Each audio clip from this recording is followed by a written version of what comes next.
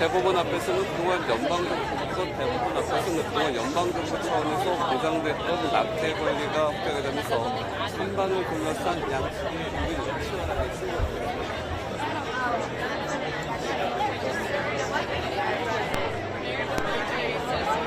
대법원 앞에서는 그동안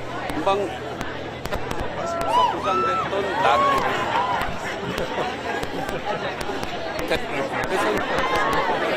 대법원 앞에서는 그동안 연방정부 차원에서 보장됐던 낙태 권리가 그래서 찬반을 둘러싼 양측의 의견이 치열하게 충돌하고 있습니다.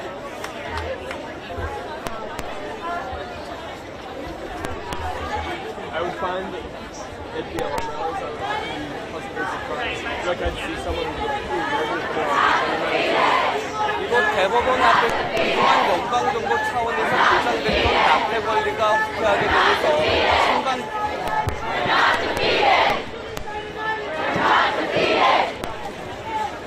찬반을 둘러싼 양측의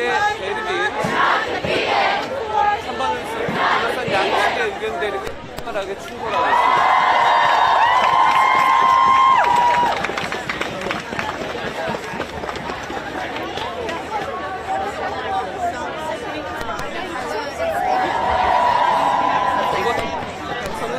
연방정부 차원에서 그래서 그런 찬반의 의견이 치열하게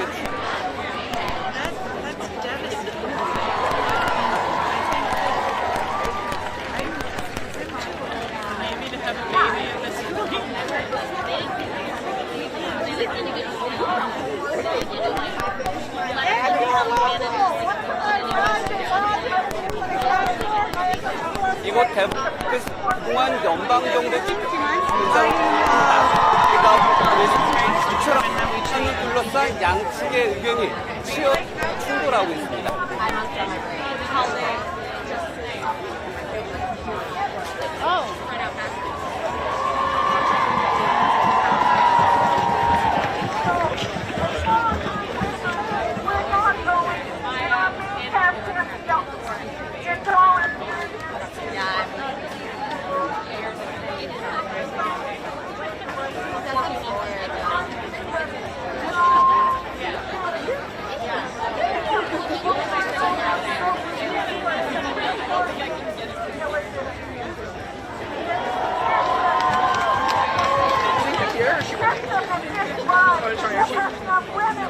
She's here.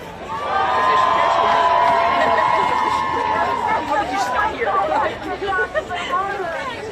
Black women and other women of color.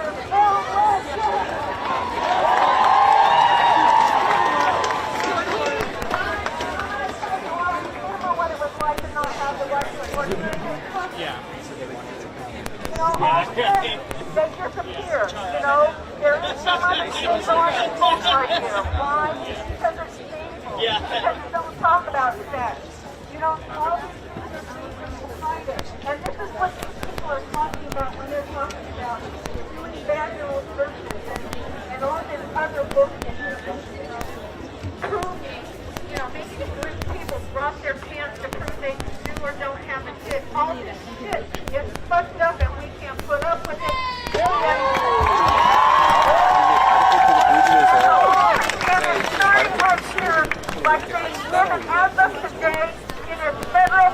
그동안 연방정부 차원에서 보장됐던 낙태 권리가 대법원 판결로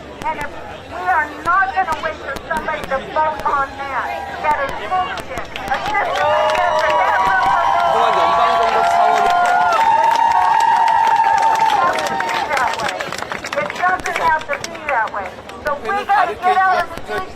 양측의 찬반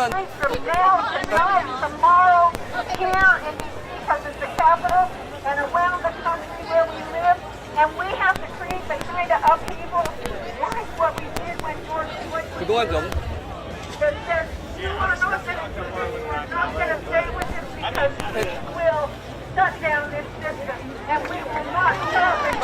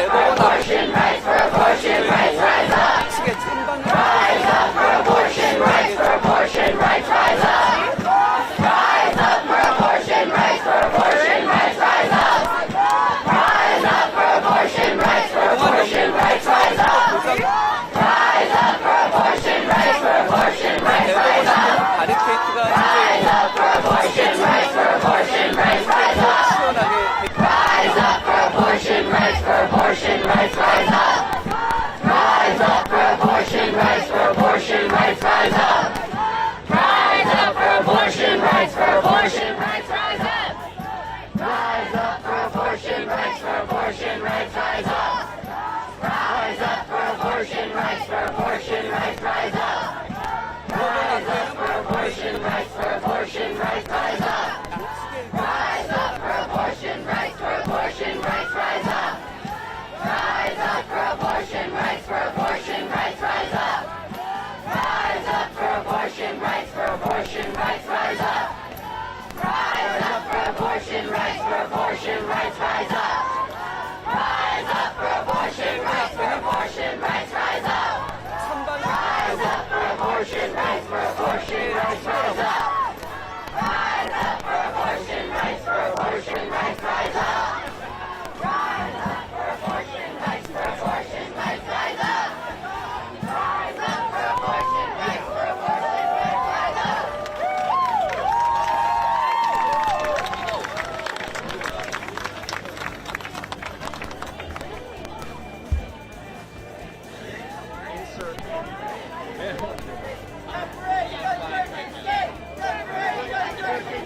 Separate the church and state! Separate the church and state! Separate the church and state! Separate the church and state! Separate the church and state! Separate the church and state! Separate.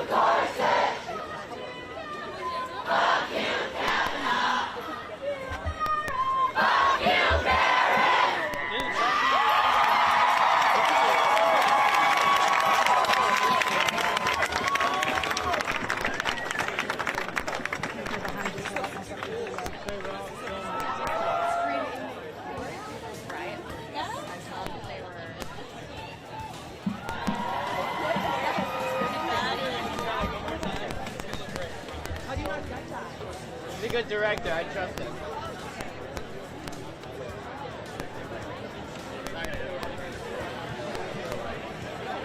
What happens now?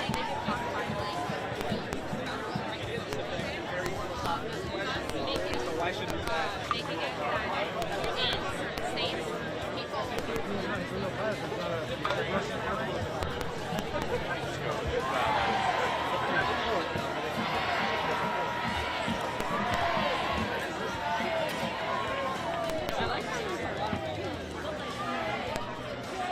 states, I've seen her dad.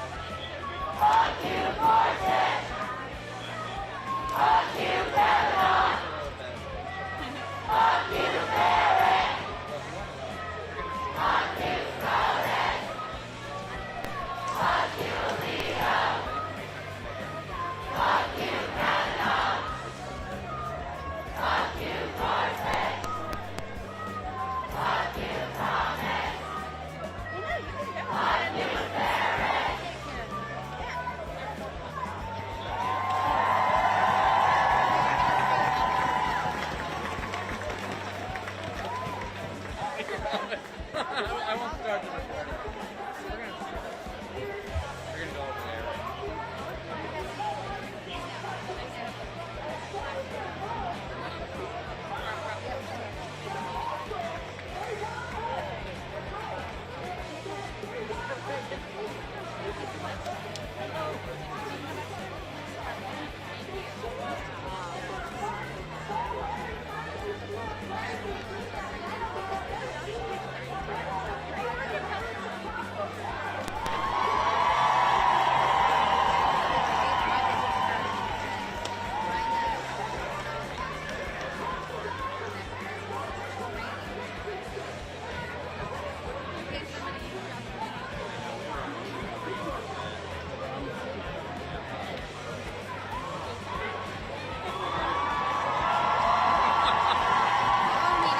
Alright, well, I'll text you because I'll get my charger. Be safe, folks. I'll let you know.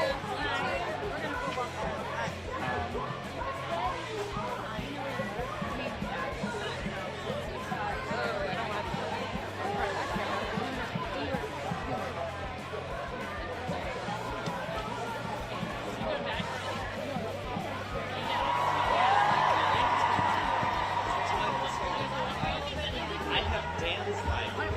You just go straight down. Hey, you guys. Yeah. Because I'm connected to Dan last night. I'm connected to DC.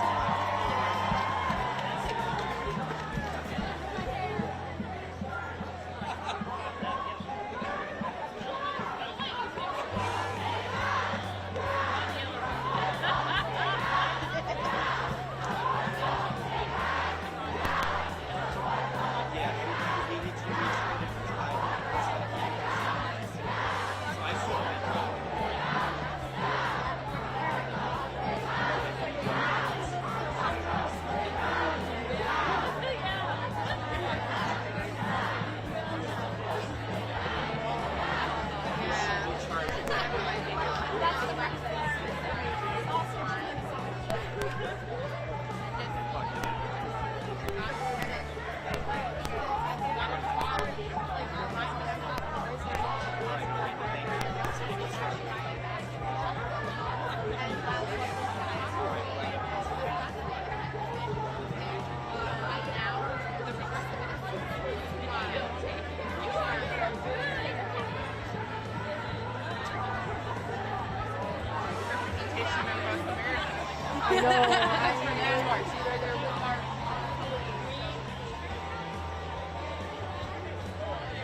Oh my God, that's so hilarious.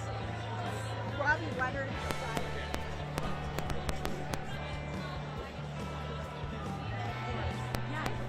Yes.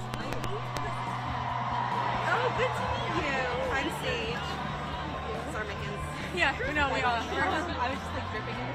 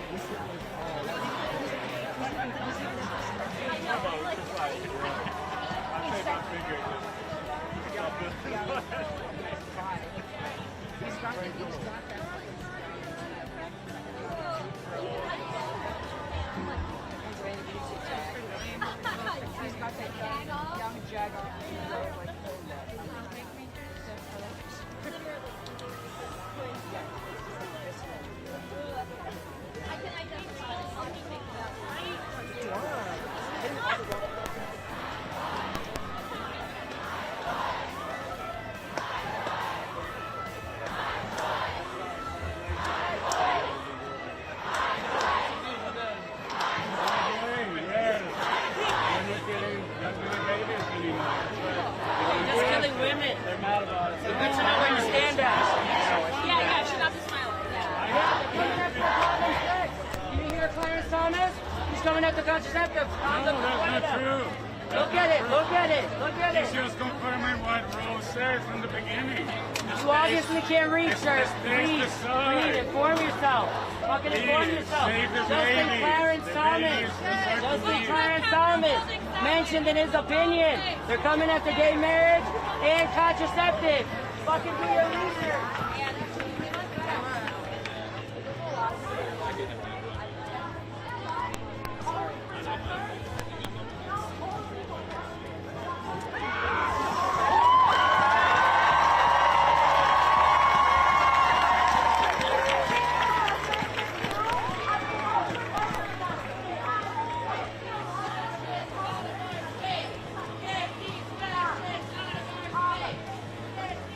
The only way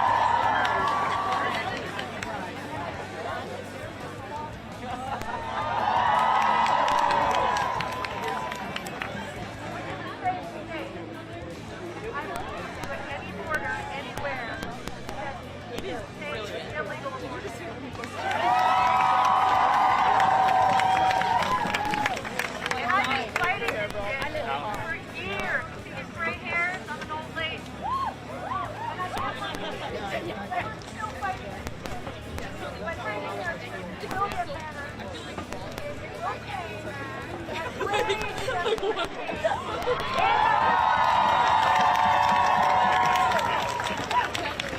implore you to know the current non-voters of your generation to vote, to register. Get 100 people, even if you get 100 people to register. It's that important. I don't care what your appetites are. And also, on HBO right now, is a documentary called that is with the group of 12 women in the late 60s, early 70s of the row. It's about women, 11,000 days of the world.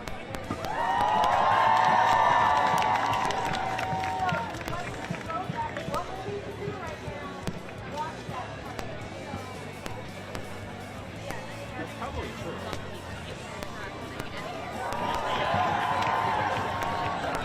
But he is pretty big for the kids. There wasn't an imminent threat.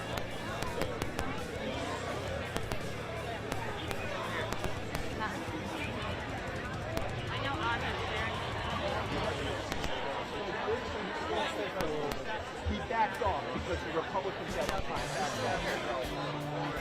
I'm gonna head out and stay tuned tonight.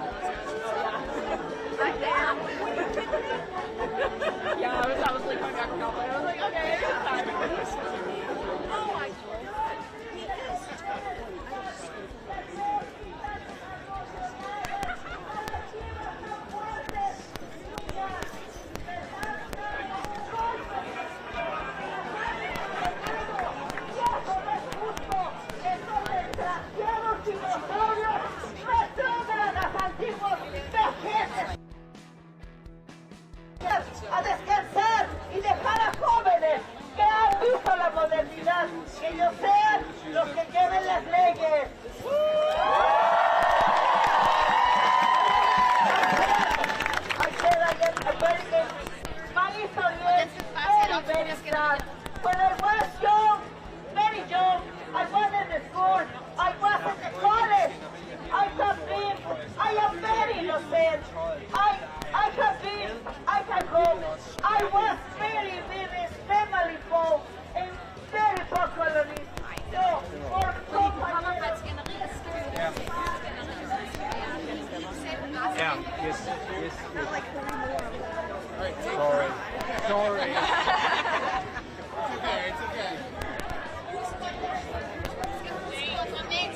Jamen, jeg må heller ikke råbe. No, not good enough.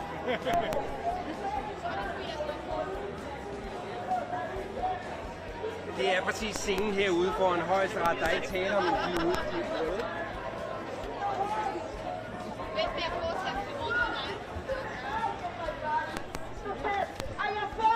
I am young. I have been. Det er præcis scenen herude foran højesteret. Der er ikke tale om dialog mellem tilhængere og modstandere. Der er tale om højlydt skænderi.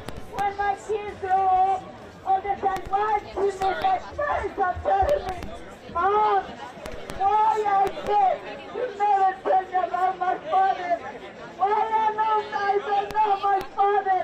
You know, when you saw, you love your son. Why you want to tell it? You are a brother of it. It was very hard, so I never tell it.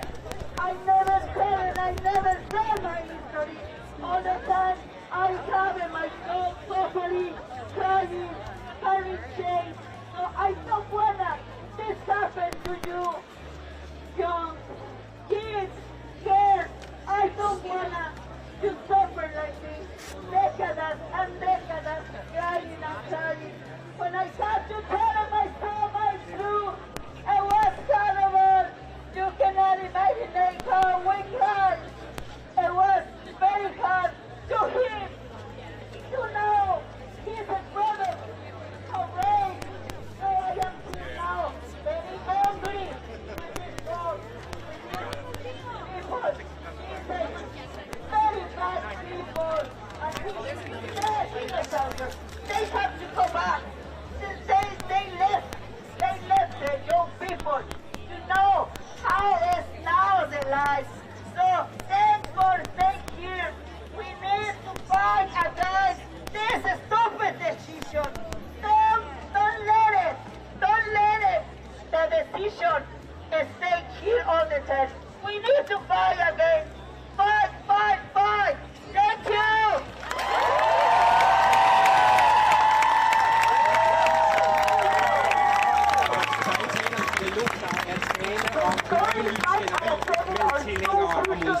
Coming to life right now. Everybody has a story, or they know someone who's had gone through something so dramatic and so horrible. And this is what we mean.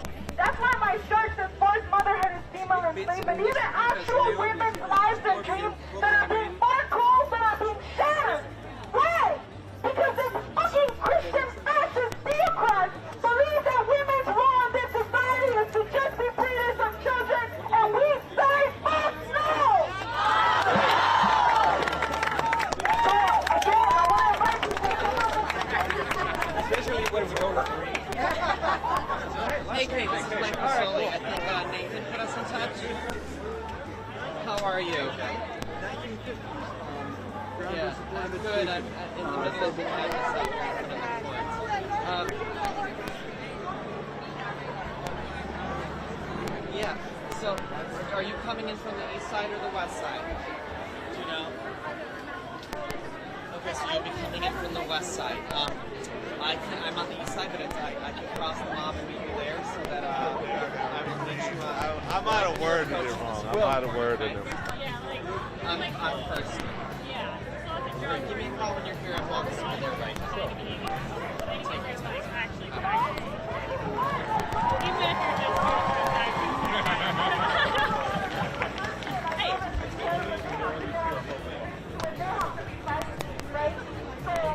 those are the people that we have to be talking to. Those are the people that you have to be speaking to. To get the fuck up off their asses and to tell you in the streets to throw your hands into the man. To demand that this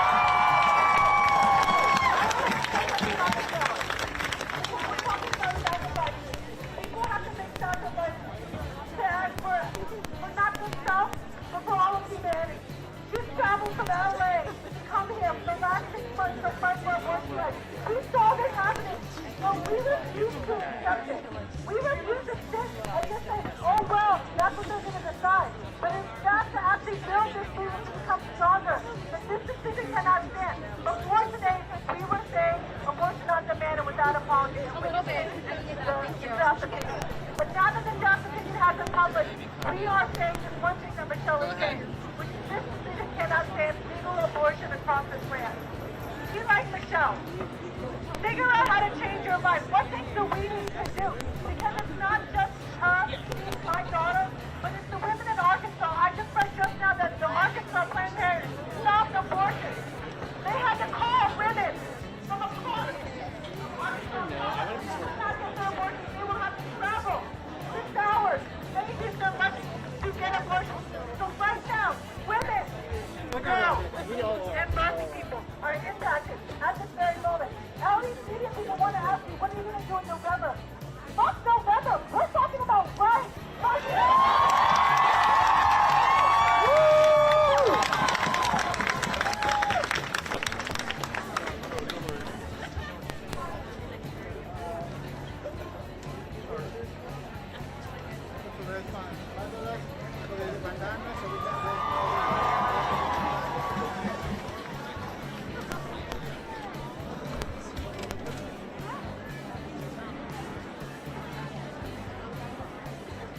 Hey, how are you? Great, I'm almost there. I'm just walking through people that are, you know, meandering, animals and all that. I apologize.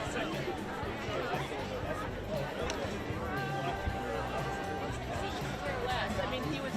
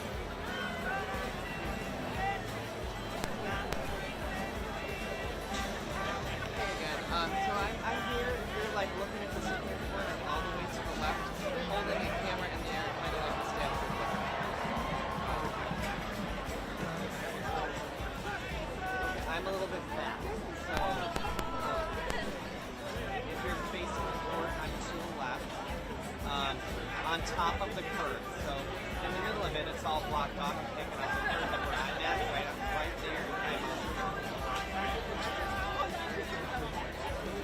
I've got a beige polo shirt on and navy blue.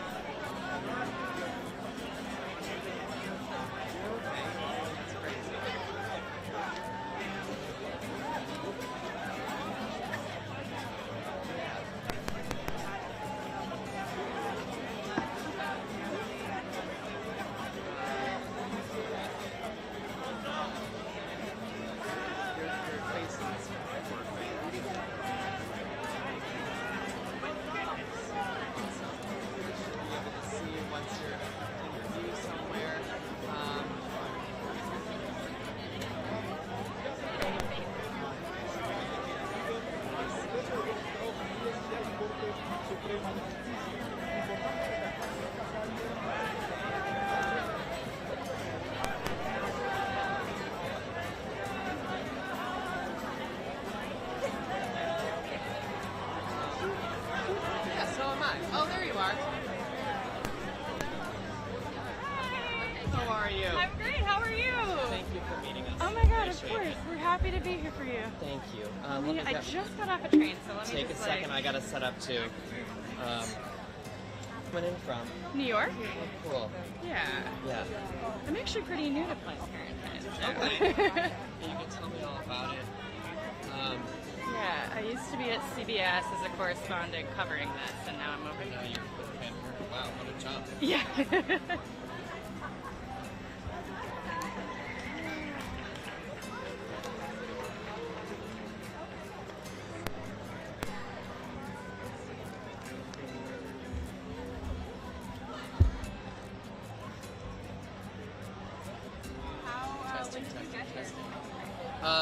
I was at the White House very early Okay. and just got here about 3 hours ago maybe, and I have a feeling we're in it for the long haul. Yeah, I think so too. Yeah. We have our demonstration at 5. Right. I'm expecting much more at 5.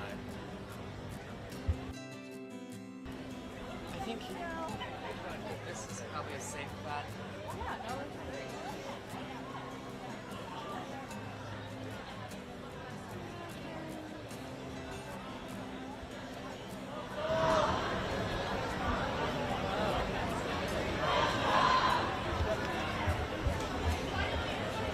Do you want me on the curb or off? Yeah, because I'll just stay here with my foot up, Cool. and I'm going to have the mic out to you. You're going to look at me when we're talking. Great. So, situated.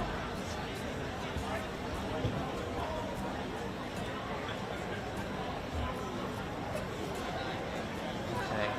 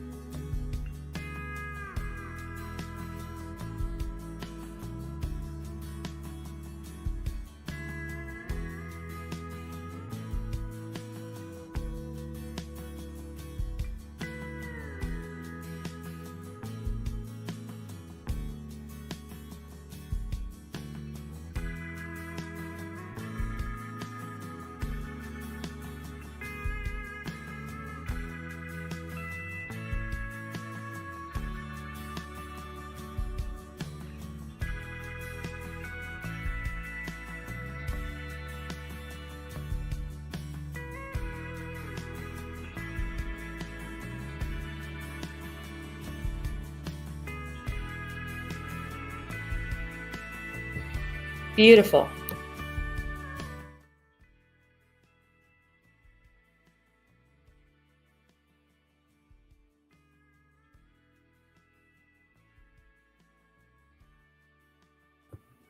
Hi guys. Is no one joining me?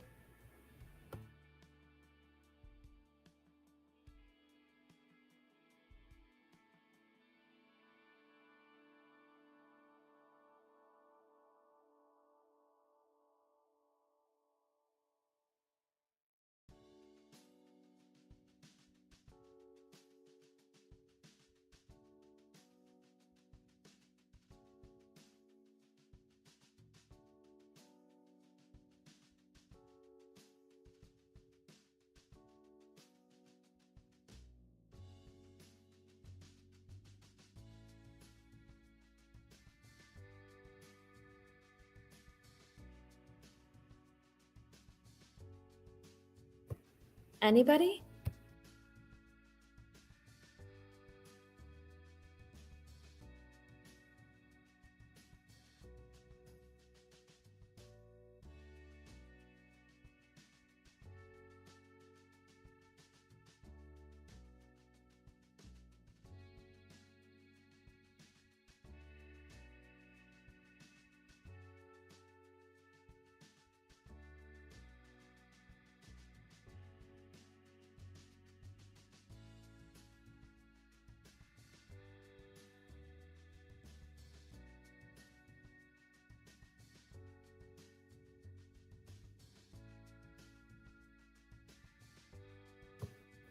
This is awkward. I wish somebody would say something. Nobody wants to join me. You don't have to show your face. Patton, come on.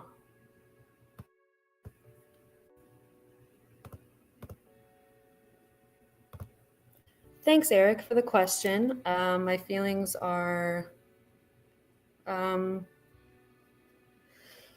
little bit shocked. I kind of figured this is what was going to happen just with the climate we're in right now. But yeah, I'm actually really shocked. I thought perhaps maybe having that leak come out would have maybe swayed some decisions, but clearly that was not the case.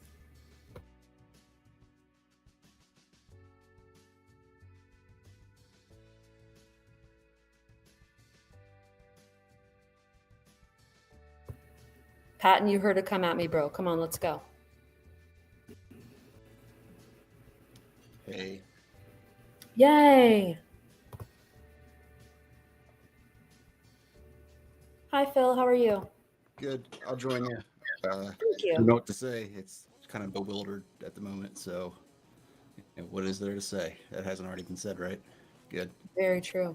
Very true. Well, maybe we can, I don't know. I saw a couple people on the chat that definitely need their minds opened a little bit. So maybe perhaps we can do that. I really wanted Linda to join. She seemed to have a strong opinion and kind of disappeared.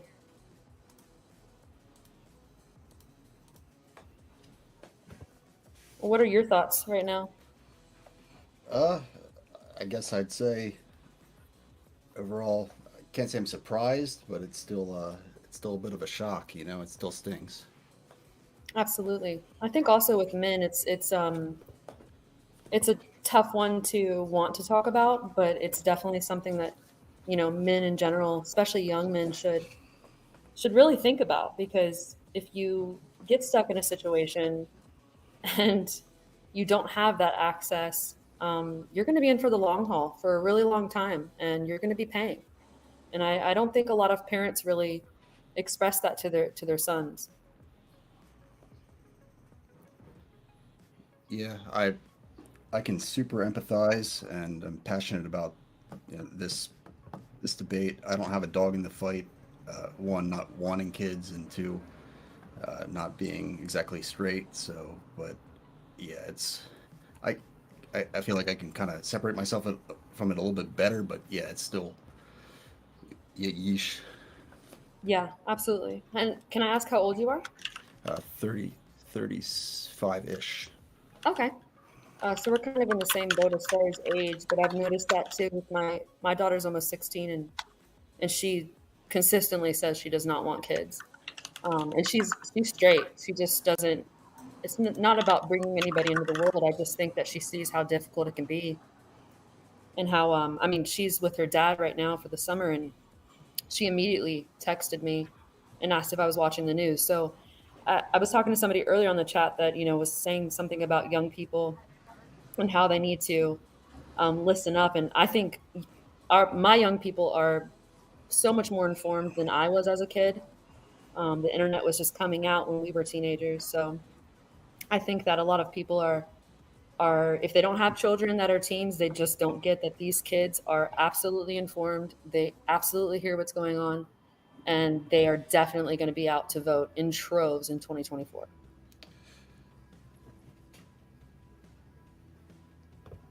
Yeah, I mean, I think Sarah made a point that stuff like this is bad in the short term, but accelerationist towards a net positive in the slightly more midterm.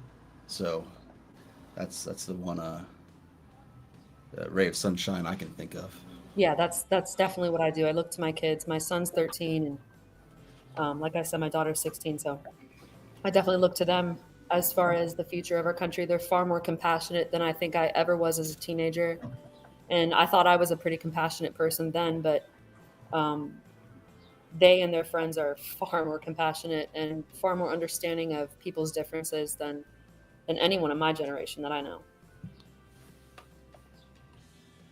And Emerson just said, I hope this triggers a tsunami of young women voting. It absolutely will, 100%.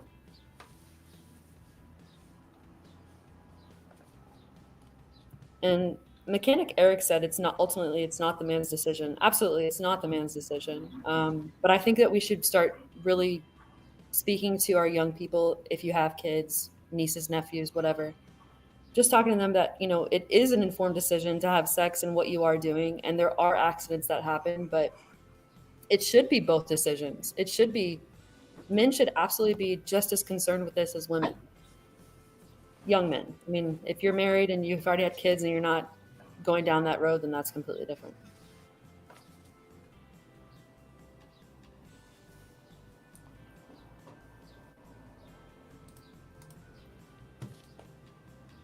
I think a lot of people also forget about not only just accidents that happen, but rape. When I was speaking with my boyfriend, and initially when this first leaked, and he, I brought up that subject, and he basically said, well, that can't be that many. And that's just not the case. When a man is raping a woman, he's not worried about getting her pregnant. He doesn't care. It's not in the back of his mind. He doesn't even think about it. And as a woman, I wouldn't want to raise a child that I have to look at their face every day and see my attacker. It would not be something that I think would be healthy.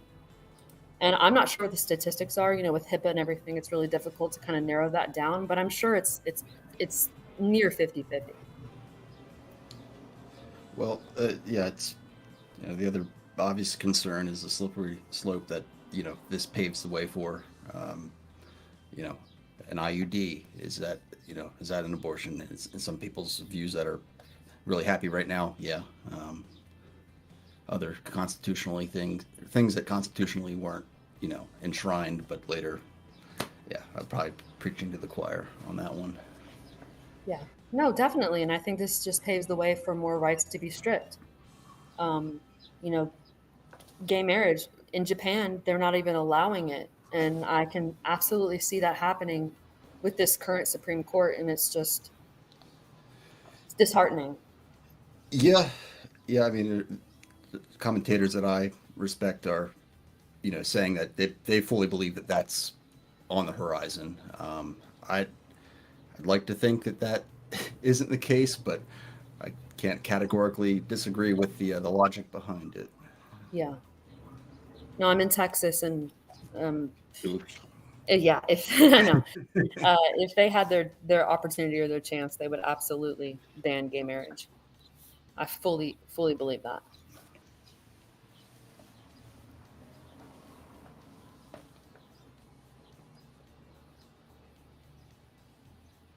Max Flower 13, thank you so much. I appreciate it. I'm not covering my identity because I'm scared. I have kids, and I also don't have social media. This is the only social media that I participate in.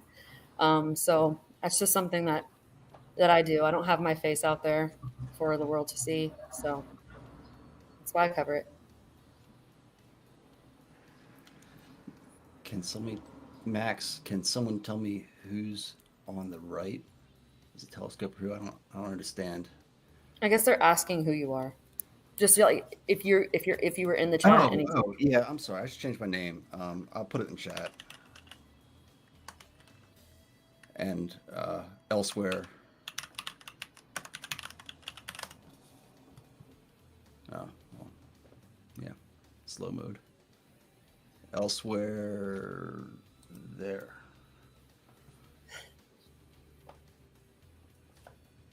G Abbott is G Abbott. Somebody asked who G Abbott is. I'm just the same person. I didn't change anything. I know CK Music is talking about it going to the state level. How do you feel about that? I mean, my thing is, we're the United States of America, and I just don't see the point in being the United States of America if we're not going to have a united front on things. I don't necessarily believe in federal government overreach, but government is government, whether it's state or federal. But yeah, this is a secular issue, not. I mean, yeah, not. I mean, states' rights, having that check and balance kind of interplay. Yeah, that's fine with me. But I don't know, we're talking like a 50-year precedent here. It's pretty unheard of, right? Oh, absolutely. Well, and we also, there's so many other countries that I guess you could consider third world to a degree that have abortion rights. So we're setting, like you said, we're setting ourselves back. It was precedent, and it just is, it's mind blowing. It's just crazy to me. And Patton's asking, what's my fear of having states determine the localized opinion of this issue? I don't have a fear of it. I'm all for it, but unfortunately, I don't know if you live in Texas or not, but they've been fighting this for a little bit longer than today. Right. Yeah. When you live in a great state where your opinions align with the government, then yeah, I'm all for it. But unfortunately, I'm stuck here and they don't align. So.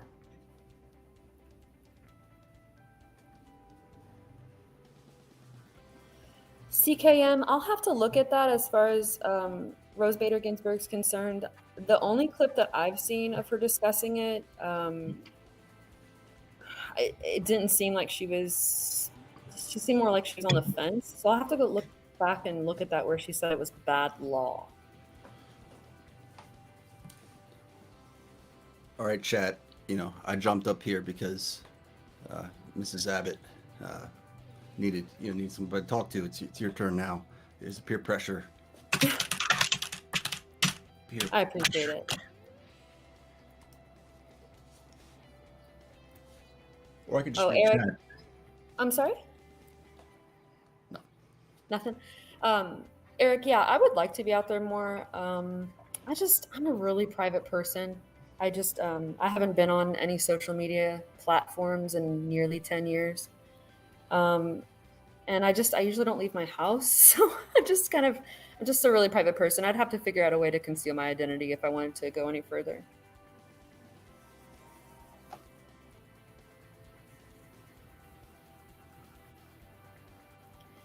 CKM Music, I would love for you to come hop on here if you want. Hey, I'm a pacifist, so, my identity is, my defense is not being a violent person, I guess. So there's that.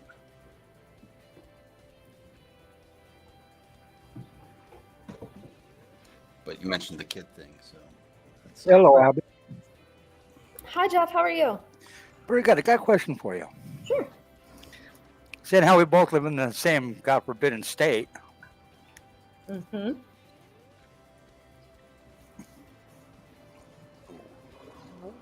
I understand you want to hide your identity because of the kids and stuff. I can understand that. But if you're trying to get a point across, why not let people know who you really are? Oh, well, that's a great question. I mean, I don't know if I'm necessarily trying to get a point across. I just like talking. And like I said, I work from home and I'm home pretty much all the time unless I'm out shopping or something. So it's just something fun for me to do and get out there. Maybe later on I will, but like I said, I have not been on social media. I don't have pictures on the internet of myself, so to do that would be something I'd have to tread lightly on that one. I can understand that. And Eric, no, it's not Professor Jeff. Get over that little hump. No, but I agree with you. Texas, of all states, unfortunately, is in the Bible band, which sucks. Hmm. And they got a philosophy in Texas. If you're not from Texas, you're nothing. Right. And I'm That's actually not. Texas I'm not. mentality. I'm not from Texas. I've lived here for almost 10 years. I was married to someone in the military, and we were stationed here, and then we got divorced. So I'm here. My children's father is here. That's why I maintain my residency in Texas, so they can be close to their dad. But yeah, if I had my choice, I wouldn't be here. I was actually born in California and raised in Virginia. So I I, picked Virginia first. yeah. Oh yeah, Virginia's beautiful. I miss it. But yeah, so my views have never really aligned with the Texas mentality. I always thought it was very bizarre that they're so state I've been here driven. for 4 years, and I'm like, what the hell did I get myself into? Right. What part are you in? Are you in the south, the north? I'm about 2 hours from the border between Texas and Louisiana. Okay, so I actually lived. I finished out my high school in near Corpus. So I Have you know ever that. heard of a town called Canton, Oh where they yeah. do trades days? Yes. I'm 10 miles from that. Oh, okay, okay. Yeah, so you're well aware of the climate here, Oh, yeah. especially in more rural areas. It's um I try to just I do a lot of vacation No, we do a Eric, lot of I don't. yeah, we do a lot of vacation homes and I just try to keep to myself when we go out there too, just because usually they're in the country and it's just Well, not something to get into. I can definitely tell you in Texas, depending on where you're at, depends on what kind of people you come across. Absolutely. Yeah. Hill country is definitely And more the like higher up you get in the Bible Belt, the worse they get. yes, And I happen exactly. to be living in one of them towns. I know. It's just the way it is. Well, I'm a Christian, but I don't understand why people want to force it down somebody's throat. It's called Yeah. freedom of choice. Yeah, it's become more prevalent since Trump came into office, and I just find that so ironic because Trump is not a Christian. He can pretend all day long, but I don't have a Texas accent. Never will. oh, I don't associate with Texas. Hell, the Cowboys are the Cowgirls. Does that tell you how much I like Texas?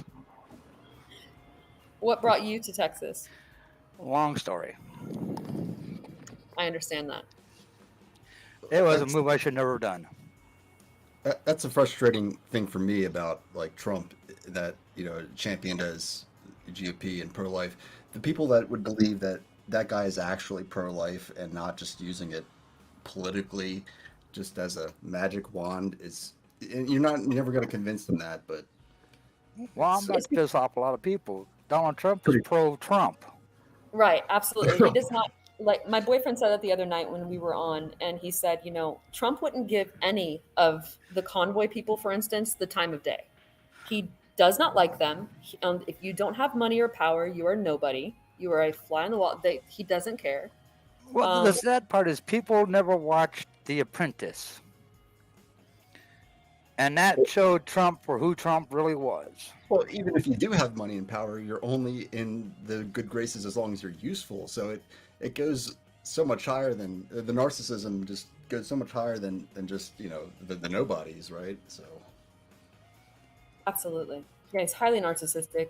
It's almost as though they completely forgot the man who and how he behaved before his presidency. This has never been a very giving Well, person. that's why I said most people who like Trump never watched The Apprentice. Exactly. Oh, they Because that they show made was Donald Trump in his prime. And that man was disrespectful, rude, obnoxious, condescending, And it was all about money, nothing else. Mm-hmm. And still is. Exactly. Yeah. Absolutely. But given the choices when it came time to vote between him and Hillary Clinton, I went Trump. Just for the simple fact is I didn't want to put a treason in as the president of the United States.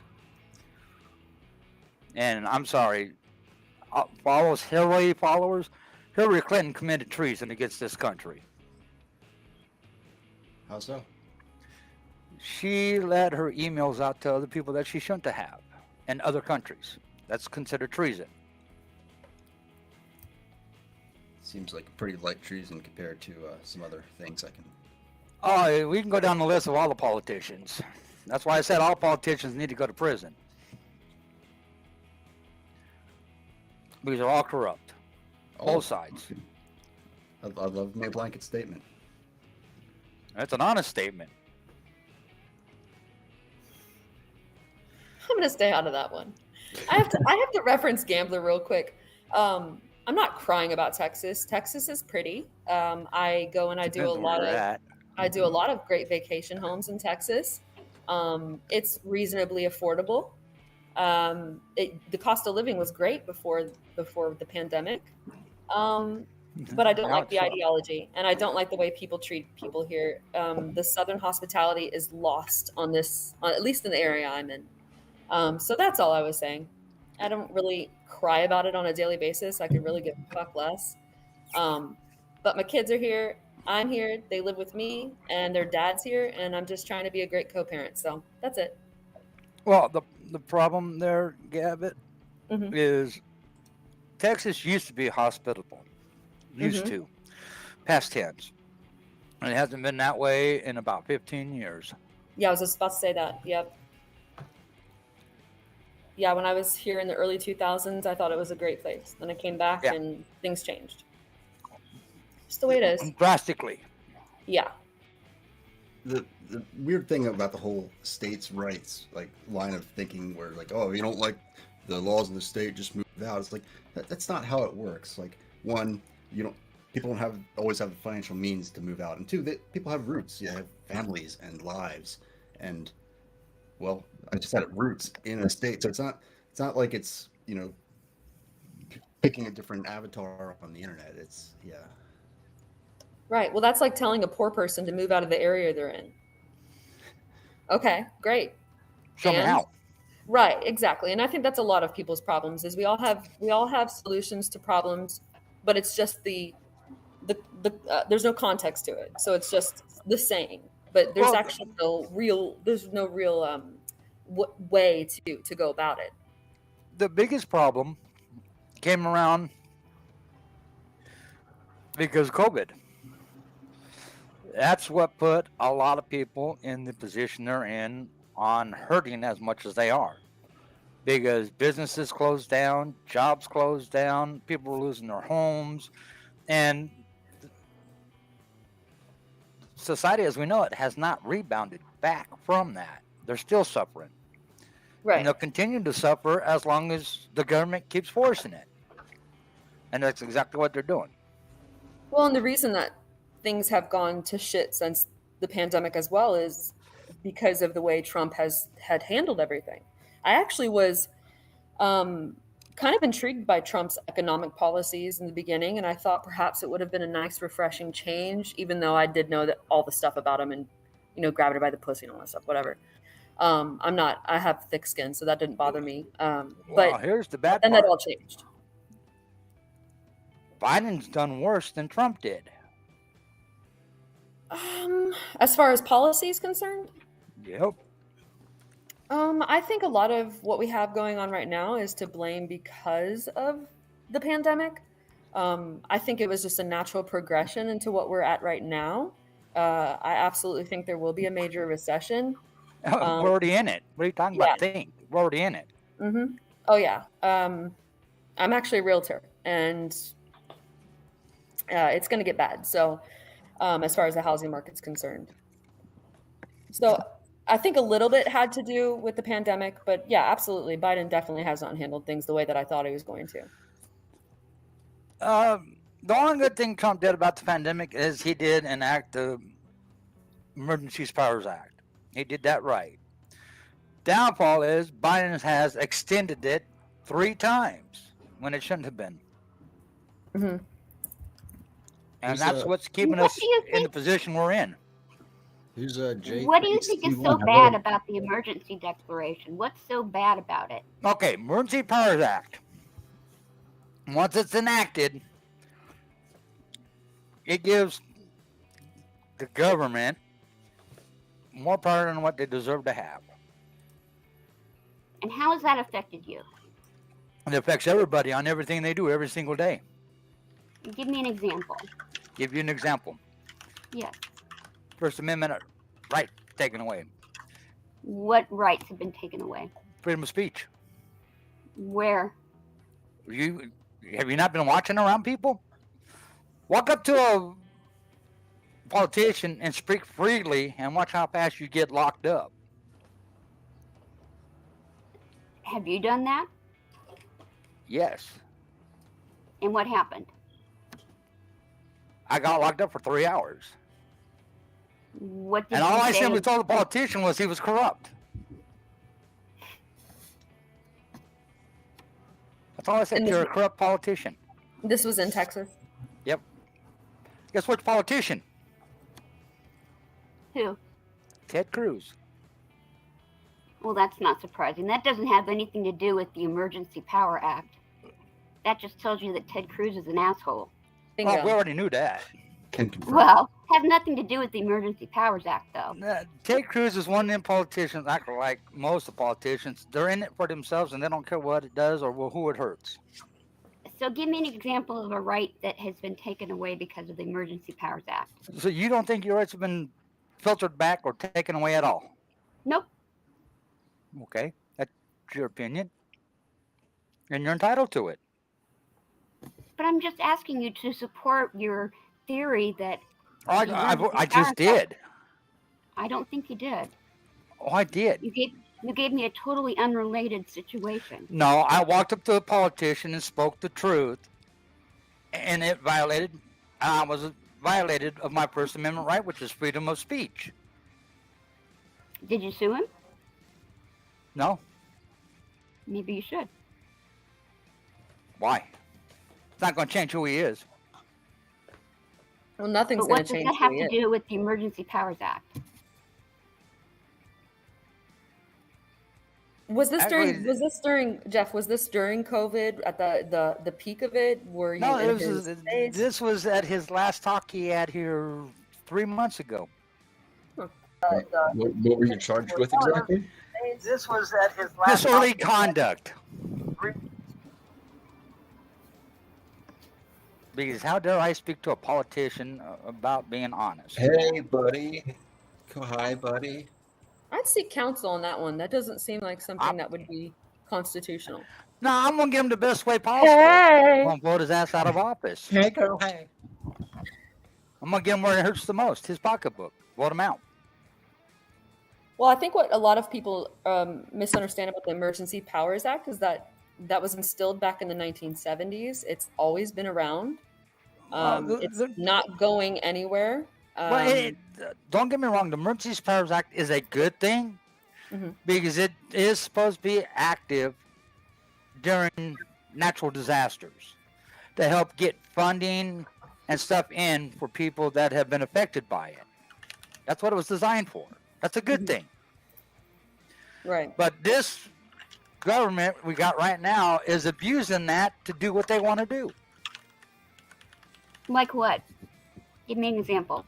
The Emergency Powers Act was not designed to be extended 3 times back to back. It was designed to be put out one time and let it run its course for the one time it's put out there. At the end of the first time it's laid down on the table, it ends. It doesn't get extended. Have you informed COVID yet? Or do you honestly think COVID's still out there? Yes. Yes. Yes. Oh Okay. yeah, I'm vaccinated. I am boosted, and I have gotten sick several times. And I haven't gotten sick yet. I absolutely 100% think that it was COVID, and I never got tested, so I'm not sure. But COVID's absolutely still out there. 100%. Probably, but it's just like the flu. It comes and goes. But No, it's not not been just like the vaccinated, flu. and I've never It's had it. not like the flu. I'm sorry. I'm a nurse. It's Yeah, not I'm a like nurse the as well. flu. I was a nurse. Yeah, that's definitely false information. I don't like that being put out there. It's no. It's But if not. you think about it, COVID's a virus. The flu is a virus. So is herpes. Exactly. So is AIDS. But Exactly. herpes will stick with you forever. I mean, viruses mutate. Viruses, just because something is a virus Yes. doesn't mean that they're equal, alike, or that they will You affect got the body. the different same way. levels. You got different levels of viruses. The common flu or common cold is a virus. Different It's just a bug. levels? And like the a cold, the Pokemon. cold can be dangerous, to those with, immune suppressed systems, just like. Oh yeah, people die from the flu every year. Exactly. And I think that's why I feel like common sense procedures to keep everyone safe, the best thing I heard was a doctor one time said, hey, we're not asking people to give up a kidney. We're just asking you to wear a mask when it makes sense to protect other people. Well, that's a selfless act, and a lot of people Yes. don't know how to do that. I just think that they're I totally wired agree. differently. Very Wow. selfish. Extremely selfish people. Yes, absolutely. CDC said it the best way. Use common sense, just like if you would any other virus floating around in the air. That's not what they said. You disinfect, you take precautionary measures so you don't catch it and you don't spread it. That's just common sense. And if part of that precautionary measure is wearing a mask, so what? You wear the mask. That's part of the precautionary measures. Right. That's just common sense. As far as the Emergency Powers Act and it being instilled several times, that was because of the progression of COVID, because we were still dealing with it. We still are dealing with it, but just on a smaller scale. Now, do I think they're going to do it again? Probably not, but we They never already know. have. They're calling it the monkeypox. Yeah, but come on. I mean, they're not doing anything else. They're not done doing what they're don't doing, go so that's why they're doing what they're doing. Well, It's all a monkeypox- control Who's issue. doing what? Who's doing that? Is It's somebody the government. It's responsible for all about monkeypox? control. Who? My understanding of the Emergency Powers Act is that it's been renewed every year for 50 years and has 130 different provisions, many of them foreign policy related. I'm not going to try to relitigate or discuss how broad sweeping that act is and how little it has to do with COVID in particular. Well, that's the reason Donald Trump put it out there was because of COVID when it hit the United States. Trying to get vaccines put out there, trying to get people protected and everything else. And the way he did that was by enacting the Emergency Powers Act. With that And throwing up the mandates. With that time machine. Yeah. Are you referencing Trump and what he did? Trump is what started the Emergency Powers Act. Biden's just continued it. Right. No, I think you're thinking Carter. No. Initially, yes. With COVID, Donald Trump is the first one that enacted the Emergency Powers Act and came up with the mandates with the masks and stuff. And then Biden has continued it. Because Trump threw it out there just before he got elected out of office. Nope. Trying to get vaccines generated to be able to fight COVID. And with the Emergency Powers Act, he was able to get the vaccines into production faster. Because he was actually trying to find a cure for it. Who was? Trump.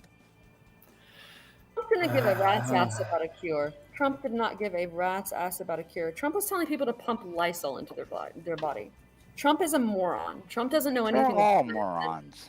Well, Trump did not take any medical advice from anyone to heart, and probably still doesn't to this day. I'm sure Trump's had friends that have died of it. He doesn't care. Herman Cain. COVID. Herman Cain. Great point. Yeah, he doesn't believe care. Trump had well COVID. about mask wearing. I mean, let's talk the truth here.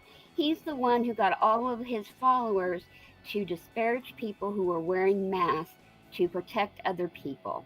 That's why there's such a problem with mask wearing here. Yeah. Oh, yeah. I wore a mask up until probably 4 months ago, and in where I'm at in lovely Texas, was looked upon as a absolute freak. In fact, I started wearing a mask when it first came out in early March of 2020, and nobody would even look at me. And that's because of Trump. I wore the mask anytime I went out. Other than that, if I was in my house, I never wore a mask. Just only when I went out. That way, I knew I was safe.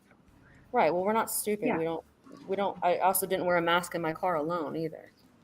Well, I wonder. Well, it depends if I was with family or friends. Go ahead, Joy. I wonder what would have happened when this first came out, if he would have taken it seriously and said, hey, we've got this virus. It's dangerous. Let's everyone, calm down. I get they didn't want to alert everyone. Okay, now we found out it's airborne. So, hey, let's all wear a mask. And I feel like if he would have promoted that, his followers, yeah, maybe they would have been making fun of Democrats for not wearing a mask. And you're right, it shouldn't have been politicized, but it was. Mm-hmm. Oh, it absolutely became a political issue. I know everybody's telling me I'm wearing a mask right now. Well, no shit. I know. I'm not doing it to protect myself from COVID. But yeah, Joy, you bring up a great point. I mean, I think Trump could have possibly even won again if he had handled, if he had handled things, things the right way. He would have won easily if he would have managed COVID better, and if he would have not, shit on the idea of mail-in ballots. Oh yeah, that was in the bag. Yeah, that was a fumble. No, I don't think Trump would have won. I do. Well, based on those two factors, at least. Oh, that's it. Simple. When he won the first time, the odds were so far against him, it's not even funny. Hillary Clinton was supposed to be the shoo-in, and Trump won. That upset the Democrats. That's why they tried to impeach the man before he even said, I do. That man hadn't even taken office yet when they started the impeaching process. Because he was not supposed to have won that election. It should have been Hillary Clinton. They talked about it, but nobody started impeachment hearings. I'm sorry. That's why Hillary Clinton and the Clinton campaign came up with the fake dossier. What's your question, Rob? First of all, I need to apologize for my voice modulation. But Jeff, can you tell me what do dendritic cells do in the body? I'm not a doctor. It sounds Exactly. Like some brain stuff. There's an epistemology crisis going on in the nation. And you have people wielding democracy who want to use it, who want to set policy and ignore the people who are trying to protect them. And that is a constitutional issue. But I just want to point out something. You don't know what a dendritic cell is. You don't know how your immune system is. And that's a problem in a democracy. Well, thank you all. I disagree with you there, Rob. I know how my immune system works. Other people, no, you don't. But I know how you just mine told works. me you don't. No, you asked me what I thought about certain cells, and I told you I'm not a doctor, but I know how my body responds to different things. If you don't know how a dendritic cell picks up pieces of a virus and presents it to your lymphatic system, then no, you don't. You can. That's your opinion, Rob. But I guarantee you, Rob, you've been sick more than I have been. I feel for a lot of the people who have been left behind in this country. I try to sympathize with people like David on a parking lot with 30 people that have been described as runaways from a care home. I feel for them. They're going through a lot. They've been through a lot in their lives. Everyone has. But running a country is not a soccer match. Keeping people alive is not a soccer match, and it does not run on belief. It runs on what can be proved scientifically. To threaten to jail those people is irresponsible. Now, maybe that's not what you're advocating, but you're ignoring the fact that decisions have to be made, and they need to be made on the science. Okay, let me ask this question, Rob. Did you sign a piece of paper saying it's their responsibility to keep you alive, or is that your job?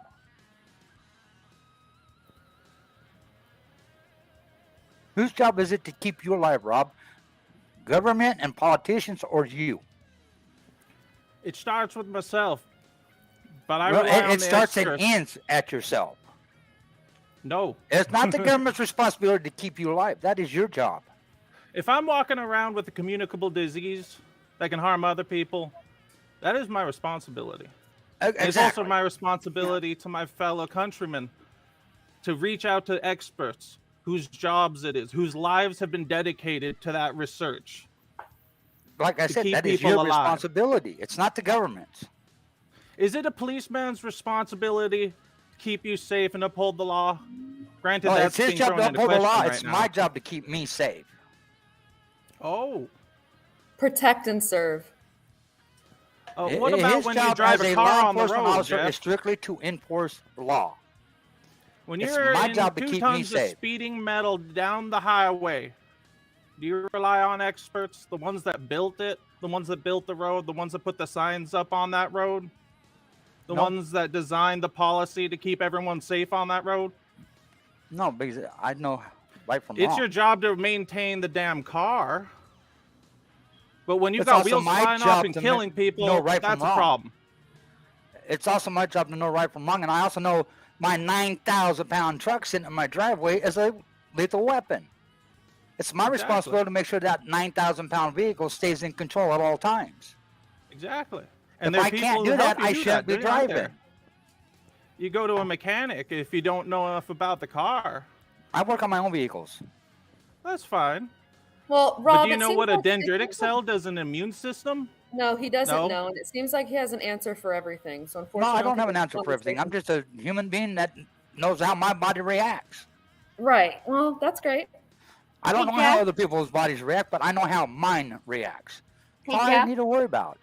But Jeff, Jeff? let me ask you a question. Okay, let's say you're working in an office. Let's just pretend you're working in an office, and you feel like your immune system's pretty good. One of your coworkers has, diabetes, let's say, and let's say you have an irresponsible coworker who comes in with COVID. What measures should be in place to protect the other employees from getting COVID? I think that's what we're trying to get at, is protecting people. Okay. And you have to have some rules in place to protect people. Okay, but to your question, common sense would say, okay, if I have diabetes or a coworker has diabetes and we know somebody's contacted COVID, the proper thing is make sure we keep the area sanitized and we wear masks. Okay. That's common sense. Okay. Especially if somebody with diabetes, because that makes their immune system that much weaker. Okay. Or That's immunocompromised, yeah. I mean, that's good. We can agree on that. But what if that person who has a COVID starts saying, "My rights, I don't want to wear a mask," and I Well, think okay, let me ask this question. Am I just an employee or am I the owner of the company? It depends on which position, depends on what the response is. Okay, let's put you as the owner, and now the liability is on your shoulders.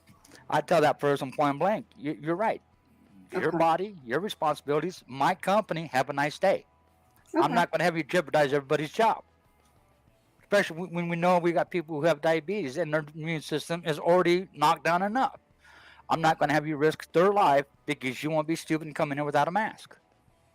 That's reasonable, Now, And as I an think- employee, I'd have to listen to what the company sets out as their guidelines, and I'd have to follow them. Okay. Even if I like them or dislike them. If I want to keep the job, I'll follow the policies. If I don't like the job, I can go find another job. That's reasonable. Seems like a But I think what we 2021 had is a discussion lot to of me. people not wanting to be reasonable.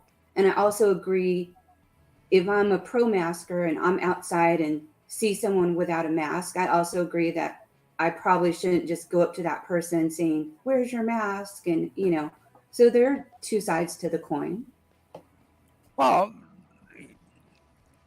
I look at it this way: if you're outside and somebody's not wearing a mask, my first question is, am I going to risk not knowing if they even have COVID to go up and approach them about the mask? No, I'm not. I'm going to keep my distance, just as a precautionary measure, because I don't know if they got it or not. I'm not going to go up there and find out.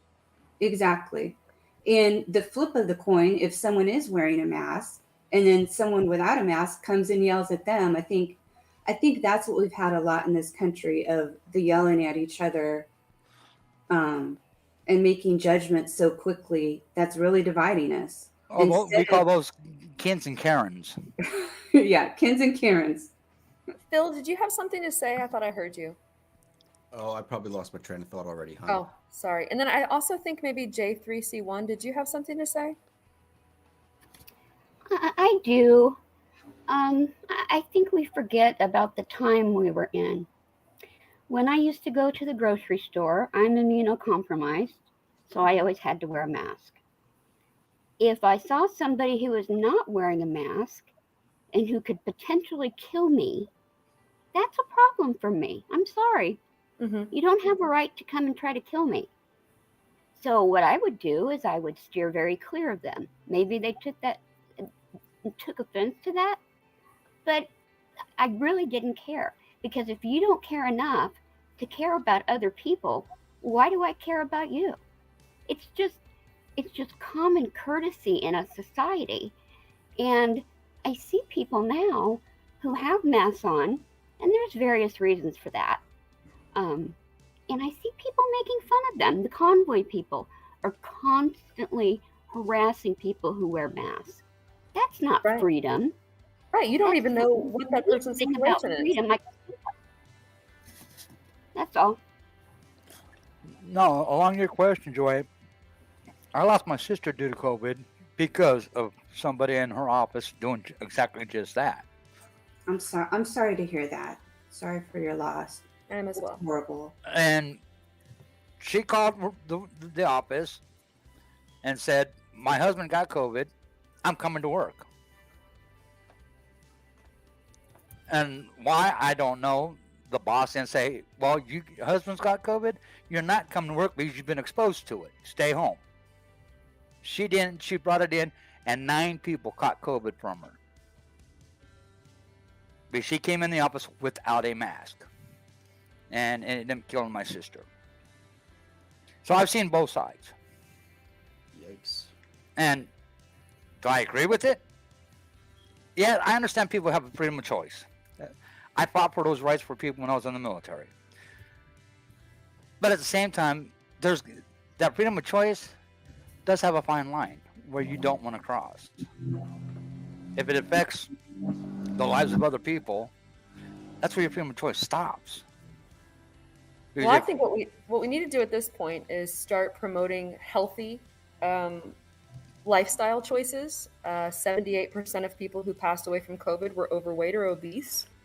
I think that is a huge, if we have any pandemic at all right now, that's what it is. Well, the problem with that is some people, you can't control that because it's something wrong with their body. That's a very small percentage, extremely small percentage of people. Because I know women have thyroid issues that can't lose weight. You can get on medication and control all of yes, they got medication for it and stuff, but the fact that it's still a problem, and that's something they can't control. Yeah, but again, that's a very small percentage of the population. I've been overweight before after having children and was able to lose 53 pounds. And I have Crohn's disease. So it's doable. People can do it. It's just a matter of intrinsic motivation. But I think what's happened now is a lot of people have been able to adopt that motivation because of COVID and knowing the statistics and knowing that primarily people who are overweight are the ones that passed away or were severely, their lives were implicated by it. So hopefully my sister wasn't overweight, so she doesn't fit that criteria. Well, absolutely. I understand that. But I'm just basing this off of facts. Yeah. I mean, I agree that is something we need to address, and you can put the weight in, mental health, I think we're all a lot of people I know are on the journey of learning about mental health. And, I think we've stressed ourselves out in this country. to the point where, yeah, people are getting sick, and I do like promoting more education about health, what to eat, and I agree. I think we need more of that in this country, focusing on well-being. Yeah, just total well-being, not just physical. Okay, with you both saying that, I got a question for you both. What do you think about this new bill that is on the Senate floor right now about their so-called gun control? Step in the right direction. Doesn't go as far as I'd like it to be, but hey, if it takes more kids dying to get at least a little progress. Okay. But Phil, do you understand more people die of other ways other than gun control, other than guns?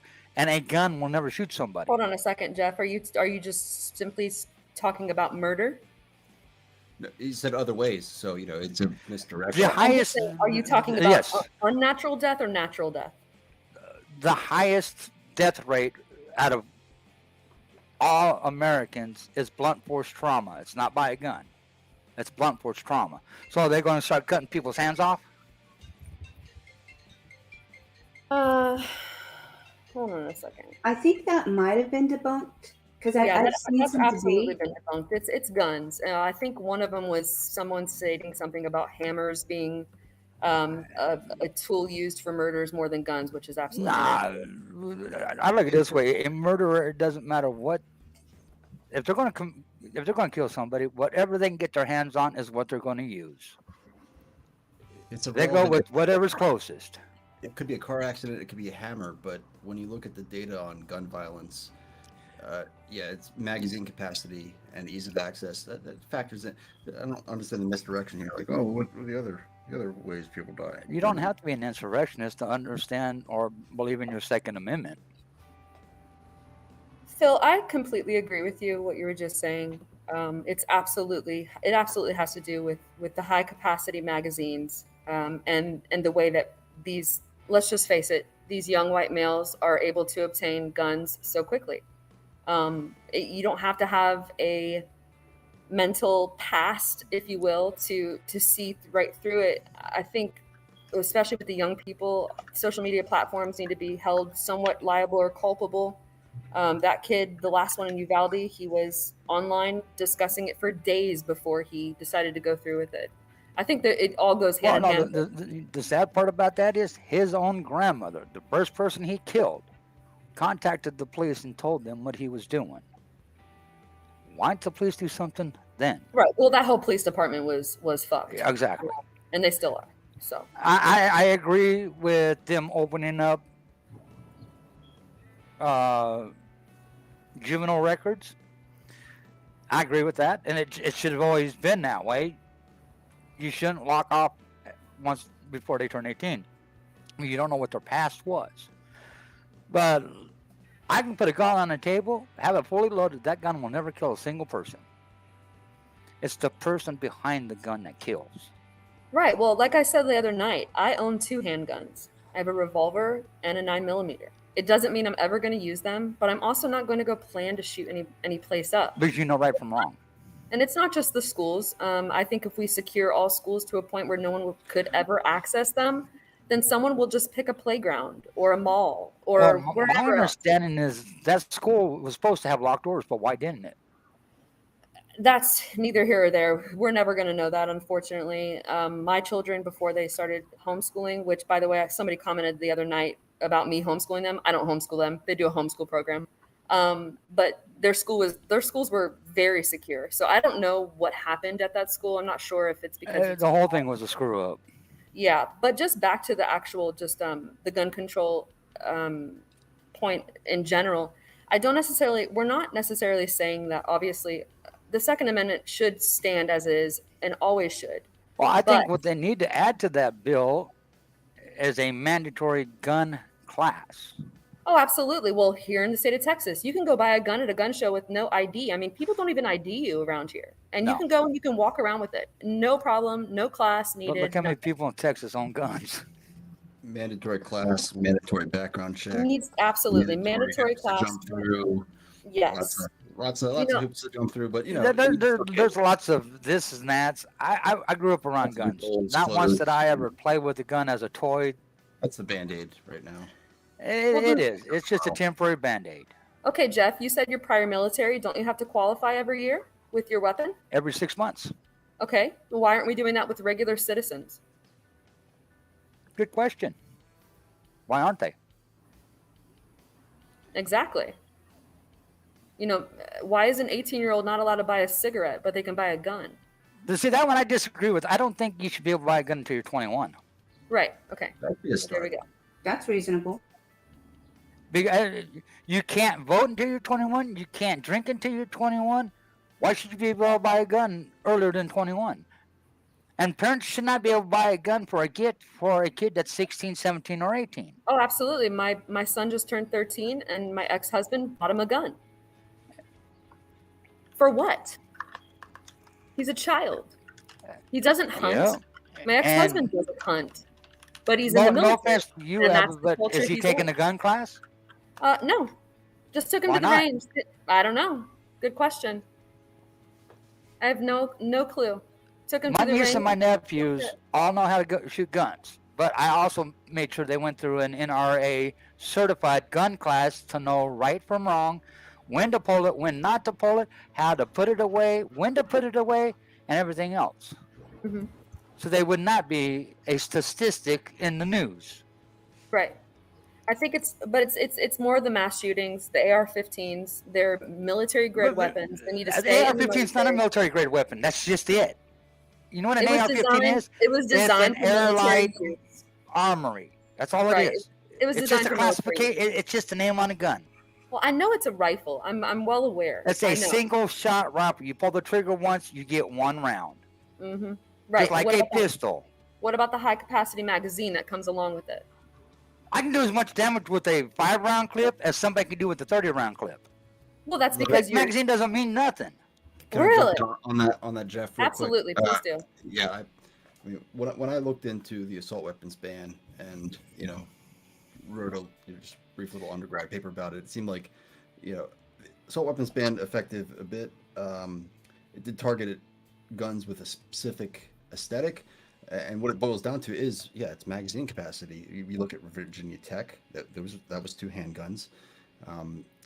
We're just trying to put band-aids on a huge systemic. And the problem is, it's such a big topic that nobody's ever going to see eye to eye. And let me answer Black Bear real quick. Black Bear, an AR-15 is not a military gun. What the military uses is what they call an M16 or an M14, which is a modified, fully automatic weapon. An AR-15 is a single shot, single pull. It is not an assault rifle. There's a difference. Use a handgun. Look it up. Okay, Jeff, but they were designed to be a lightweight rifle in the military and to allow infantrymen to carry more ammunition. That's what it was designed for. How many rounds do you think I put in my M14 or my M4 when I was in the military? I had 30-round clips for those. But do you see me walking around town with one? No. What branch were you in? United States Navy. What was your MOS? I was a bosun's mate. Okay. Did you retire or did you just get out? I did 16 years. Early retirement or no? No, I got tired of watching kids die. Gotcha. And I'm serious. I was watching kids right out of high school being shipped home in body bags. I got tired of it. Because they weren't ready to go be put in position in circumstances that they were in. Right. Well, we allow 18-year-olds in the military because unfortunately, yes. Manpower alone. And the military, because they are at 18, allow them to drink at 18, which is I don't agree with either. They don't do that anymore. Those days. Well, are they over. used to. I don't know if they still do or not. No, they don't. But I didn't agree with that either. I know they still let them smoke cigarettes, but the drinking thing that's been over for a while. Which conflict? I was in the Persian Gulf during the Stark Iraqi incident, the Antietam incident, what led up to Desert Storm and Iraqi freedom. I went in the military in 1985 and got out in 2001. Yes, any gun can be made fully automatic. Absolutely. If you know what you're doing. But an AR-15 is not an assault rifle. My 30-06 will put more rounds downfield and do more damage than an AR-15 will ever do. And it's a single shot bolt action. But one round from my 30-06 will go through 3 people. That AR-15 won't. My 30-06 will fire through a Chevy engine block. That AR-15 won't. Hunting rifles are more powerful than an AR-15. That's true. I just think it's the easy accessibility. So that's the main thing. It is, unfortunately. That's the main thing that I think that anyone that's not a staunch GOP follower wants is just a little bit more. You don't have to be a GOP follower to understand right from wrong with guns. Well, unfortunately, it's the way you're raised. I like the whole circular argument when people talk about guns and everyone's like, "Yeah, common sense." But if you think about it, Phil, it is common sense. We actually do agree on this. All right, let's just keep going in circles. There. Yeah, I think if we all had common sense, we wouldn't have any issues probably on anything. But that's just not the way. No. If you think about it, Phil, it is common sense. Well, of course it is, but that common sense is going to ask you: are you actually going to point a gun at somebody just to point a gun at somebody? No, that makes no sense. Why would you? And the question is, how do we? Oh, sorry, Phil. Go ahead. Yeah, I also wouldn't want to be able to go to a gun show and buy one from a private vendor. Exactly. To be able to do that either. Yeah. I've gone to gun shows to buy guns, and if a vendor says, "Well, you can buy the gun right now," and doesn't ask for my ID, I walk away from the table. Because that's not the vendor I want to deal with. Not most of them do that. Well, I don't want to deal with that vendor because my next question to me is, where's this gun stolen from? Because you don't want nobody knowing about the gun transaction. Mm-hmm. That tells me the gun's stolen. I don't want no part of a stolen gun. Yeah, gun shows need to stop. I'm the one that goes to jail for it, not him. Because I'm the one that's caught with it. No, thank you. Well, and how do we get these common sense, like Jeff, you're talking about some common sense things. How do we get these into law, that both parties can agree on some of these common sense measures? You're right, we're never going to prevent it from ever happening, but we have to do something. You get people from both sides with open minds. You sit down, basically do a round table, and you listen to everybody with an open mind instead of going in there with your own ideas and not going to budge.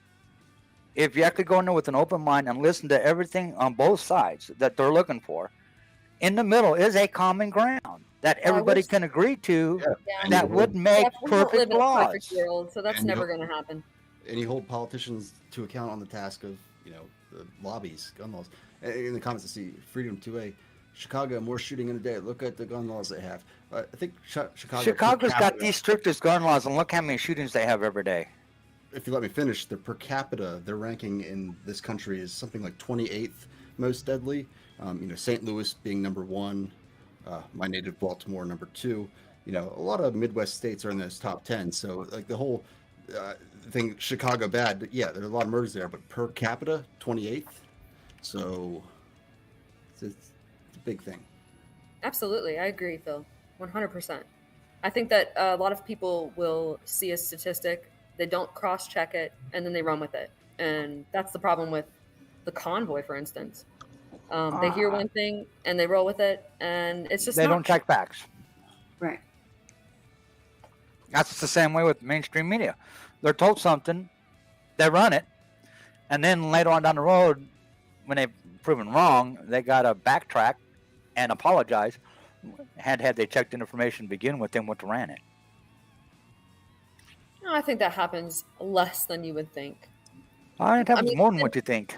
I think the news is there to sensationalize stories, and we know that. The news is nothing but drama. Well, all news is nothing but drama.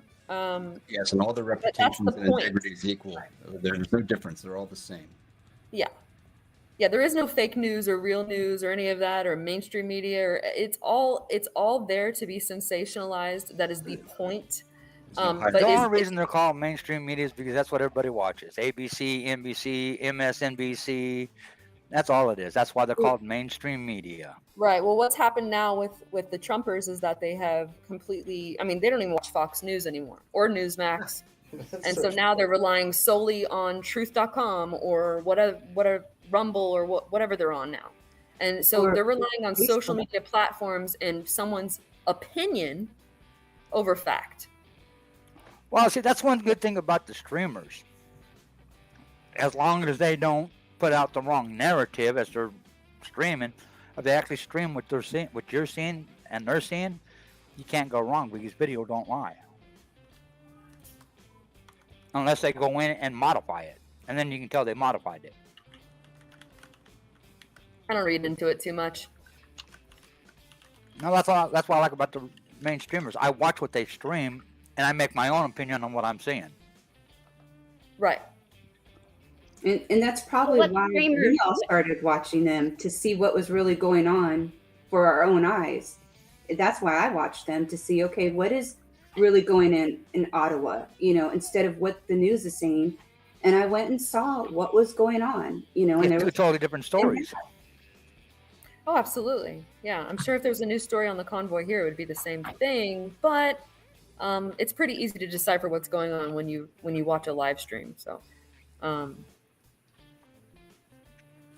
that's that way with anything, I think.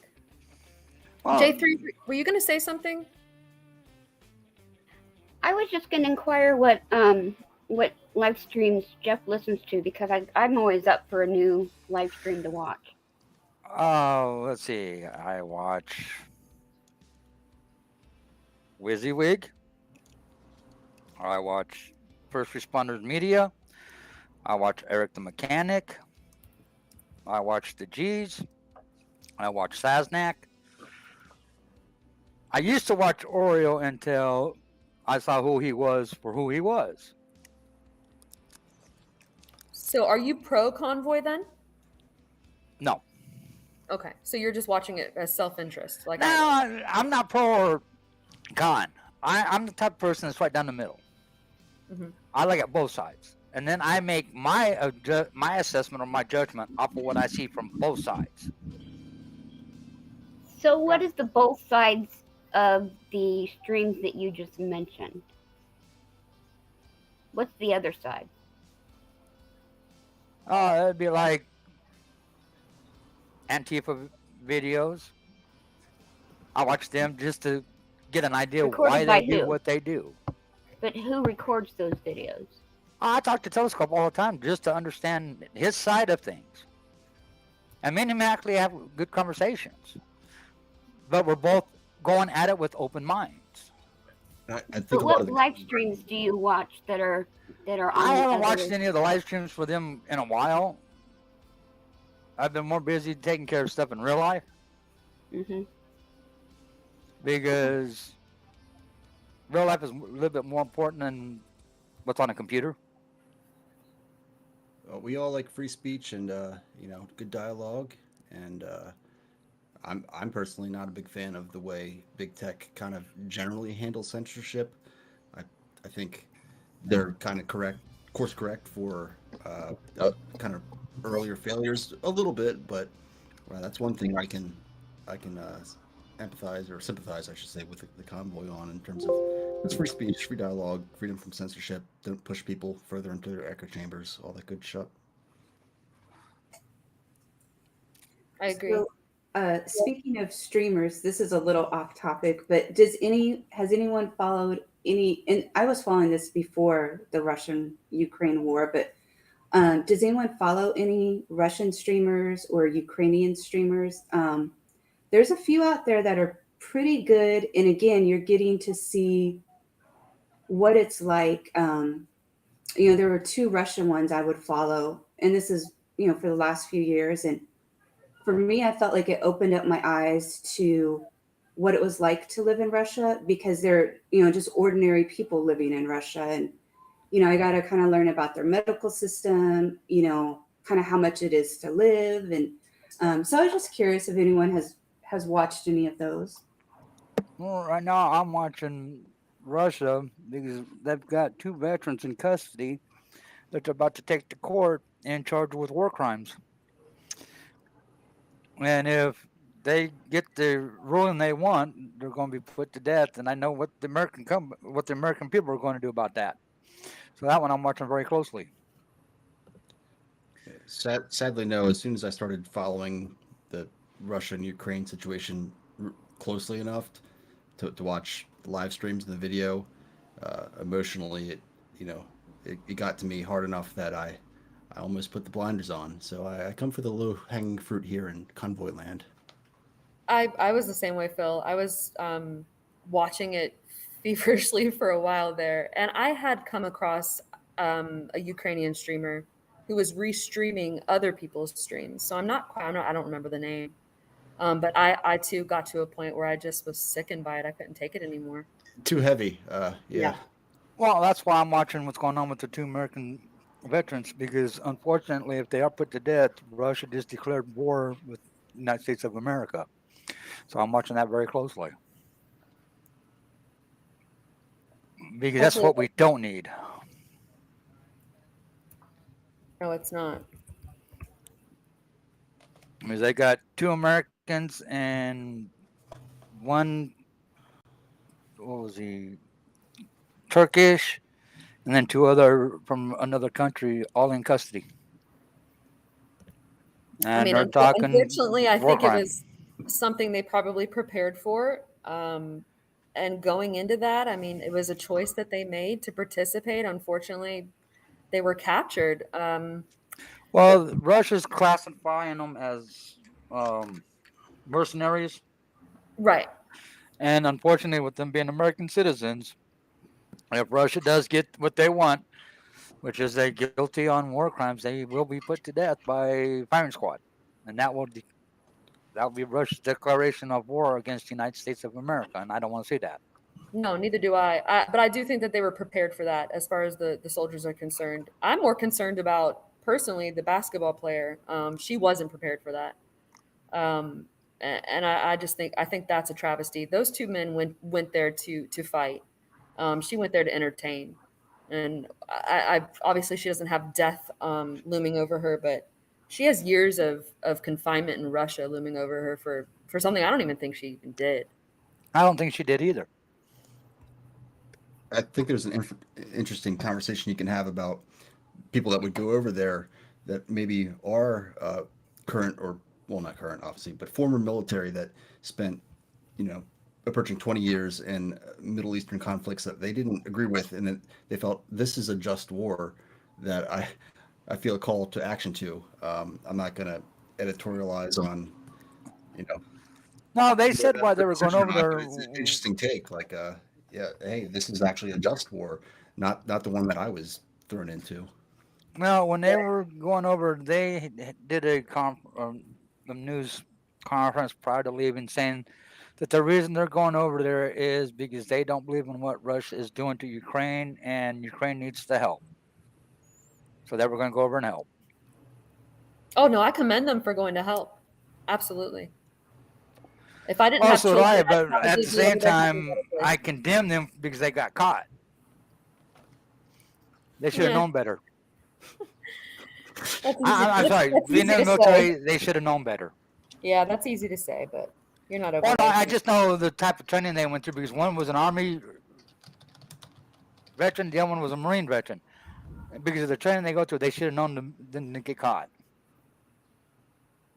Because that's the first thing to teach you, is not how to get caught. So they must have forgot the training. Big mistake. And I think this also, when we talk about Russia, there's so much going on in America that we're not agreeing with, but I think we all can take a moment and remember how lucky we are to be Americans, to live in a country where we can come and debate and say Trump sucks, Biden sucks, without being put in prison, and I wish more of the people fighting amongst each other would remember that and try to come together. Oh, to be honest with you, I don't understand why there's people are against each other. I really don't. Yeah. Because if you think about it, we all have common ground somewhere. So why not go to that common ground and spread out from there and work together to get back what we're losing? And that's this country. work together. Bravado, ego, who knows? I don't know. I guess I'm looking at it from a military point of view because I've had to work with every branch of the military there is. And a lot of people don't realize inside the military branches, there's egos against other branches. Yeah. But when it came down to it, we actually put those egos aside and did what we had to do as a team to get the mission accomplished. The American people need to do the same thing. We do. We do. Put the need- differences aside. Yeah. Well, I think once Trump is dead, then that will It has happen. nothing to do with Trump or has nothing to do with Biden. It has to do with absolutely people. does. My father is a 22-year Navy veteran. He retired and was on nukes. And when I was growing up, I've Salute always to him. Huh? Salute to him. Yeah, absolutely. When I was growing up, I always knew he was a Republican. I grew up in a very patriotic family. But since Trump has been around in the political realm, my dad was one of my best friends, and I am unable to have a conversation with him now. And it is because of Trump. 100%. It has absolutely nothing to do with the Republican Party in general. It has 100% to do with him, and it will not change until he's dead. So Okay, let me once ask you this he passes away question. from old age, And I'm not maybe things will go trying back to to ask this disrespectful towards you or your dad. Oh, you're fine. Why would you let one person destroy a relationship with your dad? Good question. Which one's more important, that one idiot or the relationship? I've asked him that, and he said his views will not be swayed. And Okay, what about yours? I actually was, like I said before, was a pretty decent fan of Trump's economic policy when he first came out, and was even to the point where I was going to vote for him in the first election. So I like Why I don't said, you I take was the raised. first step? Oh, I have. I mean, I talk to my dad. It's just very surface now. We can't have our daily discussions or our weekly discussions like we Your used to. deep discussions. Yeah, and I miss that because Tell him. my dad. Oh, I have. My grandpa moved in with him. He's also a major Trump fan as well. So it's hard for me to continue it. But so now it's surface, and hopefully it'll change. But that's all I've got. Oh, see, I grew up in a very dominant Republican family. Mhm. And when I was asked when I turned 18 what side I was going to go to, I told my mom point blank, I'm not going to either side. I'm going to stay right in the middle. I'm going to look at who the candidates are, what they can bring to help me and everybody in America, and that's what I'm going to go for. I don't care what the parties want. I'm looking at the candidates and what they bring to the table. And that's why I stay in the middle. Jeff, then you are one in a million because most people don't feel that way. Well, like I tell everybody, the best president this country's ever had, the sad part, got him killed. And that president was a Democrat, and that was JFK. Right. Absolutely. Well, he was the president of the people. That's why. Exactly. And him doing what he did got him killed. Because he was actually for the people. Right. And that's what got him killed. Yeah. And that was the best president we ever had. And he was a Democrat. Emerson, can I direct it a little? I don't know. Jeff's making points that aren't making me get super triggered. So, but hey, Jeff, maybe you can tell me a little bit more about abortion. Yeah, I'll get real triggered there. Okay. Oh yeah. Let's know. Let's go that route. What do you want to know? What's my belief on it? Yeah. It's not birth control. If you're using it for birth control, keep your damn zipper zipped. Now, if you were raped or molested, your life's screwed up enough with the rape or the molestation. You don't need to look at it every day. So, but at the same time, that's up to the individual, whether they want to go that route or if they want to be able to still have the child or put the child up for adoption. That's their choice. Yeah, I got this whole man thing, not trying to have dominion over. And my biggest pet peeve is these women who go to these abortion clinics. Don't tell the man that got them pregnant about it until after the fact and say, oh, by the way, you owe for the abortion. Wait a minute. I helped make that child. Where was my say-so in that child? It takes two. You can't do it by yourself unless you go to a lab. So he's just as guilty of creating that child as she is. So that responsibility is on both of them. And if they both don't agree to it, they need to sit down and work something out. That's on both of common ground for both of them. Accidents happen, you know. I understand that. So as a woman, I don't think the majority of women that are getting abortions like it. Just going to put that out there. I don't think they're using it. It messes up their body the rest of their life. Let me finish. I let you finish. I don't think that they're using it as a form of birth control whatsoever. Like Phil said, accidents happen. A vast majority are sexual assaults or incest, that sort of thing. We're not going to know those numbers because of HIPAA. We're just not. All medical data, unless it's in a controlled environment, is usually not shared. And most women that go into an abortion clinic are not going to say a word about being raped because it's embarrassing. It's extremely embarrassing. It's embarrassing that you were in that position, whatever happened. It's embarrassing having an abortion. Okay, let me ask you this question. Do you think guys don't get raped? Yeah, I actually, I Go know. ahead, laugh it up, Phil. Laugh it up. No, I know a man. Listen, absolutely, men get raped. I know a man that was out. He was young. He was probably about 19. He was at a hot tub one night. This is back in the 80s, and they were drinking. A husband and wife approached him, and they all started drinking together. And he went into their home to continue drinking. Passed out on the couch. And in the morning, I'm guessing with his morning wood, the wife was on top of him having sex with him. Without his knowledge. So that's absolutely rape. He did not give his permission. And subsequently, the husband was watching as well. So men and women can absolutely... It's a two-way street. Yeah, 100%. But a man can't get pregnant.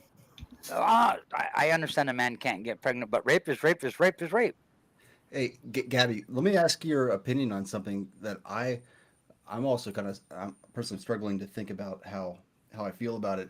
There's a comedian out there, I don't know his name, but he describes a scene where like he's like 15 or 16 and is at like some like outdoor party, and there's a woman that's 55 years old, like hanging out on the balcony, and invites him up, and he's like, "Yeah, it was great. Like, yeah, it was great. Like, what are you saying? I'm a victim. Like, it was great. I had so much fun." And sounds like George Carlin. No, it's a new guy, modern comedian. But it's an interesting discussion as far as what was this willing 16-year-old boy, if you want to use that word, assaulted in that instance. Yeah. So as a mother of a 13-year-old son, I 100% believe that he did not have the mental capacity to understand the ramifications of what that was. It's just the same thing with teachers having sex with their students. Primarily, they're female. Some of the students are 18, but most of them are between the ages of 13 and 17. And that is rape. You don't have an informed decision at 15 years old to understand what implications your actions are going to have later on. You just don't. So you're saying they shouldn't be able to buy guns either at that age? No, come on, you're going right. Far. Our brains are not fully developed until we're 25. I don't think a lot of people know that or really even care. But some people, they're not developed. Depends on your upbringing. Oh, yeah. I mean, environment, nurture over nature. That's another subject. Right. But see, now you touch on a subject that is very near and dear to me, is these kids that are in schools that get molested by teachers. Right. That's what I was just saying. Yeah. Mm-hmm. And we need protection for those children. Because every day you hear more and more teachers are being arrested for this act or that act against a student. Yeah. And a lot of those teachers get passed around the school districts, which you wouldn't think happens, but it does. You know, they get in trouble here and they just go to a different school district. Yeah. Mm-hmm. Just like the priesthood with with Oh, Catholics. well, that Boy Scouts. See, I was a Boy Scout for years. I was also a Scout leader. And when all the incidences against the Boy Scouts came out, it pissed me off to no end. Because I asked myself, how in the hell can a parent do that to another child? Because leaders and Boy Scouts are parents. Usually. Well, they are. They usually have one or two of their sons in the troop that they're being a leader of. So how could you do that to another kid? Who knows? A lot of molesters have children. A Exactly. lot of molesters molest their own children. Oh, I agree. I was just watching a documentary on the Philippines. There's a lot of remote villages where the parents molest their children on camera on the dark web. It's very interesting. I'll have to find out what the I'll documentary. never watch it because that's classified child pornography. Oh Not no, they interested. didn't. They don't show anything on there. But you know what I'm saying. It's a Showtime series. It's a documentary. It just Yeah. delves into the dark web. It's extremely interesting, but it happens everywhere. I think it either has. I mean, in their instance, I'm not obviously advocating it because it's disgusting, but they did it for money because I they're. don't understand how any adult can do that to any kid. Period.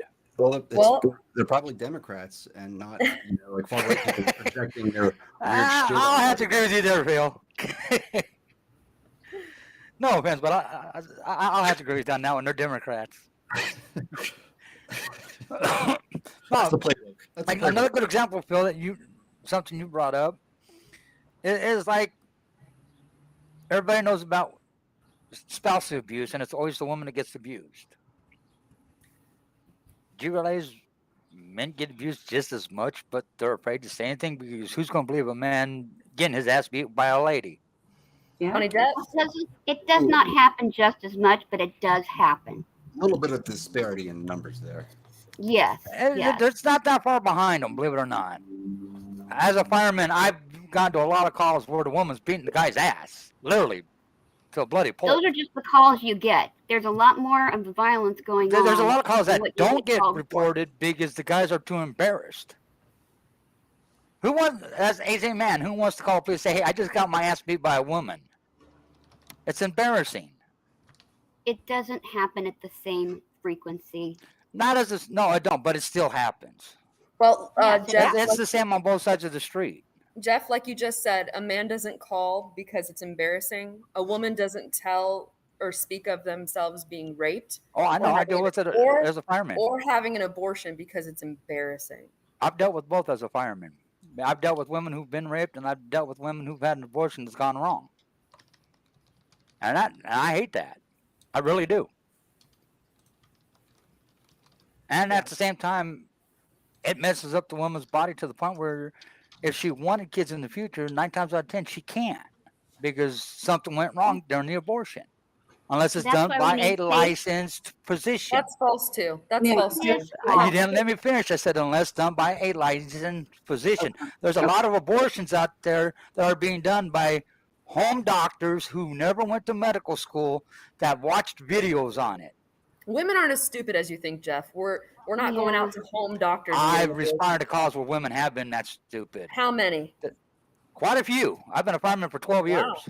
Well, that's crazy. They're just telling you a story. Well, here's the question now with the new potential abortion bans. Are we going to see more home abortions? Yes. And that's feared. I don't know because it's now down to the state level. It's no longer a federal level. Of course there's going to be more. Yes, that's why I said you don't know. Your fingers. Yes, we do. We've been there the before. suggestion is there, yes. But we don't know yet. We've been there before.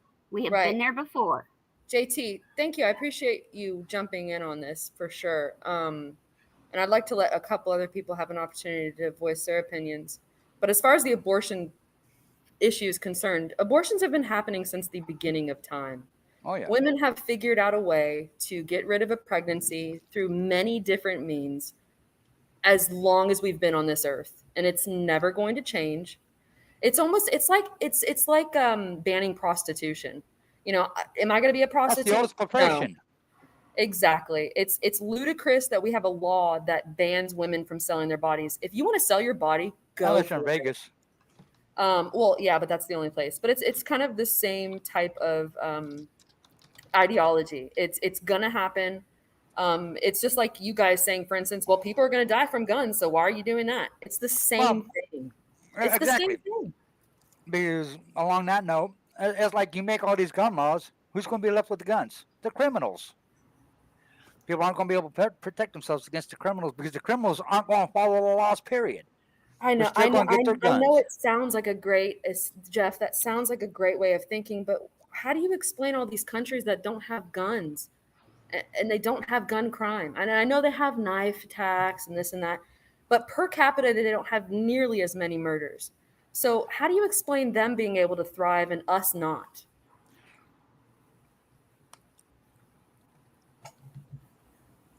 How can you explain how we can thrive without it? I don't need to. You raise a good point. I mean, Canada has pretty high rate of gun ownership. Sadly, it's a pretty systemic, baked-in cultural problem. I don't have an answer to it. A lot of it boils down to is No, they have some better regulations, I guess. no, they don't. They have basically what we have, but the difference is the way they handle it is differently than we do.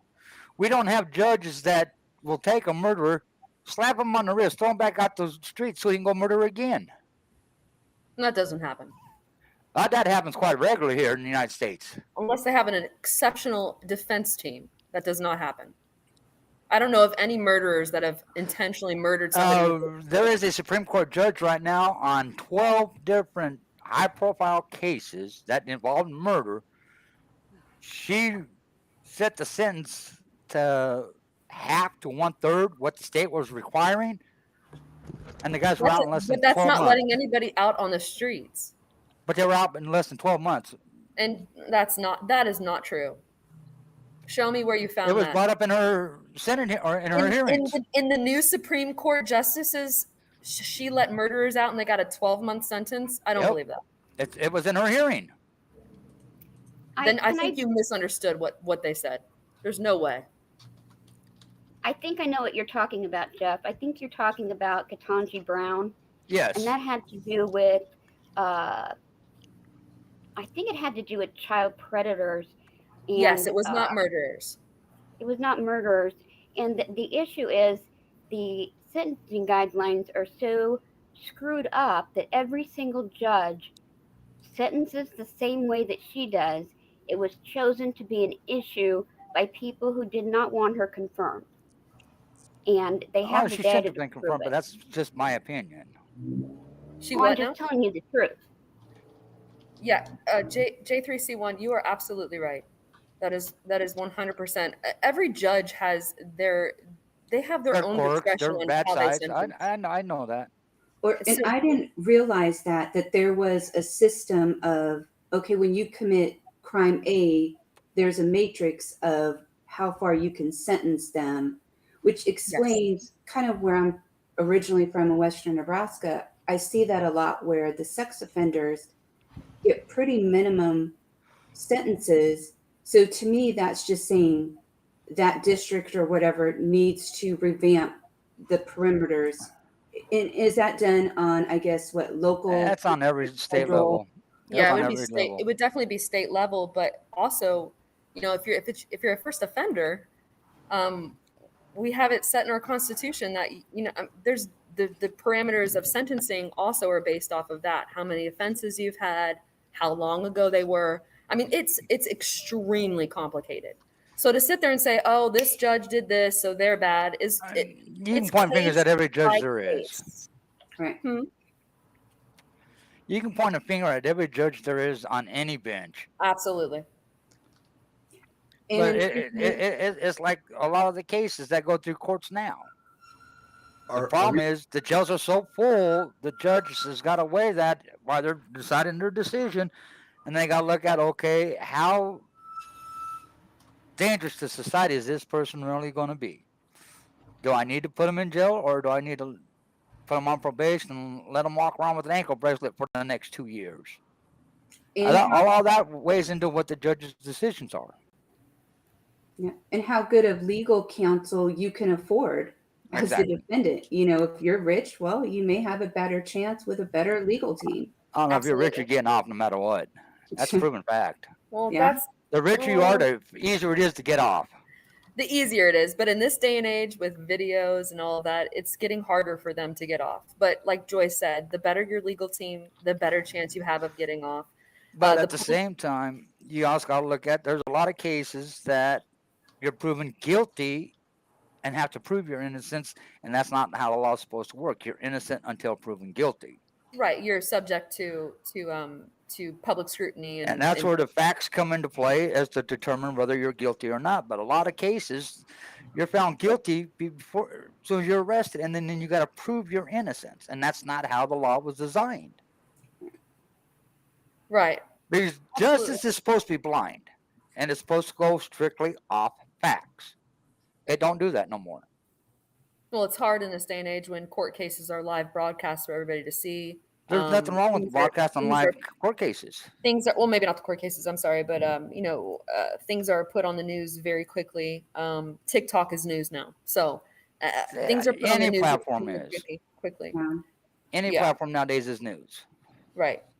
And but unfortunately, you don't on every social media platform there is, be it YouTube, Twitter, TikTok, Facebook, Discord, whatever the platform is, information's thrown out there real fast without looking at the facts.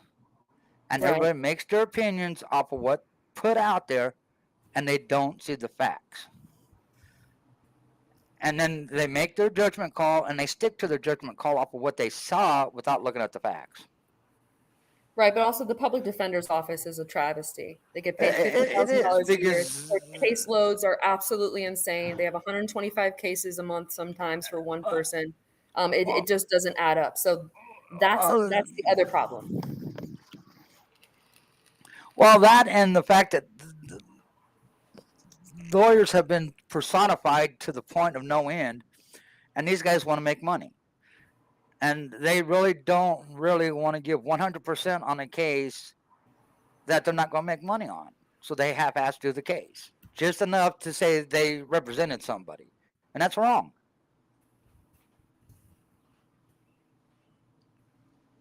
I didn't get. You've seen it. I've seen it. It's been on TV. You can tell the lawyers just going through the motions to be there, and that's it.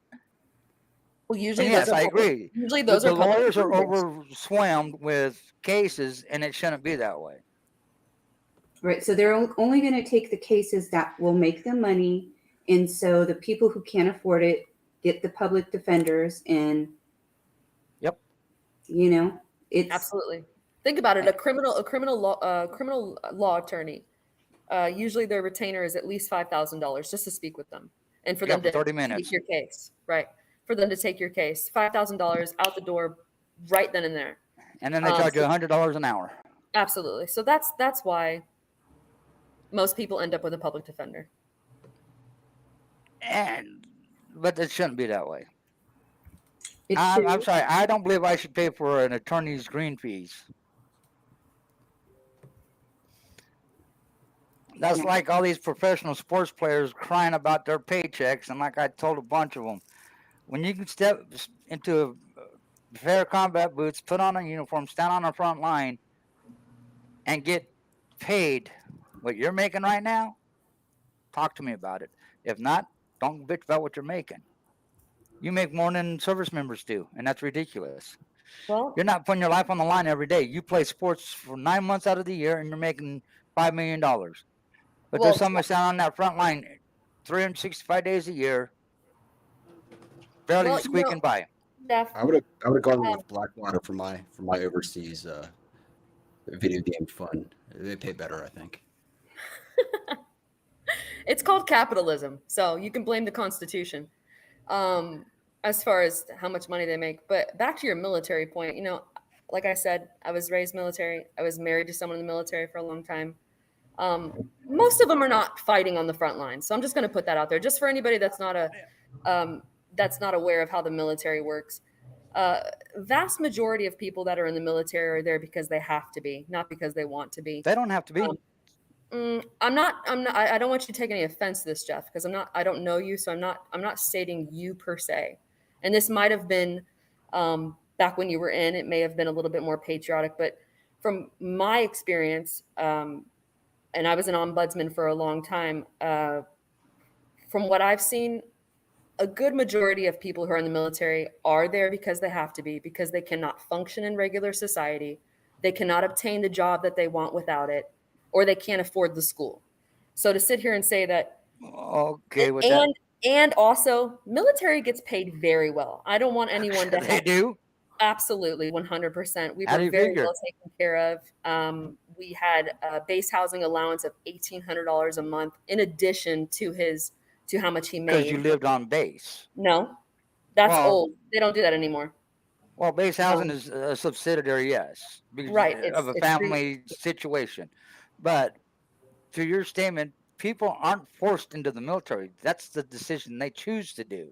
Oh, exactly. We don't have a draft, but most people choose to be in the military because they don't have any other options. Sure, there's always options. A lot of our military members have mental health disorders. A lot of them need psychiatric help. And a lot of them cannot function in normal society. And I'm not saying you, once again, I was an ombudsman. Absolutely, they cannot. Sure, they can. And the divorce rate is extremely high, 71%. The military, I would not recommend my worst enemy to join the military. It is a horrible environment. Depends on what you get out of it. Depends on what you get out of it. It's just like any other job. I'd say vast majority of them don't get anything out of it. They'll get a job when they get out, and then they don't know how to function in regular society, and they lose their job, and they end up homeless. Because they choose not to function. You can say what you will. I've seen both sides. They choose to do what they do. No, and I commend my father for being in for so long. Suicide rates on nukes are the highest out of any MOS in the military. He made it through. He didn't kill himself. I think a lot of being on that is because they sit in a submarine for months on end without seeing anything. Yeah, absolutely. But I mean, there are great military members, and I'm not knocking the military as a whole. I just think to sit there and say that they don't make money is a farce, lie. It's a fairy dust. It doesn't exist. What I mean by that is they're not making $1 million paychecks like a football player. But like you said, it's their choice. They can go out and be a capitalist. They can go out and own a business and make money. Is capitalism the right way to go? No. Well, then that's the choice they made. They made a choice to live a certain lifestyle, and I don't think that you should be commended for volunteering to sit behind a desk all day long. And I never sat behind a desk. I was in the action. I know you. I'm not a desk person. But the majority of the 1.3 million military members we currently have that are on the front lines is this big. Actually, it's bigger than that. No. Okay, let me ask you this question. Being an ombudsman, how many people do you think actually sit behind a desk versus goes out and does the hands-on actual combat? Percentage-wise? Yeah. Do you mean during wartime or just a normal peacetime? Right now? Yeah. I'd say out of the 1.3, maybe 300,000 that are doing active training on a daily basis to go to war at any given time. Let me clue you in on something. The 1 million are doing regular maintenance repairs on vehicles, on helicopters, jets, subs, ships, electronic work. It's just a regular job. It's just a regular job. Okay, right now there is 700 million active military personnel. There are 700 million active personnel in America. Yes. We have 360 million people. So how does that work? Carry the one, man. No, he meant 700,000. It's actually it's closer to 1.3 million. Of the active military personnel, 3% are what we call pencil pushers. Not true. Okay, when I said behind a desk, I guess I missed. Pencil pusher. Okay, I didn't mean a pencil pusher. I mean anybody who is not actively on the front lines fighting for our country. Well, okay, but here's the funny part. Even a pencil pusher, if their unit gets called up to go somewhere, that pencil pusher goes with that unit. They do grab their weapon and they do go out in combat. Absolutely. When did that happen last? That's happening right now. Where? Just because we're in peacetime doesn't mean there's not conflicts going on. Where are the conflicts that we're currently involved in? Right now, we've got, what is it, 20,000 soldiers in, what town, what state, what country is it? Next to Ukraine. That most of them were so-called desk jockeys or pencil pushers that are with their unit, armed and ready to go to battle if they have to. Right, 20,000. So what's 20,000 out of 1.3 million? That's just one unit. That's just one unit. So one unit has 20,000 of their members just sitting around waiting for things to happen in just that one spot. And there's how many around the world then? How many bases you want to know about? Okay, well, and do you know, of course you should know, so they're over there. Let's just take Bahrain, for instance, because I'm pretty well versed on that. So am I. I've been there quite a few times. Okay, so you know that you got hazard duty pay, right? Oh, yes, I did. I also got sea pay. And you got per diem, correct? No. Oh, because you were on a ship. Let's Yes. just say you're not on a ship and you're in If Bahrain. I was not on a ship, I'd get per diem, a daily per diem, yes. Yeah, and do you know how much that daily per diem is? Depends on your rank. $200. Let's just say you're an E4. Depends on your rank. Okay, let's say you're an E4 over there. You're getting $200. E4, you're getting $250. Okay, $250 a day. Per day.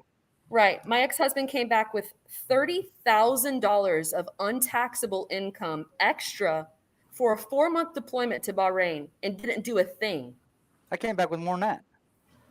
For what? So what are you complaining about? The military get paid very well. They get paid more. They get better pay and benefits than anybody in this country. Okay, the only thing good about the military, honestly, is the health care that they get while they're active duty. Everything is covered, no matter what it is. Everything is covered 100%. I don't know. I heard rumors on the internet that if like you're low in the military, and based on the number of hours you're on duty, the pay may not be the greatest overall. So Well, the way the pay in the military works, it's based off of your rank. Everybody starts off as an E1 and works their way up. That's not to true either, Jeff. E5. That is not true either, Jeff. It is true. It's based off your rank. No, it is not. E1 makes less than an E2. E2 makes less than an E3. E3 makes less than an E4. E4 makes less than an E5. Jeff. Okay, yes, there is a pay scale based off of your rank. Absolutely. What I was saying was not true is that everyone goes in as an E1. That is not true. It depends on your college. If you've taken any college courses, they'll push you up a rank for that before boot camp. Actually, no. College will have you go into OCS. No, that's only if you've done a certain amount of college. If you've done some credit hours, they will bust you up in rank 1. Okay, so then you're an E2. They're not in Ukraine. They're in the country next to Ukraine, termite. Okay, don't worry about them for a second, Jeff. Then they can bring you up another rank if you pass the PT test under a certain amount. Absolutely, absolutely. So you can go into the Army. I know this because I was in. You can go into the Army as an E3. You can even go into the Army as an E4, all depending on what you do prior to boot camp.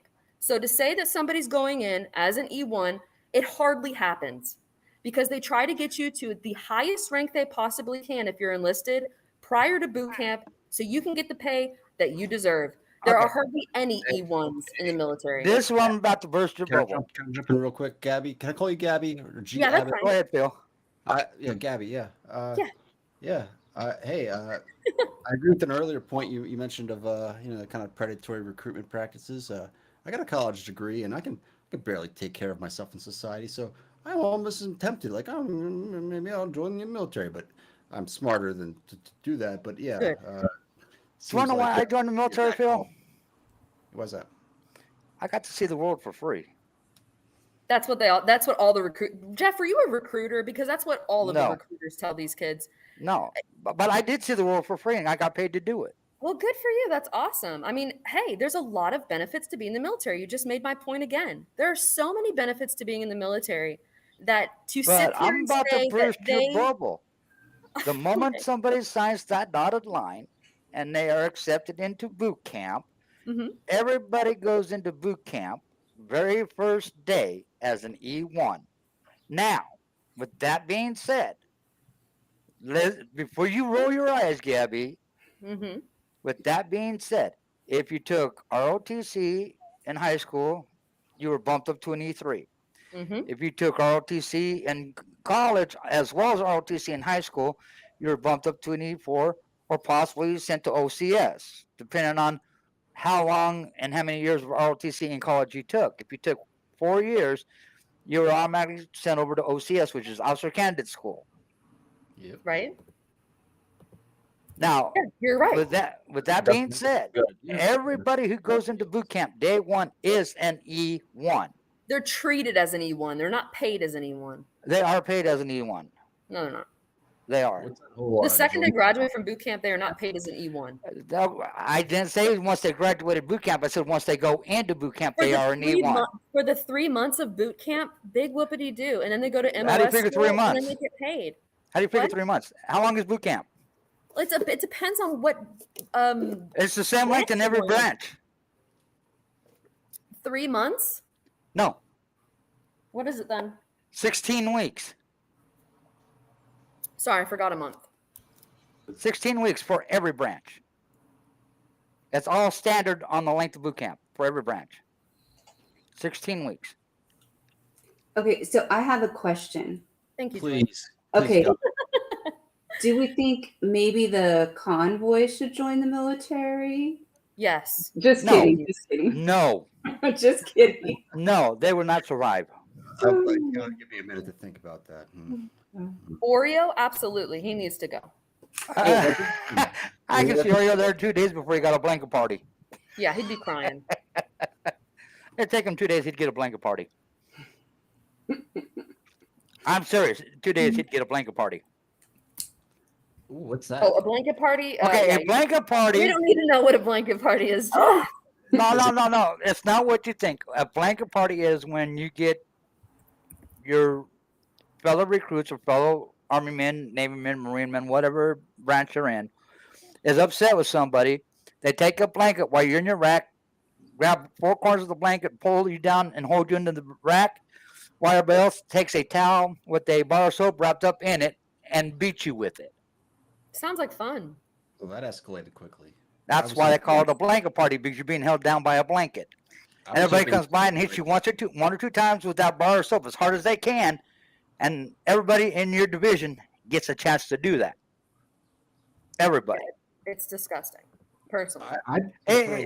Kind of homoerotic. It's what they call self-motivation. It's called hazing. No, it's self-motivation. Legally. It's legally hazing.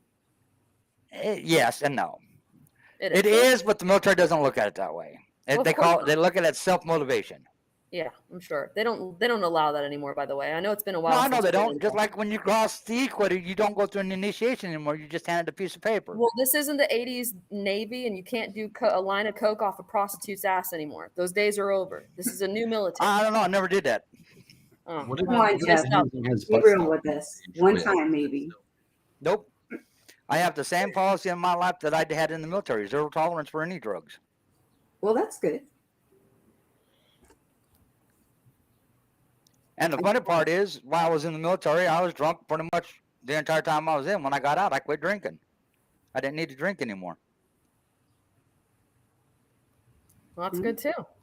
But back to my point was that I think the military argument is a little bit silly. I think if anybody actually knew what goes on in the military, you'd be surprised what you don't know about what goes on in the military. I guess I would be, but I worked on base every day, so I wouldn't be that surprised. It didn't happen on home base. Jeff, once again, you haven't been in the military in 20 years. Things have changed. Oh yeah, it's gotten before they become pussies. Well, thank God. So maybe there will be less divorces in the military. I don't know anybody that's still married not after the 10 divorce years. rate's even higher now. It's horrible.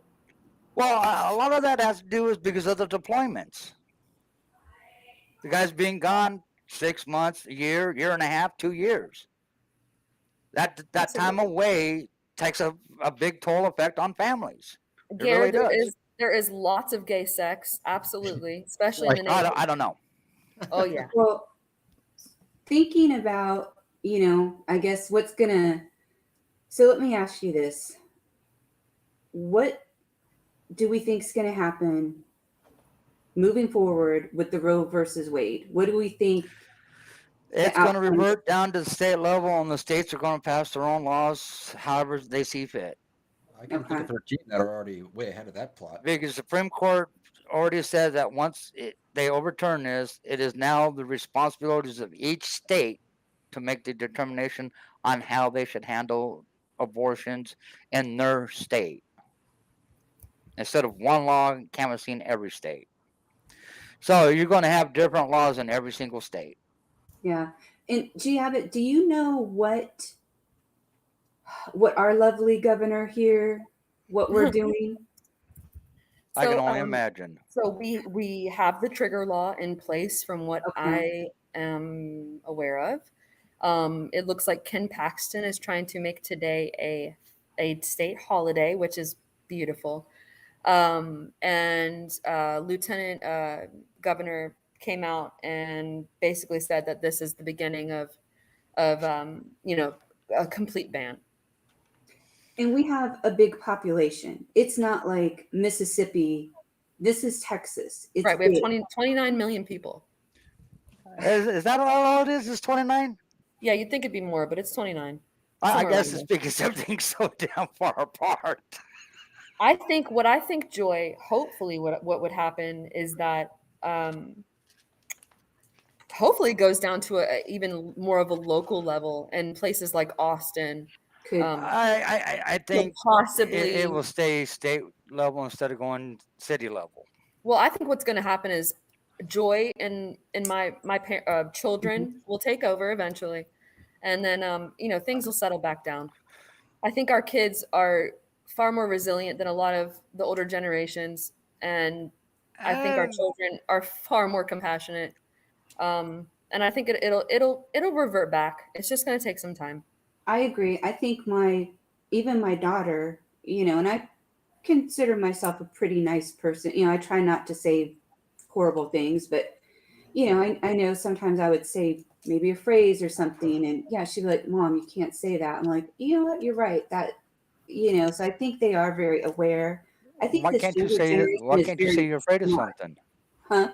Why can't you say you're afraid of something? That's just being human. No. Like maybe I would say something that was rude or, I don't know, just judgmental. But then once I think about it, I'm like, oh, that was kind of a snarky thing to say. I think this generation is just thoughtful. I think they're extremely intelligent. I know when she hit about the 5th, 6th grade, I'm like, I'm sorry, I can't help you with your homework anymore. Same here. And it's very competitive. Yes. Here in Austin, it used to be you had to be in the top 10% of your class to get it into UT. Well, now it's like the top 6%. It's really competitive for those kids out there. But this is the thing. I think our generation, we all need to stop being so divided so we can be good examples for them, Yeah. And maybe we would have a shot at cleaning up the country, cleaning up the government, but it's individual choices. I feel like the media, Facebook, they're not dividing us. We make those individual choices to post those memes, post the misinformation. I don't know. I don't have an answer, and I don't know when it's going to stop. But I feel like the abortion bans are just going to further divide us. Right. It's a catalyst for everything else. Yeah, I agree. And Termite, to your comment, E1 through E10 are all non-commissioned. You're not commissioned until you become an O, which starts at O1, which is an ensign and goes up. Right, and you got to go to OCS school. E1 through E10 is non-commissioned officers. They wear dungarees, which are blue. Right now they're digital blue, and I don't know why they did that. The digis? Makes it harder to see them in the middle if they fall in the water. They did it because the other uniforms were boring. I don't know why they did it. I have no But idea. the problem is if somebody falls off a ship, it makes it harder to find them. Well, Dean wants to know who you mod for, Jeff. Does it matter? No, it don't. So you do mod for someone. Yes, but it doesn't matter. Okay. Oh, well. No. It's in the house because seems. Seriously, it don't. Well, that's cool. Actually, so being a mod, what does that entail? And if you mod for different people, do you have to change your mod depending on who you're modding for? Or not your mod, but your method? Style? It depends on what the streamer wants as their guidelines for their chat room. Okay. We don't determine whoever the streamer is, they set the guidelines for that particular room. And as mods, we follow those guidelines to allow people to basically to have freedom, unless you go into certain rooms where you have no freedoms. Yeah. Basically, we try keeping the room towards respectful, active, fun, and it keeps things moving. And people aren't being turned away because of something they might want to say or might not want to say. Do you actively participate on behind the mirror chats? This is my second time I've been on behind the mirror. Okay, and do you like it here? I mean, do you feel I sit back and I read the room and watch what people say. Like I said, I sit in the middle. Okay. I think we had a nice chat maybe a little bit, maybe a week ago. Yeah, we did. Because you got your far left side, you got your far right side, and both sides have their own opinions. And it's like a trial. You have side A, you got side B, and somewhere in the middle is the truth. And as justice is supposed to be blind, you're supposed to listen to both sides, look at the facts, and then you make your judgment call. Same way with left, right, or right side. You listen to both sides, you hear both sides, and somewhere between both sides there's a common ground, which is in the middle. Yeah. How do we... Okay, QAnon has taken on a life of its own. Movement was done the moment it went to California. He's answering questions from the chat for some reason. Oh, Joy, okay. go ahead and ask your question. Go ahead and ask your question, Joy. So how do we combat the QAnon fanatics, the ones who are just out with the tinfoil hats, this is Bill Gates is out to get you, and this, and you hear them talk and you think satire, but they Funny you bring up Bill Gates. That man just got shafted on a land deal. Well, how do we combat those people? I mean, do you just let them go on living their lives, or you got no choice? Yeah. Can we please let other people speak in this conversation? Yeah, J3C1, go ahead. All the rest of us leave. Go ahead. Yes. I mean, I see it being totally dominated, and honestly, I know. I'm just trying. about I ready really am. to jump off. I'm really trying. It's a little more But difficult. I understand that. But to your question, Joy, it's their choice. Okay, J3, See what I'm saying? I'm hearing you now, J3. Go ahead. Yeah.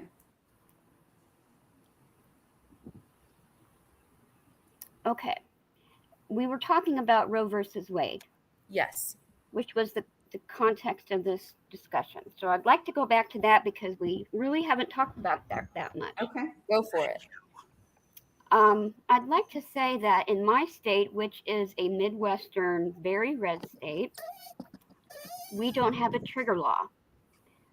But I fully expect within the next 2 weeks, our governor is going to convene a special session of the legislature, and I honestly believe they're going to just ban abortion totally. Now, I'm 52 years old. and I've lived almost all of my life with having my own bodily autonomy rights. And now I'm not going to. And I think that's the biggest issue right now. It doesn't really matter if somebody is pro-life or pro-choice. It has to do with body autonomy, and that's what we're losing. We're becoming second-class citizens in a respect because I don't have the control over my own body. And I think that's the biggest thing that people aren't really grasping yet. Yeah, we're going to have differences on, is pro-abortion, pro-life, pro-choice, all of the different opinions. But when it comes down to it, the fact is, women are losing freedoms that we have always had. Absolutely. So that's important, and I think we need to talk about that a little bit more. Okay, I'm done. Absolutely, J3. Joy, do you want to chime in? I think we're going to do a women's perspective for just a moment. Joy, do you want to chime in? I agree. It's not about pro-life, pro-choice, but women are losing that control over their body. And it seems like it's not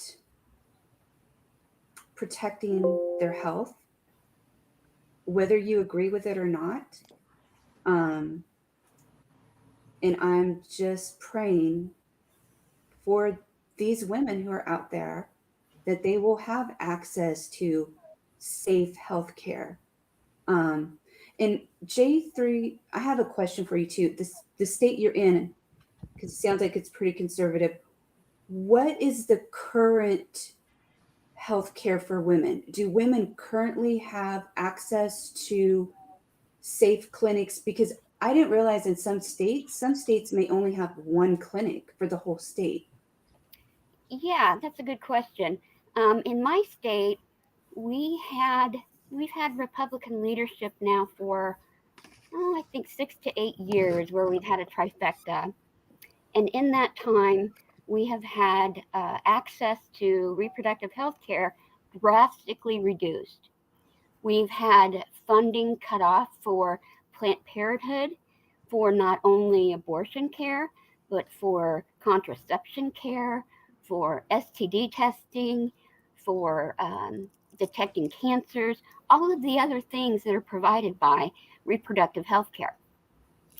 And because of that, we've had lots of clinics closed. And of course, a lot of us said at the time, well, you know what's going to happen, don't you? Well, oh no, these things won't happen. But yes, they have. We've had an increase in the number of abortions. We've had an increase in the amount of sexually transmitted diseases. And we've had an increase in breast cancer, uterine cancer, and all those things that are tested for in Planned Parenthood types of clinics. Now, the money that has been taken away from Planned Parenthood type clinics has been given to the crisis pregnancy centers that really aren't crisis pregnancy centers. They're centers that try to convince you and pressure you to not have an abortion or not make the choice that you want to take. So those have popped up. They've had little to no effect, obviously, because the abortion rate has skyrocketed here. So in the last 5 years, the care has been dismal. And right now, I can only think of a couple different places where you can even get reproductive health care. And luckily, I live in one of those. It's the biggest town in the state. So, of course, we have it here.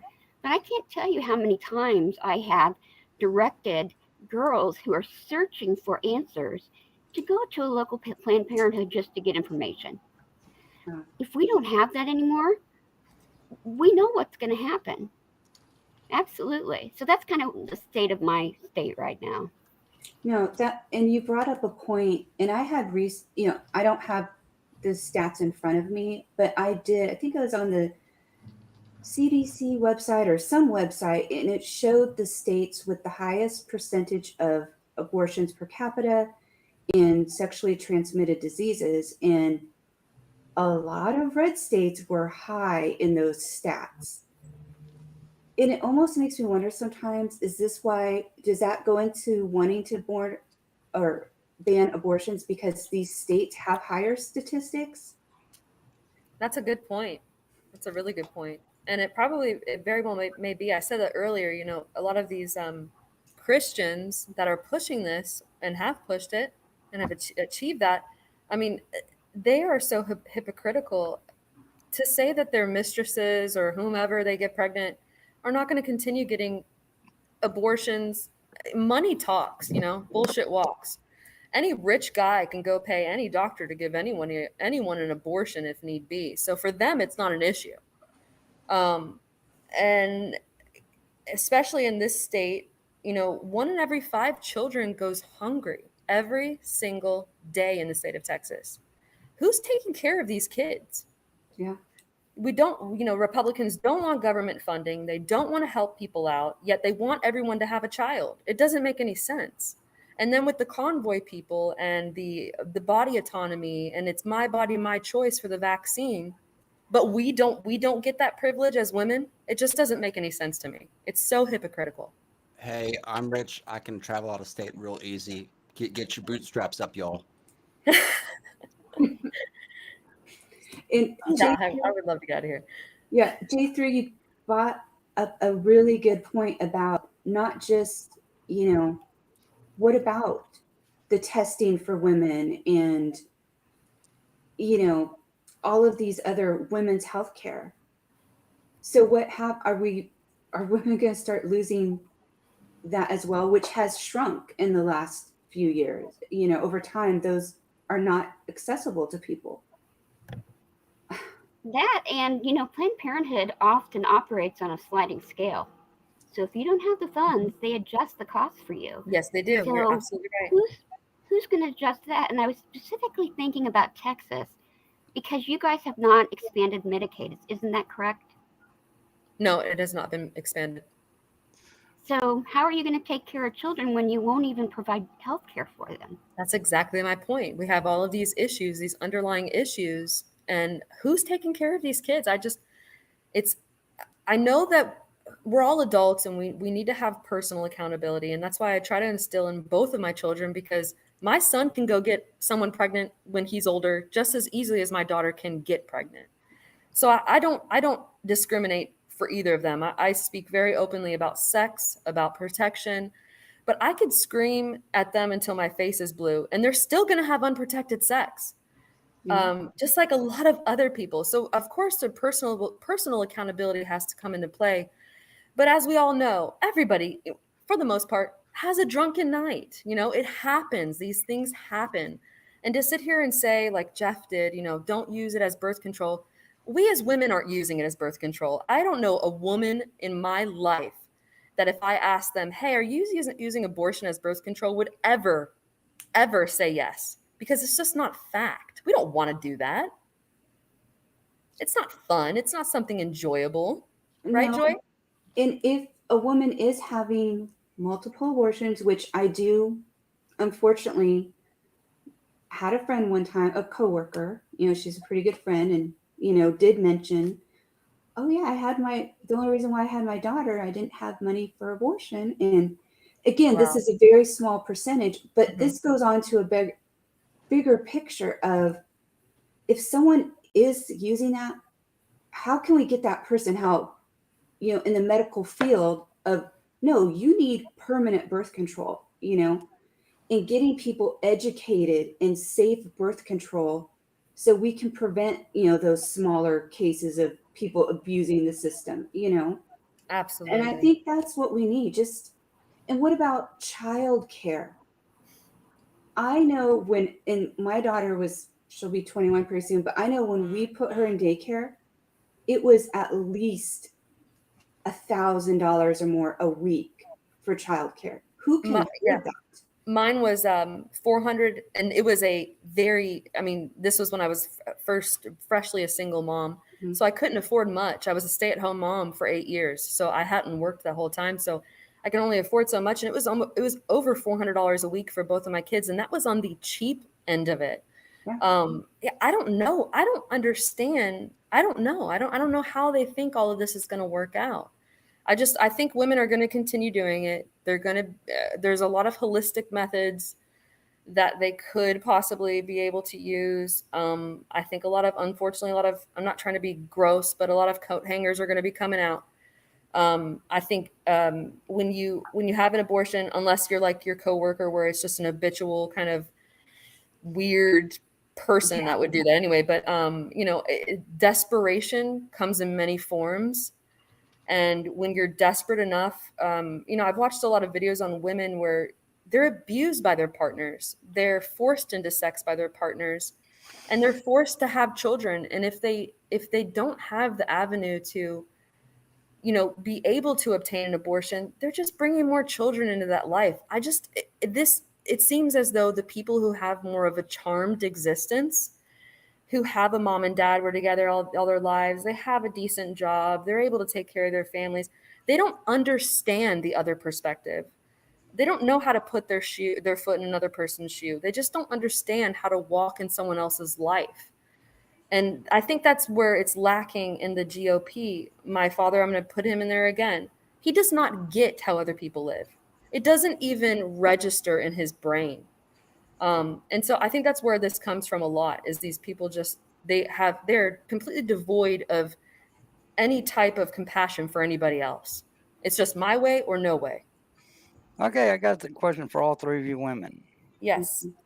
You pro-life or pro-choice? And with that being said, do you understand there is one option once it does get to the state level you guys still can use? It is called an unconstitutional law. Okay, repeat the last part. Yeah. Do you understand there is still a avenue you can use if it does become a law to go against the state as an unconstitutional law? Are you but where are talking you going about? to find a provider to do it? Right, exactly. How do you do that? Where do you find them? Word of mouth? I mean, good luck. No. It's easy to fight unconstitutional laws. I don't know if I understand what you're saying. Okay. Texas, for example, if you go to another state to get an abortion, you get arrested for it. That's one of the laws that they got in the books that right now is being fought to be unconstitutional. Right. Because it is a freedom of choice. A state cannot take your constitutional rights away from you. So any law that goes against the Constitution is an unconstitutional law that can be fought in court and won. So what you're saying is, go ahead, Phil. Go ahead. Yeah, go. Yeah, so it's already been run up the ladder to the Supreme Court, so a do-over. Just do that again is what you're suggesting, right? Okay. But on the state level, it sounds expensive. There are lawyers out there that look for unconstitutional violations. They thrive on it because they like fighting for the Constitution. And any law that goes against the Constitution, these lawyers will take head on to fight for our constitutional rights. And one of our constitutional rights is freedom of choice. So are you asking us if we would seek counsel in the case of whether or not? No, I'm asking if you realize that avenue is out there. Well, right, but how many people are doing that? We all have lives. We have jobs. We have kids.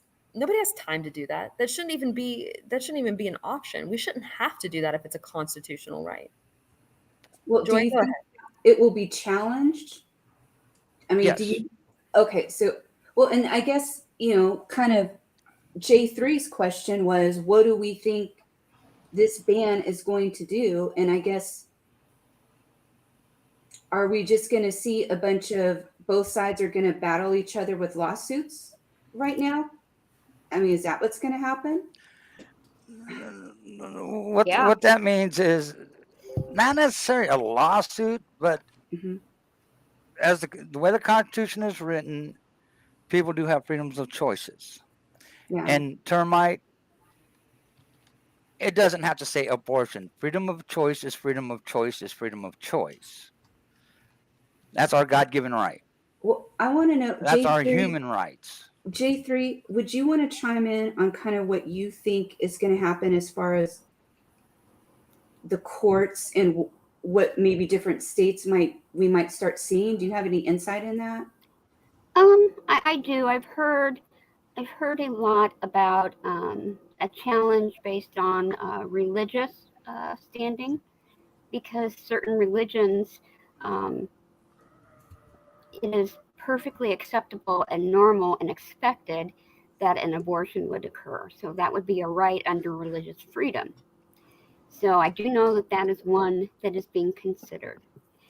I know that the 3 western coast states of California, Oregon, and Washington are working on making a tri-state, some sort of law to prevent red states who try to prevent their residents from going to one of those 3 states and doing something and then coming back, because that's just that's restriction of movement and travel. It's just ridiculous on its face, but there will be lawsuits.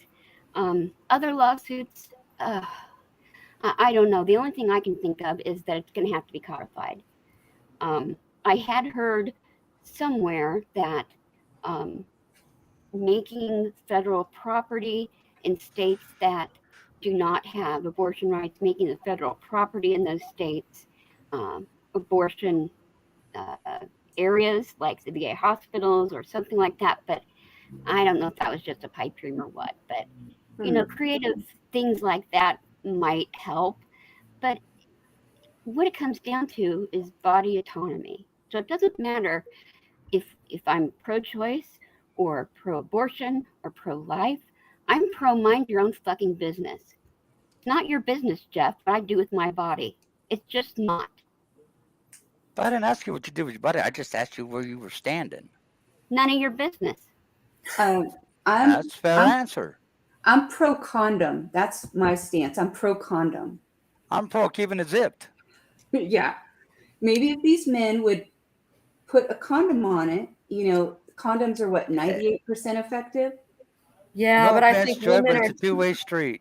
Yeah, women are just as capable of saying, "Hey, put a condom on." You know, and we've all been there in that lustful moment where he's like, "Well, it doesn't feel as good," and whatever, and so we do it, and we've done it. And to sit and Jeff, your point, keep it zipped up. Okay, all abstinence sounds great, but it's not logical, especially now. I mean, look how free everybody is for the most part, as with their bodies, with how they present themselves, especially with the younger generation. You know, I can tell my son to forever to put a condom on, but more than likely I have to come to the reality that he's probably not going to do it every single time. And so that's why I'm a big proponent of birth control. Unfortunately, it can cause cancer, and that sucks. But there's side effects with birth control. Right, but it's the option that we have.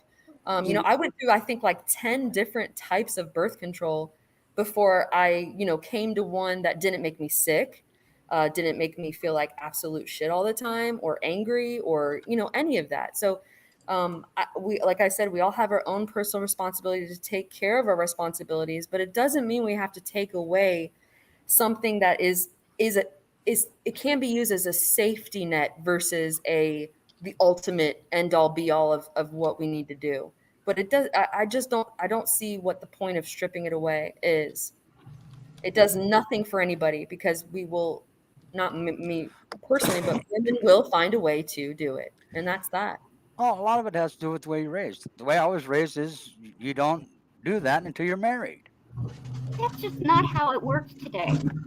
Right. Why not? It's called morals. Live in a fantasy world, but that's not how the world works. That's not fantasy. That's reality. It's called morals. No, morals of what? Biblical morals? You're judging people. It has nothing to do with the Bible. It's being raised and You're what you think is right versus wrong. Your morals. Okay, J3, can you back me up on this one? How was it in the 50s or 60s and early on, and anyone get on this, What about the women back in the day who had to hide? They went away for 9 months. I feel like people are still doing the same things. It's just we do it more in the open now. Right. Absolutely. I mean, you were a bad person if you got pregnant. Yeah. You were Has hidden. nobody You were watched? sent away. Has nobody seen Dirty Dancing? It's like, hello. No, I'm just kidding. I was more a fan of Footloose, personally. Oh, The- yeah. The moral objectivism, yeah. Absolutely. I mean, it's happening. Yeah, the unwed mothers were sent away. This world is a different place in that regard, and this all boils down to a progressive. We as humans are progressive in nature. If not, we would all be Neanderthals right now. Not true. Okay, whatever. We progress. It doesn't matter. Mentally, physically, we progress. We learn, we grow, we do new things, we're innovative, we come up with new ways to do things. To sit here and I think the Constitution can be a living document, just like the Bible is. I don't know why I did that, but it can and should be treated as a living document. We are not in 1776. Women were treated like shit in 1776. Yeah. Like absolute shit, like dog shit. The Bible doesn't have one story written by a woman. Not one. Actually, the Bible wasn't written by anybody. It was interpreted. Right. Well, either way, Big it wasn't difference. interpreted by a woman or I a agree. voice either. I don't agree with the fact that there is no woman insight into it. There should have been. But back then, that's how things were. Right. Well, we're still continuing that to this day. A woman doesn't have a right to her own body. She We're in does. biblical times. No, she doesn't. No, she Sure doesn't. she Not does. anymore. That's over now. No, that's what was taken away today. Yes. Unless you live in California. That's why you Oregon. fight the unconstitutionality of it. Just because the Constitution doesn't say you have the right to do an abortion doesn't mean it's not unconstitutional. It doesn't matter. It doesn't matter. Does matter. It makes access incredibly difficult now, Jeff. Incredibly difficult. You think a woman on a fixed income making $11 an hour with 2 children at home is going to be able to afford to go across state lines to go get an abortion? Do you think that's feasible? You don't even know what the states are going to do yet. They don't even know I know what what they're my going to do state yet. is doing right now. Texas They're has already doing done it. We already know what Texas is doing. No, Texas did up until 6 weeks. Now it's completely banned. And if someone lives, say where you live, Jeff, how the hell are they getting out of the state if they don't have any money? You know how long of a drive that is? 2 hours. Then, you live, I'm sorry, you live in North Texas. I thought you said South Texas. No, I live in Okay, North well, Texas. if you live in South Texas, it's a 9-hour drive. Good luck. Depending on what city you live in.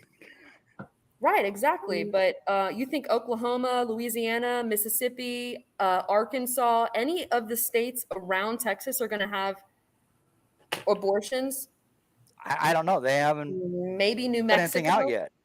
I'm from the top right, bottom left, middle Texas, and you can get to the other states in like 15 minutes, so it's all good. Where in Texas can you get anywhere in 15 minutes? Top. Oh wait, hold on. Top left, bottom right, middle. You must be up in the Panhandle. Yes. That's the only reason why. Because if you're down in where we're at, 15 minutes, you're not very far from your house, and you still haven't gotten anywhere.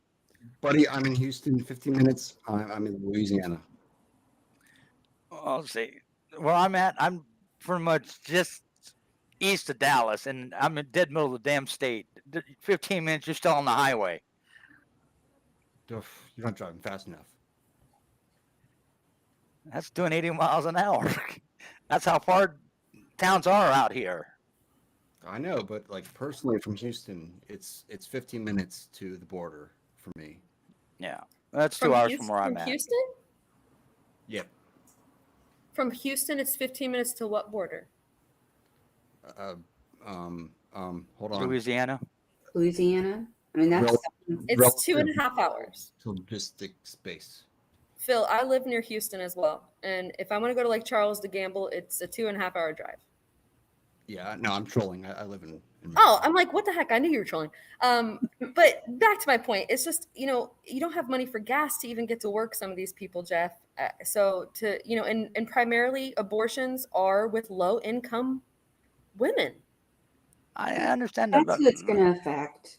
Yes, and that's absolutely horrible. But you guys are barking up the wrong tree. I believe in women have a choice of what they do. The only time I don't agree with it is if they're using it for birth control. I'm not saying all women do, but there are quite a few women that do. And that's none of your business, Jeff. Sorry, none of your business. I disagree with that if I happen to be the man that caused that child to be conceived. But you're not. So, okay. How do you know I'm not I'm one of them? You don't. Go ahead, Julie. Go ahead. Just kidding.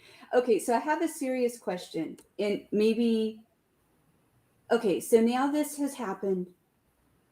They made their decision. Whether you're pro-life or pro-choice, if we're wanting to help women keep their rights, what do we do now? So I just kind of Googled really quickly. It looks like there's a nonprofit in Texas called Fund Texas Choice. It seems like they'll help women, travel to other states. To an extent. So what do we do? Do we write our senators, write our congressmen? How do we get the word out? How do we build momentum to help women keep rights? I mean, is it just a done deal, or? I don't. Oh, go ahead, J3. I don't have the answer. I think it's going to take a lot of legislation. I think the best thing that we can do right now is to continue to embrace the younger generation and stop talking so much shit about them and the way that they are right now, or the way they dress, or whatever else people have a problem with. They need to be embraced. I think making them feel less than is the wrong path to go. Help them. They already know what's up. Like you said, Joy, they're so smart and they have access to internet 24/7. We did not have that growing up. So just keep embracing their ideologies, because yes, they're just kids. So of course they're going to be a little crazy and they're going to do things that some people might not like. But I think the vote is going to be the biggest voice. Unfortunately, most of our senators or congressmen are right-wing, far right-wing in Texas. And Mine so, too. yeah, yours too. And so getting to our Democratic representatives really does nothing, because they have no voice here. You can't even do that to the Republican ones here. They're in the same boat. Do what? We got a new. Hi, baby. Hi. How are you? Both sides of the I'm both sides of the fine. aisle are just as guilty as the other. What? Hey, girl. Hey. I had to join because I've had the whole day to just stay away from the TV. So I decided We're instead of glad you're here. bitching on my own underneath my breath, I'd come here instead. Perfect. What do you got to say? Well, I think what's difficult for me as a Black woman, I feel like I've been screaming about this forever. Mm-hmm. And it's very, and I'm going to just state this, as I've spoken to Black women all day long, and we are all apathetic to it. It's difficult. We don't want to be, but it's very, very difficult.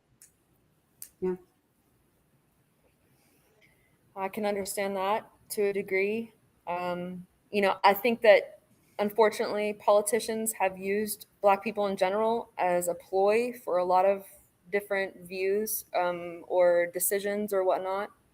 And I think that's a travesty in itself. I personally don't think it matters what color you are. If you want to do something with your body, you should be able to do it. Oh, no, I mean, I agree. And all of that, I totally agree with. I think what's difficult for us is it feels as though we were pointing this out in 2014, 2015, 2016, yelling at the top of our lungs, saying this is exactly what was going to happen. Yeah. And we were told that we were being hysterical. Right. I got a question for you, Javit. Yeah. We're in 2022, correct? Yeah.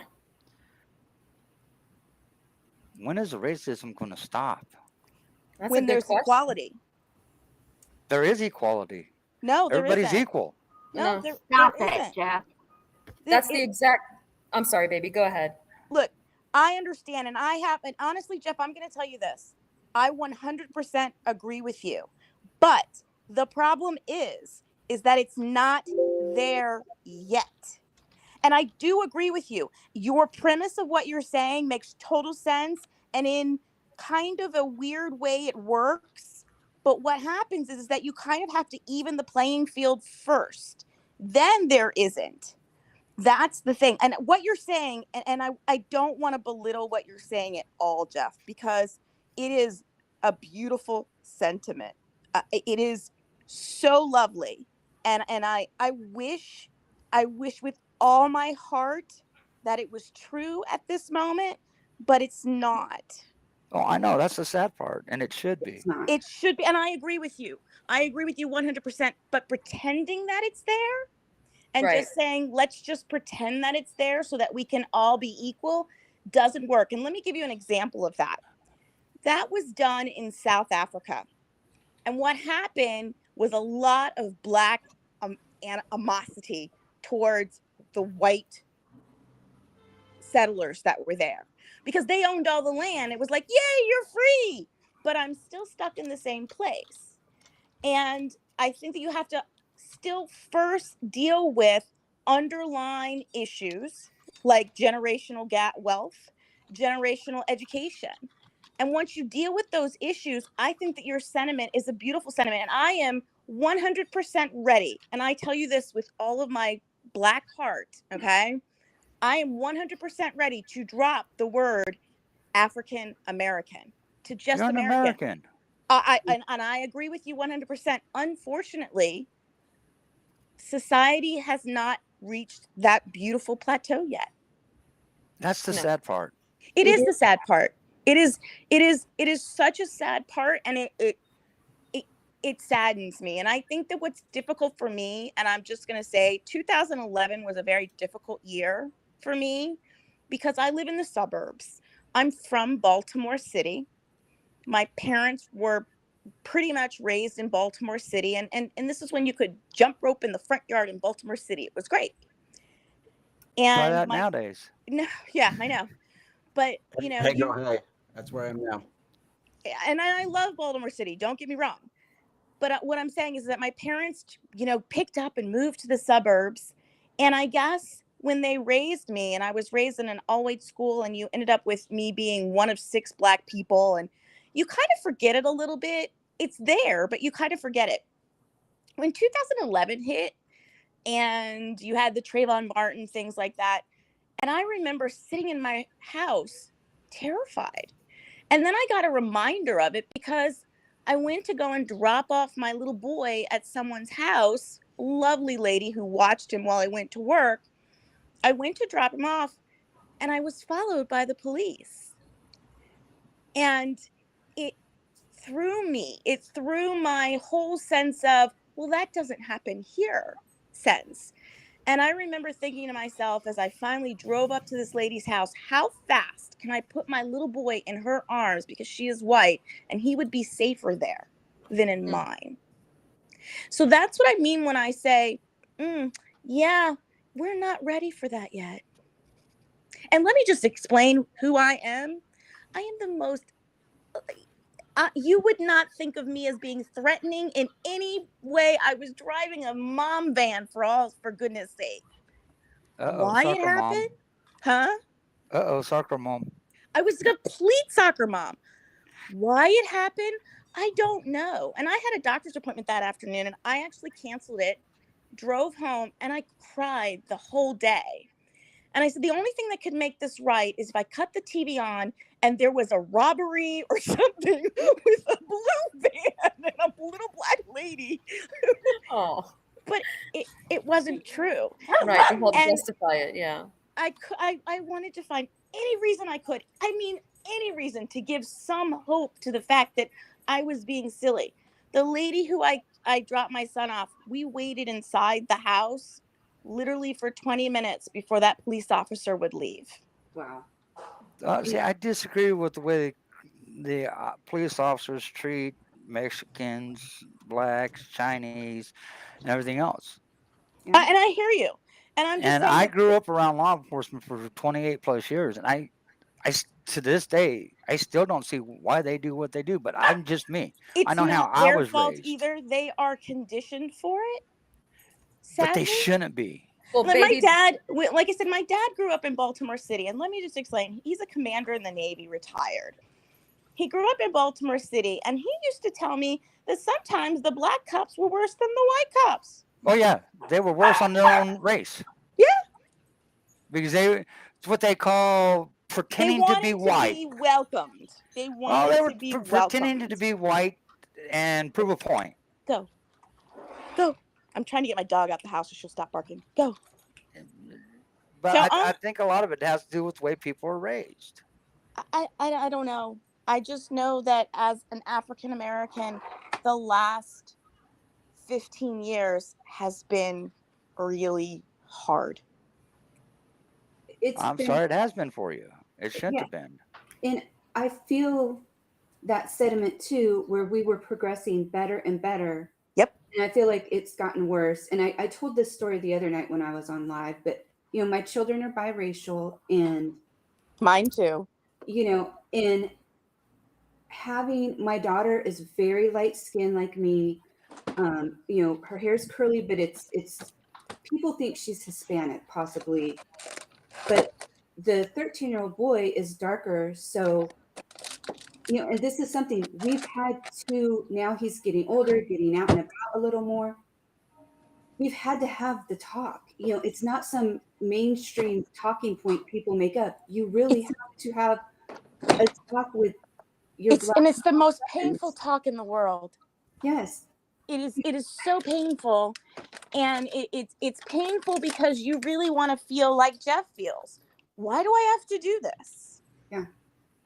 And Well, a lot of it's because of the way I was raised. I grew up around African American kids, biracial kids, and the way I was raised is we're equal. It doesn't matter what the color of your skin is. We all bleed red. Yeah. Agreed. And most And people I looked at believe these other exactly kids what you're as like, saying. growing up as a kid, I look at these other kids like, damn, I want to tan like that. But that's how I was raised. Most people believe exactly what you're saying, but as far as this abortion issue is going and women feeling, black women, being apathetic is kind of like we're walking around and we're going, okay, well, I'm taking care of mine. Damn. And didn't that sound awful? No. Well, it felt awful. It felt awful, but it is what we are thinking at the moment. Well, it's like I said in here. The only thing I don't agree with is some women do use it for birth control. That's the only time I don't agree with it. And I think it's such a small amount. And you know what I have to say? I personally am not for abortion, but I'm for pro-choice. That's my personal opinion. And I do believe there's a cutoff. Everybody's entitled to their choice. You know, I mean, and I think that, let me say, my mother's best friend, who sadly has dementia now, but my mother's best friend was the nicest lady in the world. And I remember being a kid and saying, Mommy, why doesn't Aunt Debbie have any kids? And she wouldn't tell me. Well, she finally did tell me. She had one of those backyard, back alley abortions. Mm.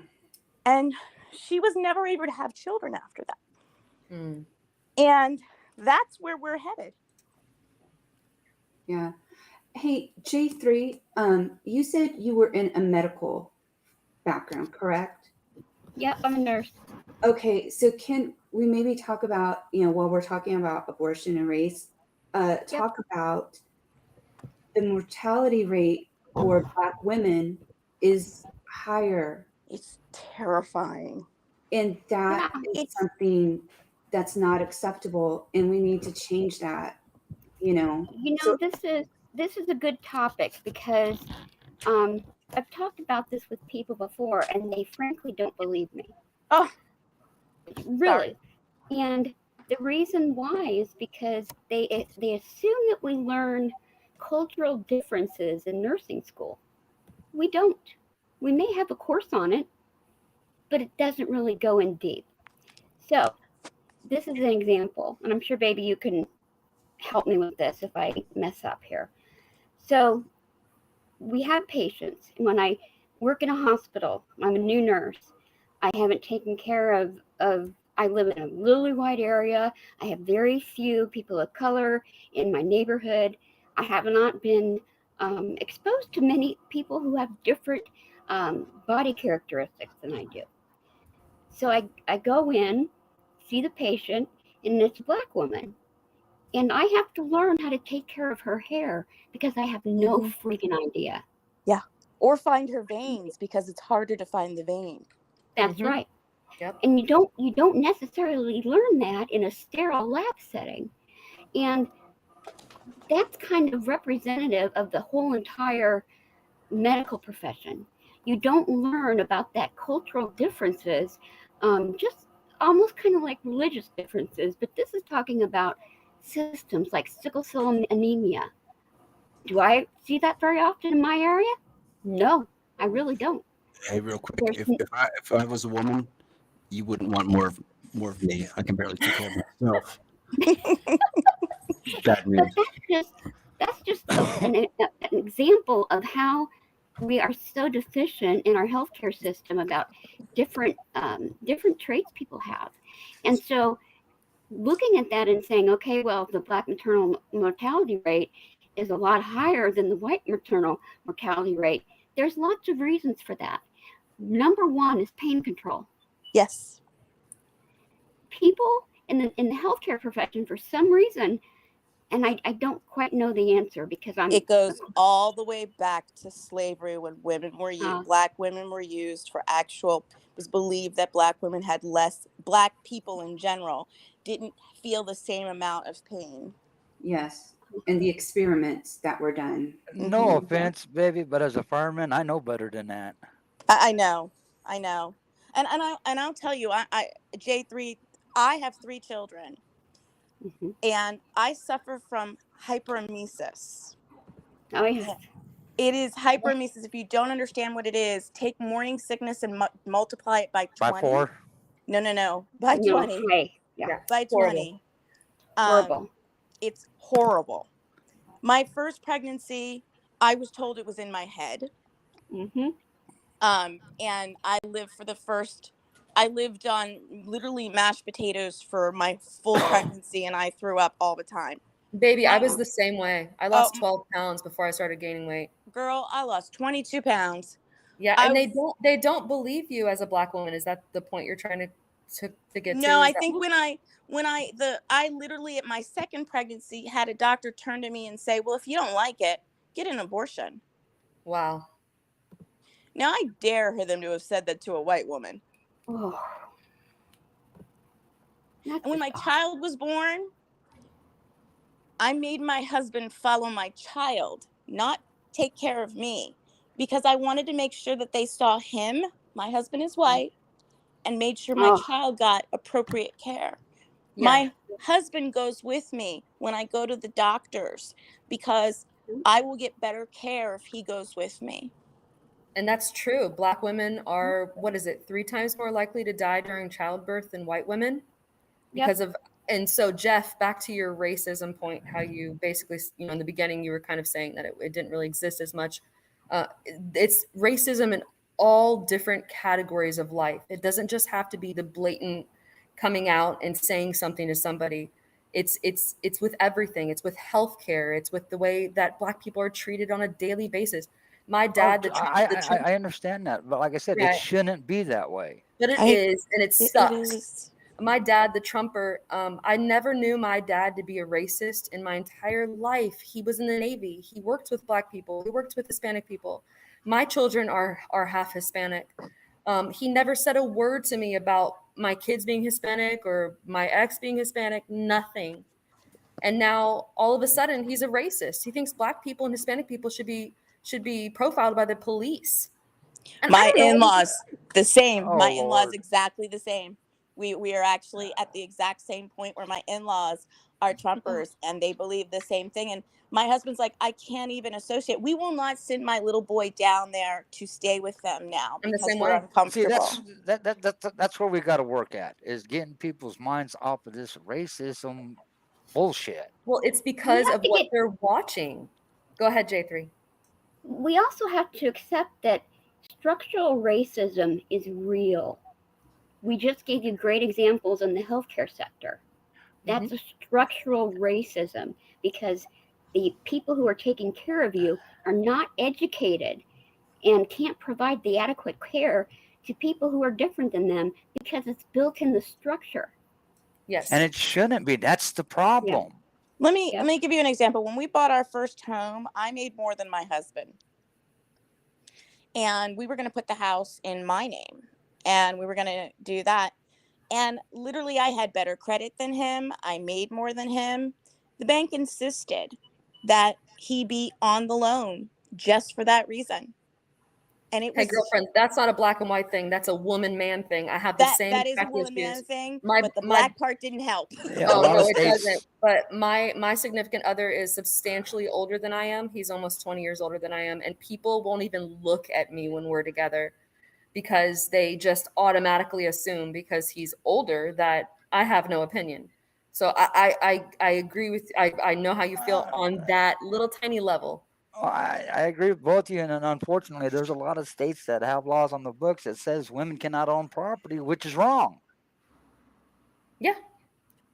If I look at it this way, if she can afford the property, let her be the owner. Right. We've had to go to great lengths. My husband is leaving for Germany, and he before he left, he had to go to great lengths to make sure that I had all of the information given to me because it's harder if let's say, God forbid, something happened to him and he was killed for some reason. It's harder You'd have for your hands full. Yeah, it's harder for a black woman to actually get and acquire her insurance. And on top of that, there's a one that's really difficult that people don't see. When a black woman files for divorce, she rarely gets any alimony or compensation for that. I've seen white women who have gotten 3 years living in the house. I have never once seen a black woman have that same thing happen. That goes both ways because I know guys that have issues trying to get help, and their mentality is, well, you're a white male, you shouldn't have to ask for help. Yeah, no, I agree. And what I'm saying is that white males and black women are placed on both that category. What black women are looked at, well, you can go to work. And see, and that's one of the biggest pet peeves I got with the way society is. We're in 2022. We're not in the 1800s. I don't know. It looks we like should we have might had be going that back stuff there. cleared up long before now, and it's still not cleared up. And it makes absolutely no sense why 200 years later we still have the same issue. I think And because why we're backtracking. Well, part of the reason is because we kept trying to sweep it under the rug and not deal with it. Sorry, I don't that's know as much as sweeping it underneath the rug. I think it was just talk. You're not going to make me change my mind. What the dog is saying. Baby, what did the dog say? What is the dog's opinion? The dog is mad at the ice cream man. He didn't bring her a treat. The dog is mad at the ice cream man. Hey. He didn't give her a treat. Dotson. Let me I tell heard you, a certain they guy don't in listen. a certain capital buy an ice cream truck this morning. That was pretty funny. There's the ice cream man. I guess I'll never understand why society is still the way it is after 200 years. Well, Jeff, I like your positivity, and I'm glad that you're not that way. You know, I'm glad that you're giving us hope, you know, and that's what we need. We need more people advocating in giving hope and giving equal rights and keeping that out there. And, you know, Well, it's like when I went in the military. I didn't go in the military just for white people or black people or Mexicans. I went in the military for everybody as an equal. My job was protecting the Constitution for everybody, not one race over another. Everybody was on the same level. And I still hold those values today. Unfortunately, not everybody does. And that's what's you wrong know, with I don't. society. I want to give everybody the benefit of the doubt. I really believe that there are white people who who feel the same way that you had mentioned before. Like, why can't we just, all be Americans? And I really in part of me feels really bad for them because they mean it so much. Absolutely, baby. It's what's really disheartening to me is I've seen several videos lately on YouTube of Black women in particular and how much they hate us. And it's disheartening for me because I love everybody in general, in a general sense. Of course, there's people that are going to piss me off, but I know there's race. I get it exists, but it doesn't really matter. I could give a fuck less. And so when I see this, I can see the hate in their eyes, and I hate it for them, and I hate it for anybody else. And I will say that since Trump was in office, I've had Black people that have been absolutely rude to me. But what am I going to do? Just let it roll off my back. It doesn't bother me in a sense, in a way it probably would bother you as a Black woman if a white person was being rude to you because of your race. No, of course it's going to bother you. I mean, and I have to say, oh my God, dog. I have to say that I totally have seen what you're saying. And I think there's just this feeling of, oh my God, I'm so tired. Right. It does wear you down. It really does when you think about it. Because a lot of things that happen is how you lead your life. Step from here? Like, what is the best course of action other than general advocacy? Like, I don't know, what do you even try to do on a local level? I don't know. I feel don't. like Jeff is not being adversarial and is kind of speaking a little bit of facts in terms of the general, opinion held by. Yeah. I don't have an answer. I don't think The only answer I can think of, and a lot of people might not agree with it, is you take people from every walk of life, whether they're Chinese, Mexican, Japanese, African American, Indian, Native American, whatever, and you sit them down and you come up with the simple solution to get everybody on the same track. Instead of running a million different tracks, we all need to be on one track together as humans. And that's what we are. We're all humans. I agree. I just don't know how it would be done. I don't think it can ever be done. And that's the biggest problem. Well, we can't give up. We got to keep fighting, and they say racism is a white problem because it's in general the white people who've been racist throughout America's history and world history. It's not just a white problem. And we have a part to stick up and use our voices. I'm pretty shy in real life, or pretty shy in here too, but having that voice to stand up, for ourselves and for others. And I don't know. I think this is a great group right here. I mean, I think we've solved all the problems of the world in this group. And I just think we've been on this panel for a while. And you know what? We haven't had to watch Oreo stream at all. We have been in our own happy place of love and peace. Girl, I have not been able to watch him today. Him and Wizzy. I can't. No. But I can't. I've been watching people tweet about it. That's not doing the work to have a good faith dialogue. We made a mistake. Drama. I don't crave argument or drama, but that, that's not doing the work to try to have a good faith discussion and dialogue. Right? I can see now everybody was going to be saying this panel, that panel was rigged. There's no way they were not open-minded with each other. That's impossible. Right, they would just call it fake. Well, I Yeah. think right now my problem, and I'm just going to say it, my problem is this whole left-right thing.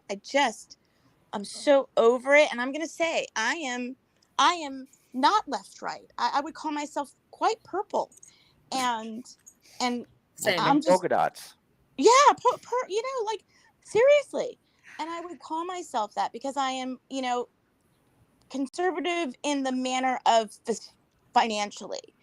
But everything else I'm liberal. So, and it's frustrating. And what frustrates me the most is when I hear Wizzy say the left, the left, the left. I just want to reach through the screen and choke him. I feel your concerns because I'm tired of hearing the left side, the right side, Trump this, Biden that. I'm tired of hearing it all. Yeah. Right. Well, there's Americans are responsible for what's going on. We're all guilty of it because we put who's in office in office. Yeah. We're to blame. The person we need to be looking at is ourselves in the mirrors because we're to blame. We really are. But let's be honest.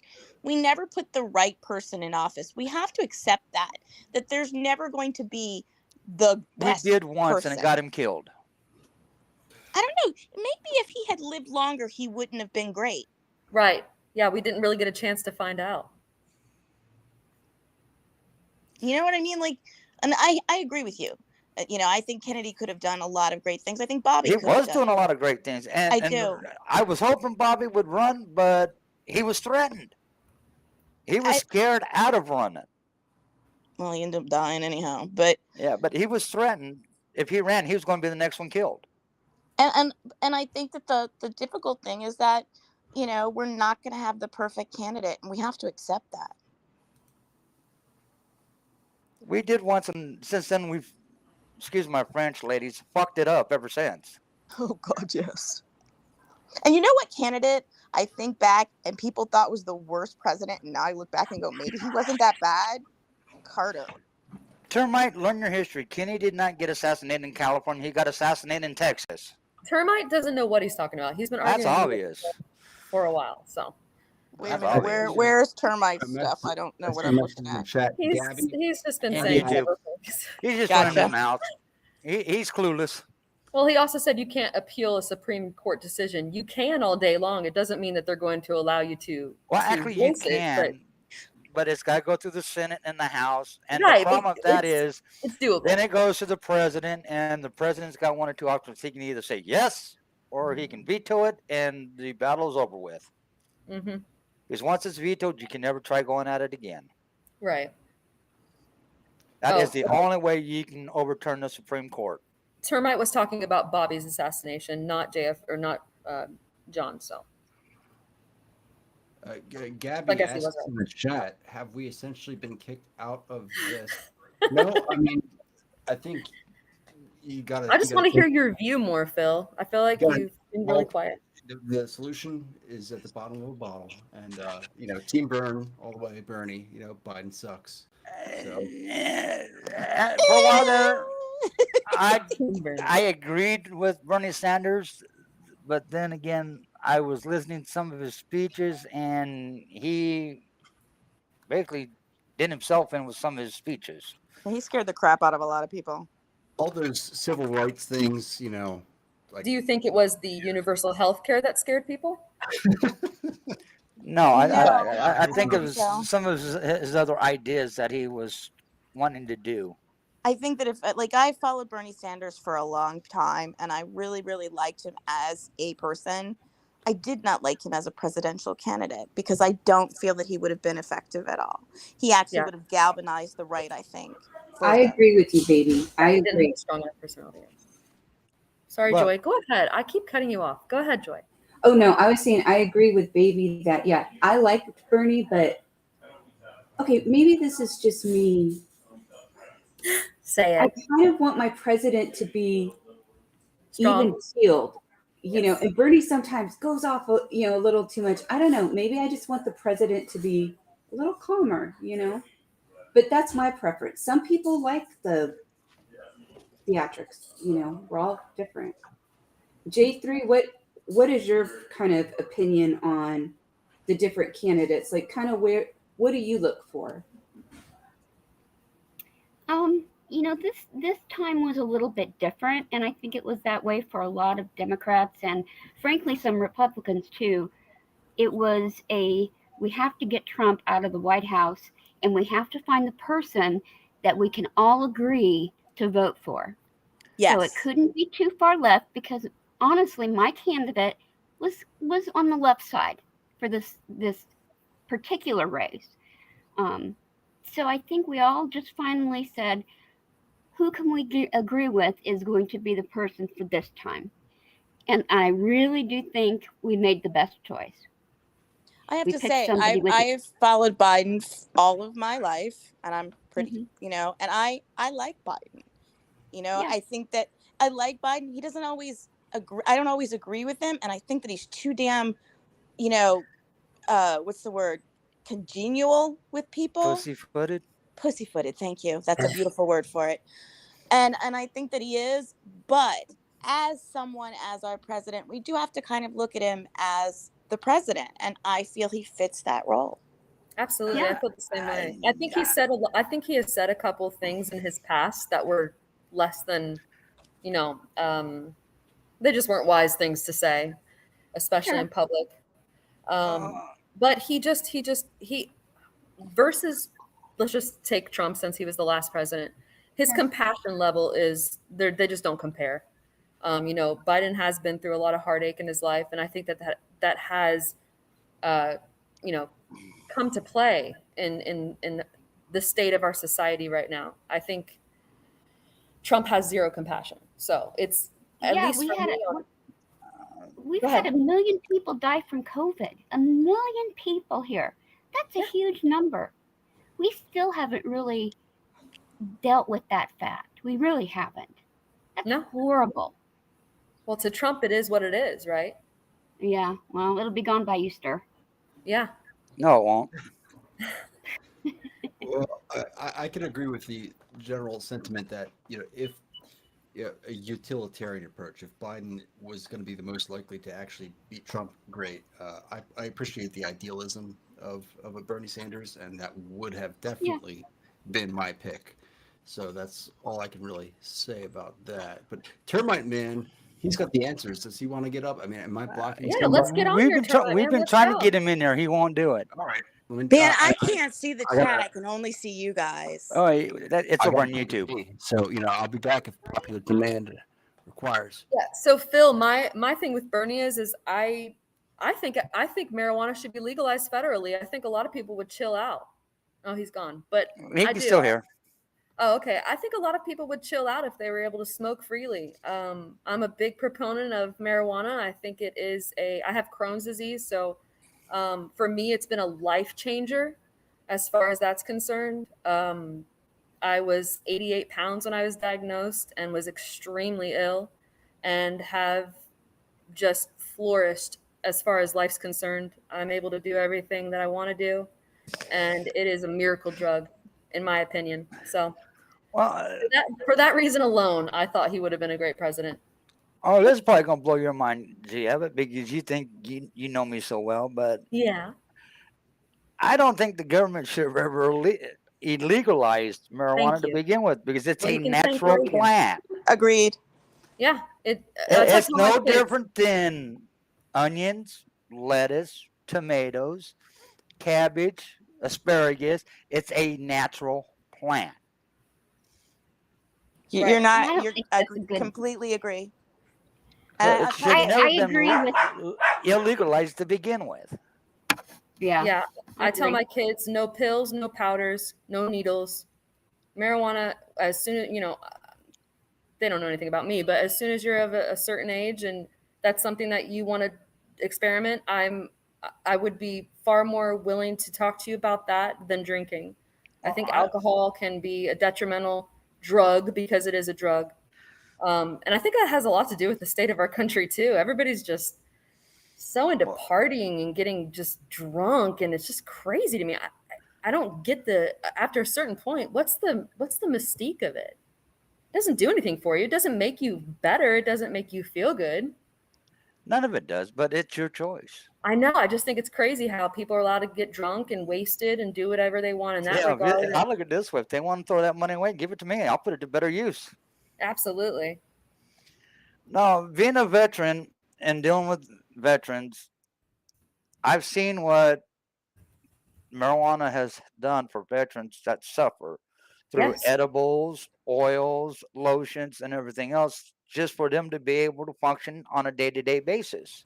Yeah, there's a great video on YouTube of a guy who has Parkinson's disease, and he uses the marijuana tincture. He puts 1 drop under his tongue, and within about 5 to 10 minutes, his shakes are completely gone, and he's able to function. I just don't understand why we would ever want to take that opportunity away from anybody. Well, here's the funny part. If our government were to actually sit down with Native Americans and look at what they use for medicine, they would be shocked on how many natural plants have been able to handle so many different things that the Indians have used using the plants. Right. Well, unfortunately, the pharmaceutical industry will not allow Oh, no, that. they'd lose money.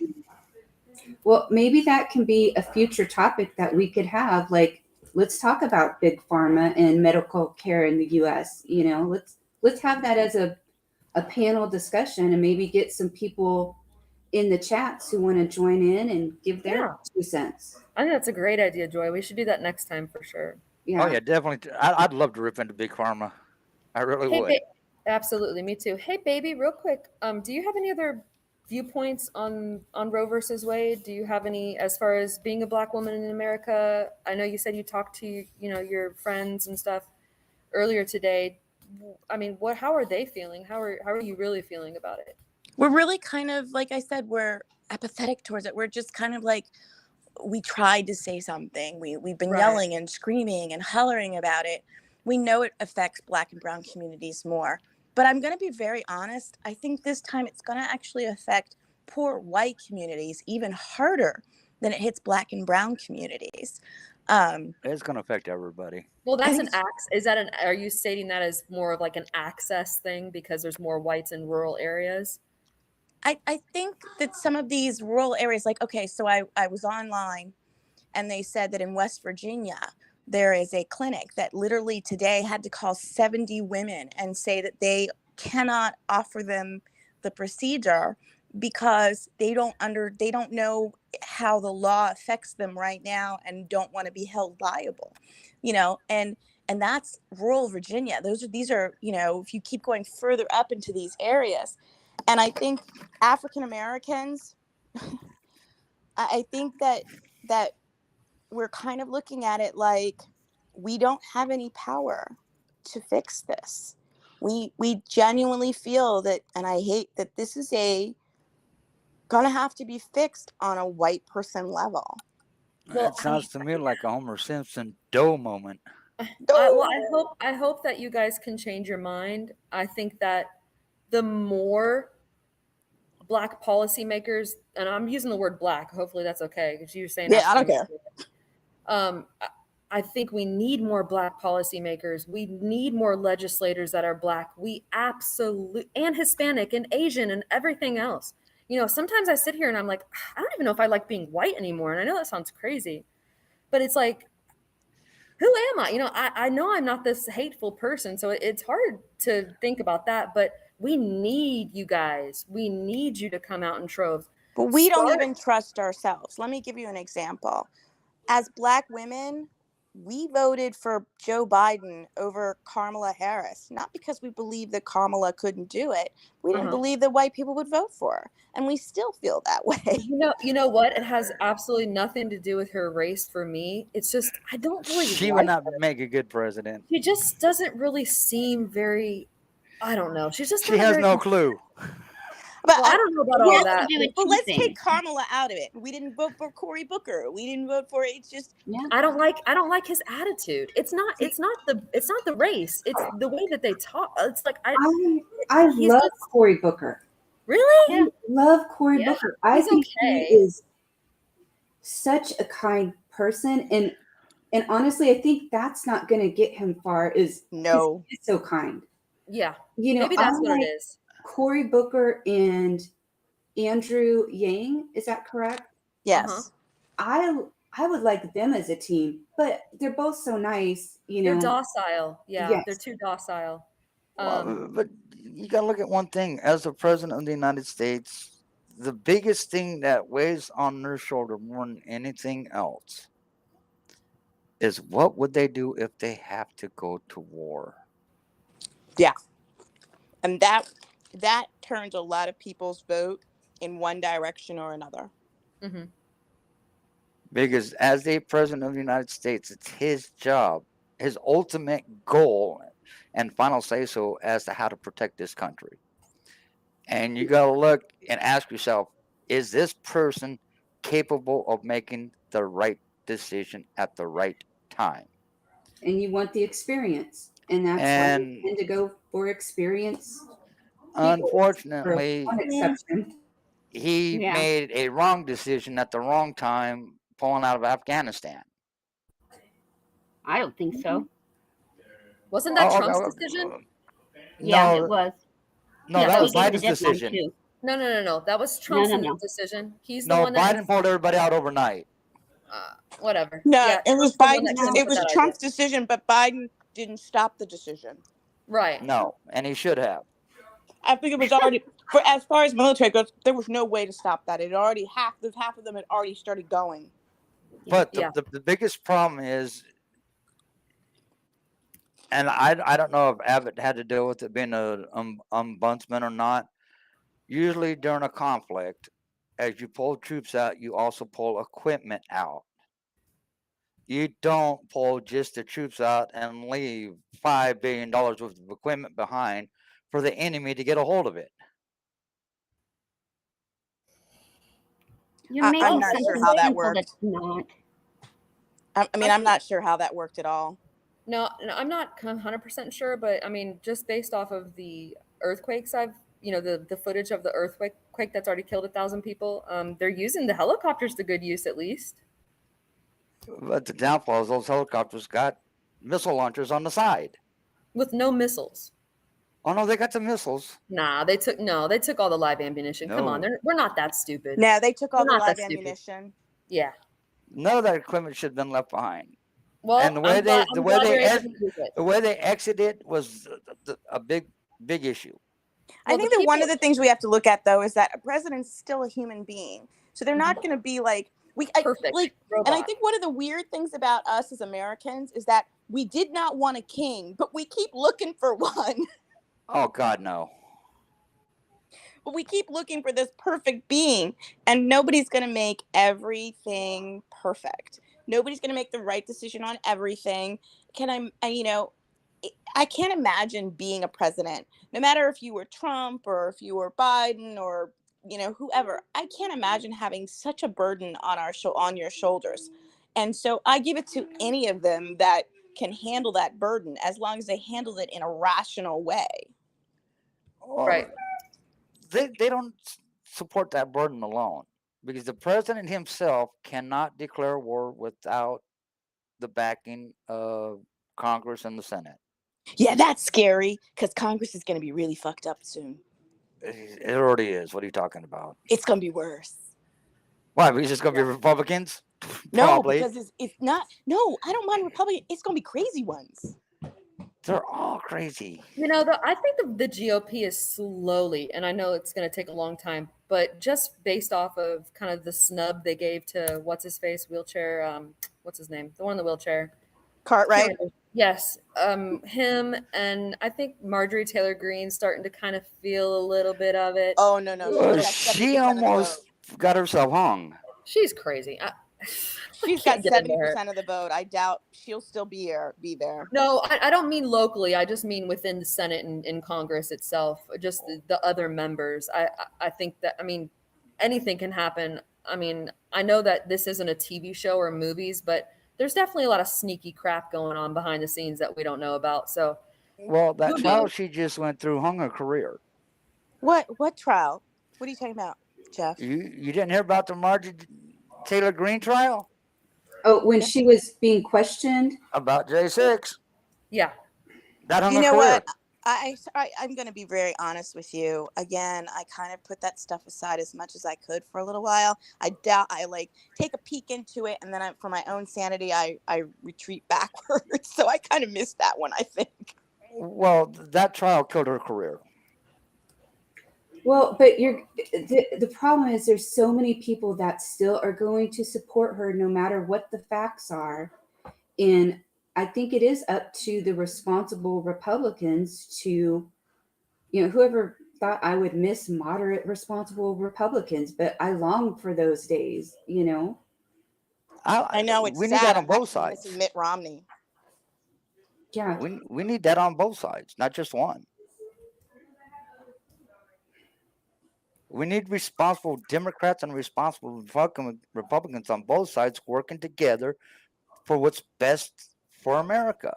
And unfortunately, we don't have it. No, because everything now is just about the next election cycle. Yeah, they're worried about midterms. Well, and unfortunately, in the American culture, the ones who are the most entertaining, the craziest, they get all the news media time. Kind of, Jeff, when you were asking earlier about why do we pay pro athletes this amount of money? Why do we pay, military, teachers, essential workers this? It's the culture we live in. We love entertainment, and ones with the reasonable voices, they don't make the headlines. Okay, can I ask you, all of you four ladies, what you thought about Obama as a president? I liked him, but I'm going to be honest with you. He pissed me off sometimes. He will be remembered for Obamacare, and for that, I say bravo. Yeah, absolutely. I liked Obama. And again, this is where I've watched some of the old interviews that Obama did. I'm like, why didn't these make headlines? Because he was soft spoken and reasonable. I'm like, wait, I don't ever remember hearing him say this. And again, it just didn't make it. And I'm going to tell you why. There's a reason why. Obama had a lot on his shoulders. And my dad was explaining this to me, and I really had to think about it, because I was coming at it like, well, I'm really angry that he didn't do some of the things that he promised. And he said, you have to understand, Obama's goal was to get through the presidencies. And because his goal was to get through the presidencies, he could not rock the boat as much as we thought he could, because he wants to make sure that there's a second Obama. You know what I mean? So, and that really resonated with me, because it took a little bit of my anger out, because a lot of Black people felt like, hey, Obama, you're there, fix it. Well, I think it's the ultimate form of, Black tax, having to work twice as hard and be twice as educated, as your white counterparts. And I think, yeah. But is all of this happening because we had Obama? Judged. But is all of this happening because we had Obama? Is this a backlash to Obama? No. Absolutely. No. The reason I asked that question is I don't know if you ever heard of Obama's thesis from college. Yes. Where he talked about how to take a country and make it a dictatorship. I think that the thing is that you have to understand, everyone evolves. If I had to go and live through every college paper that I ever wrote, oh my God forbid. Yeah. Well, the problem is his thesis, his second term and going into Biden, is following that thesis so close it's scary. No, I don't think so. I think he was very much non-dictatorship on point. Matter of fact, a lot of the things that he went for, he just agreed with Republicans. And just because it was Obama, they disagreed with him. And that nothing to do with that. But the problem is Biden right now is nothing but a puppet. He's not the one pulling the strings. The man has been in Washington, D.C. for 47 years. He passed one bill. They got turned down. That's the only thing he ever did. That doesn't make him the right candidate for a president. Oh, you do understand that he helped the Lilly Ledbetter go through. That was his bill, right? No, he was a backer on that bill. His bill he no, wrote it was got his turned bill. down. No, that was his bill. Okay, he passed one bill in 47 years. There's a whole bunch of other bills that he was actually supportive of. But the man in Can I 47 insert years hardly something did else into anything. the? Yes, please. I'd like to insert, and I think it was Joy that kind of brought it up a little bit, and I wanted to explore it a little bit further. I have went back and doing kind of a little research on these extremist groups and when they appeared. And you know when they appeared? 2011? When Barack Obama was elected. Yeah. Now tell me that Barack Obama didn't face pressure from people and people who absolutely hated him because he was black. I don't know if it was because of his skin color or because of what he was trying to do. Absolutely Skin color. because of his skin color. They'll tell you themselves. Mitt Romney basically said it, that nothing he does, I'm gonna let him have anything through. He was very clear. Well, that just goes to show where Mitt Romney's mind is. Even some black people have come out and said the only reason they voted for him was because he was black. I mean, they're being honest. You know, it had nothing to do with his policies, and it was simply because he was black. Which, hey, go for it. But it went both ways. Well, I have to tell you, during 2008, I did not vote for him for the primary. I did not I voted for Hillary Clinton. Me too. And I know lots of black people who didn't. We waited, and I'm going to say we were pragmatic. And something about black women is that we're very pragmatic.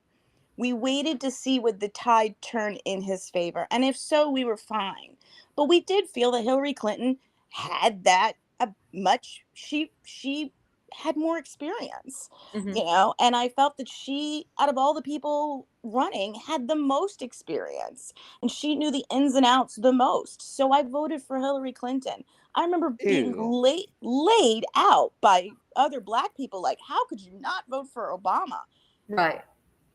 But it almost became something where it was almost as though you had to do it because you were black. Right. And I didn't. How do you figure Hillary Clinton had more experience? Oh my God. What hasn't she had experience with? And let me just, before we go there, Jeff, can I just say something? And this is going to sound funny. Let's pretend Hillary Clinton has pulled off all the things that the right said that she has pulled off. Honey, if she did, I want her for president because she's amazing. The reason I'm asking that question is, she was the first lady of Arkansas and the Arkansas. Yeah. And then she was the first lady of the United States. And then she was the Secretary of State. Senator. For New York. New York don't count. Yeah, they do. I think that there's senators. There's a vast information about what Hillary Clinton, I really liked Hillary Clinton because one of the biggest things that I liked about Hillary Clinton at the time was her work with African Americans in South Carolina with the housing busting. She did that. She was like 22. And I find that, you know, admirable. I think that she was brilliant. And I think that one of the things that they did was look at her. Newt Gingrich looked at her and said, she is a problem, and started their campaign to destroy her early on. Yeah, I absolutely agree.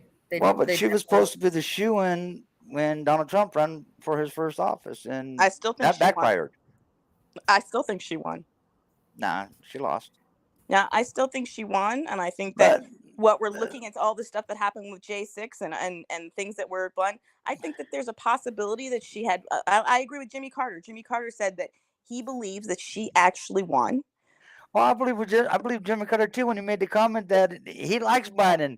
Biden is making him not look like the worst president ever. No, Trump does that. So did Jimmy Carter. Jimmy Carter was not a great president. Well, Jimmy Carter used to be known as the worst president until Biden. That's Trump. No. In history, if you look at the presidents, I can't remember who it is, Thoreau or something. There is one that was really bad. Yeah. No, I think my biggest thing against Hillary Clinton was she turned it. a situation that shouldn't have happened into something that got a lot of people killed. And what was that? Benghazi. Yeah, let me explain Benghazi. I'm going to tell you, my cousin's husband, okay, when they were young, my cousin's husband went to Africa and was part of an African embassy that also was bombed, and he died. And that was under Bush. And Mhm. so the bottom line is, and I'm going to be honest, as a military, you cannot save everyone in the military. I know people want that to be, but that's something that when you go into the military and you sign that dotted line, you must understand. And Christopher Wray understood that immensely. Matter of fact, he wasn't even supposed to be there, but he insisted on being there because he loved those people so much. So, yes, did it happen? Yeah. Yeah. Do we wish that she could have done something to make it better? She could have. Whether she could have, she couldn't. The bottom line is that they are not perfect. Just like we said about other people, they're going to make mistakes as president. Well, but she wasn't president. She was Secretary of State, and she knew And what they're was going to going make on. mistakes as Secretary of And State. she was texted by the ambassador in Benghazi about what was going on, and waited until the next day to tell Obama about it before anything was done. By that time, it was done, over with, and they were dead. Whether it's true or not true, the bottom line is that that's one incident in her history. That's a and big incident. 13 people died. There are other incidents where presidents have had people die, and it's not as big. I don't know how you look at it, but So me being in the military, I look at it this way: one death is a big issue. Well, I'll tell you something. The really weird part about it is when my dad used to go on the ships, and he was on a ship, and basically he was on one of those that had to go and retrieve people from an embassy. Yeah. Those kind of missions back then, they weren't public knowledge. Things like this happened all the time. It just wasn't public knowledge. You know what I mean? And he said to me, he goes, I don't understand. That wasn't public knowledge. When your cousin died, he was one of 20 that died. Wasn't public knowledge. You know what I mean? But her as Secretary of State, she had the power to call in troops to help back them up, and they would have been there within 3 hours. They still said that they wouldn't have been there in time. They would have been there in 3 hours. Whether they would or they wouldn't, it still doesn't define her as a person. I don't think. So I have found, while you guys were talking, the worst president that I think was Andrew Johnson after Lincoln. Yes, that's possible. Oh, Yes. yeah, that's right. Yep, that's it. The worst president was definitely him. He was horrible in a lot of things. Well, everything he did has consequences to this day. So, in my opinion, Andrew Johnson, the worst president. Okay. Yes. That works. I mean, Andrew Johnson, actually, Trump beats him. And that's hard for me to say. Well, that's the good thing about human nature. We're all different. We all have our ideas, and how people perceive them is what makes them who they are. Whether you accept them as what they are, or put blinders on and go through the motion and stand your ground, that defines who you are as a person. Like I said at the beginning of all this, I stand in the middle. I listen to both sides. And somewhere in the middle is the truth. It's like that elephant story, one person was blind and you're touching one part and another part and you don't know what it is. I mean, I agree with you. And I think that just because somebody's on the other side of the aisle doesn't mean I shouldn't listen to them. Well, like I said, a lot of people listen, but they don't listen with an open mind. If that makes sense. I mean, I think we should listen to an open mind. I mean, honestly, I think that Congress in general right now, the fact that they cannot sit down in a room and have a civil conversation is ridiculous. I'd like to see them all sit down in a room. Okay, can I just say, this sounds horrible, but I would like to see like AOC and Marjorie Taylor Greene in a room together. Go for it, dudes. Just go. Box it out. I don't know. What I like to do is get a bunch of water balloons, put them all in the Senate chamber on the main floor, put the same amount of water balloons on the left side as same amount of water balloons on the right side, and tell them, okay, you guys got however long till the balloons are gone. Have at it. Let us know when you're done. We'll open the doors. Well, something needs to change because the current state of affairs, we have 30 people living in a parking lot because they have felt so marginalized in this country. Yeah, and that's the thing is that I know that I joke about the 1776, but I do feel that they feel marginalized. And as someone who has felt marginalized, I feel compassion for that.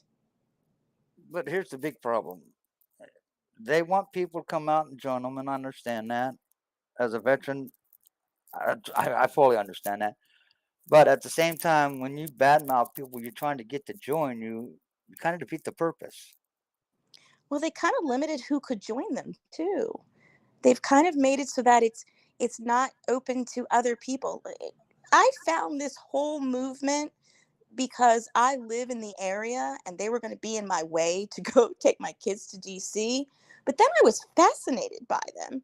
And I actually liked Brian Brazzi. Was that his name? Yeah. I actually liked some of the things that Brian Brazzi said. They're only 30 minutes away from me. And I actually liked the fact that he wanted to make it non-political. He wanted to get some of those things out of it. He wanted to kind of keep it open for all kinds of people to be there. And so he kind of had me for a little while. So I watched, the first stream I watched was Saznek and Wizzy.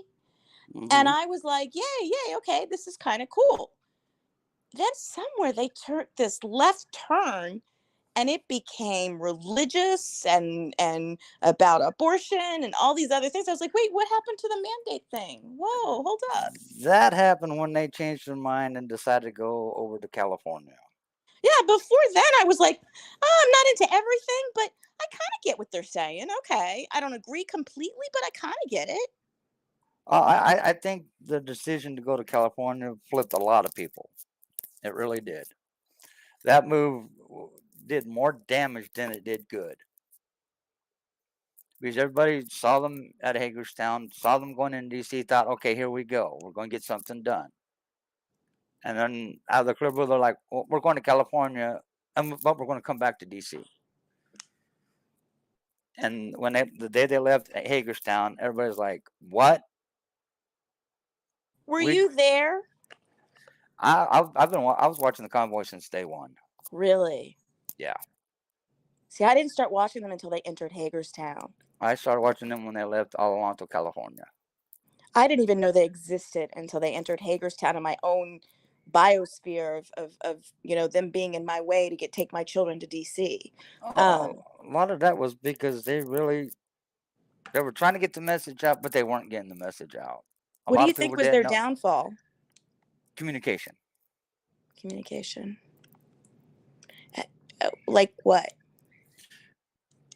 Well, as they were coming across the first time, they were actually communicating with the American people, letting them know where they were at, what route they were taking, what they were going to do, why they were doing it. And then when they went back to California and came back out the second time, they didn't do that. They were trying to keep everything hush-hush.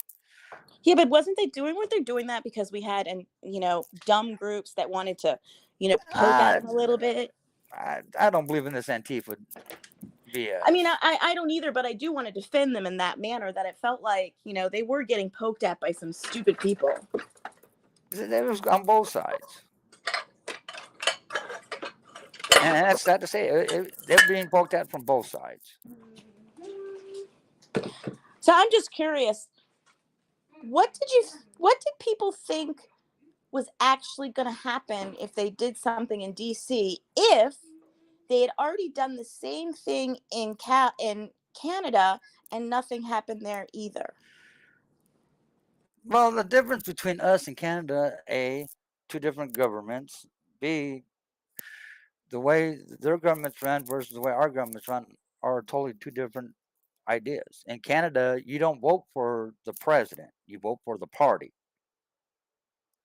Whether it be a Democratic Party or a Republican Party, and the party chooses what's inside itself who's going to step up and be the prime minister. Whereas here, we vote for the actual president itself. We don't vote for the party. We vote for the one person we think would be the best president at the time, whether it be a Democrat or a Republican. I get that, but I still don't understand what the end goal was to go into DC and try to get them to do what? Well, the first time they were going to DC was to lift the Emergency Powers Act and lift the mandates. Okay, and that was their initial goal. I get that one. No, I think that's when I was like, okay, I'm on board. But when they went back to California to fight some laws in California, and then came back, somewhere along the line, that goal changed. And everybody's like, okay, then what's the goal now? Do you think they were scammed at all? Without looking at the books, I can't say yes or no. That's a fair answer. Because the books would tell it all.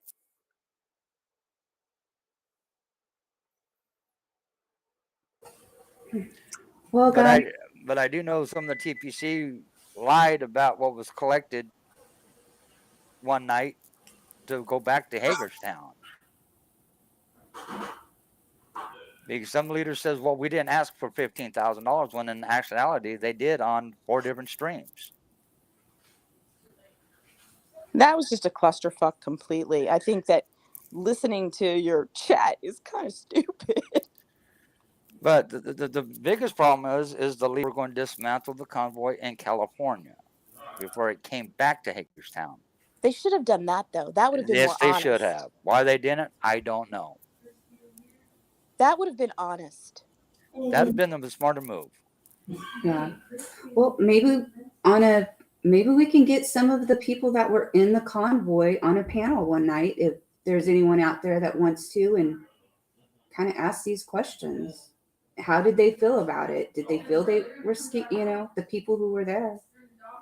Yeah, but I think that they've all kind of run away from it, like Marcus and Mike and Brian. I think that they've all kind of run away from it, and I think that they're afraid to be associated with this 1776, whatever it is.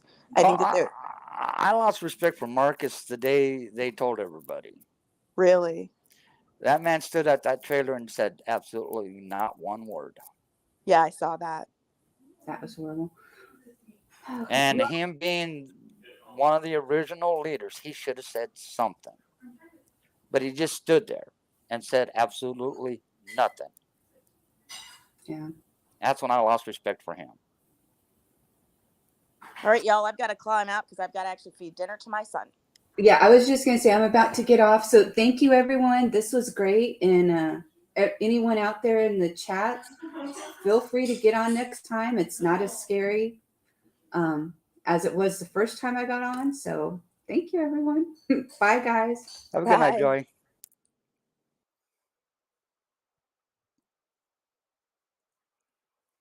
What's your idea on the convoy there, J3?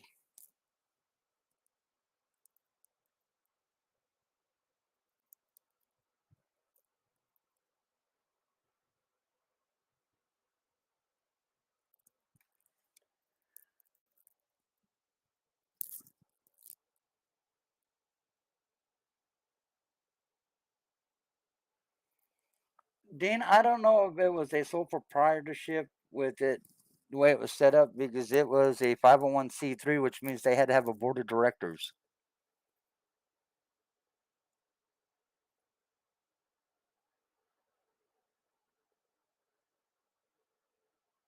But the question is, who was the board of directors?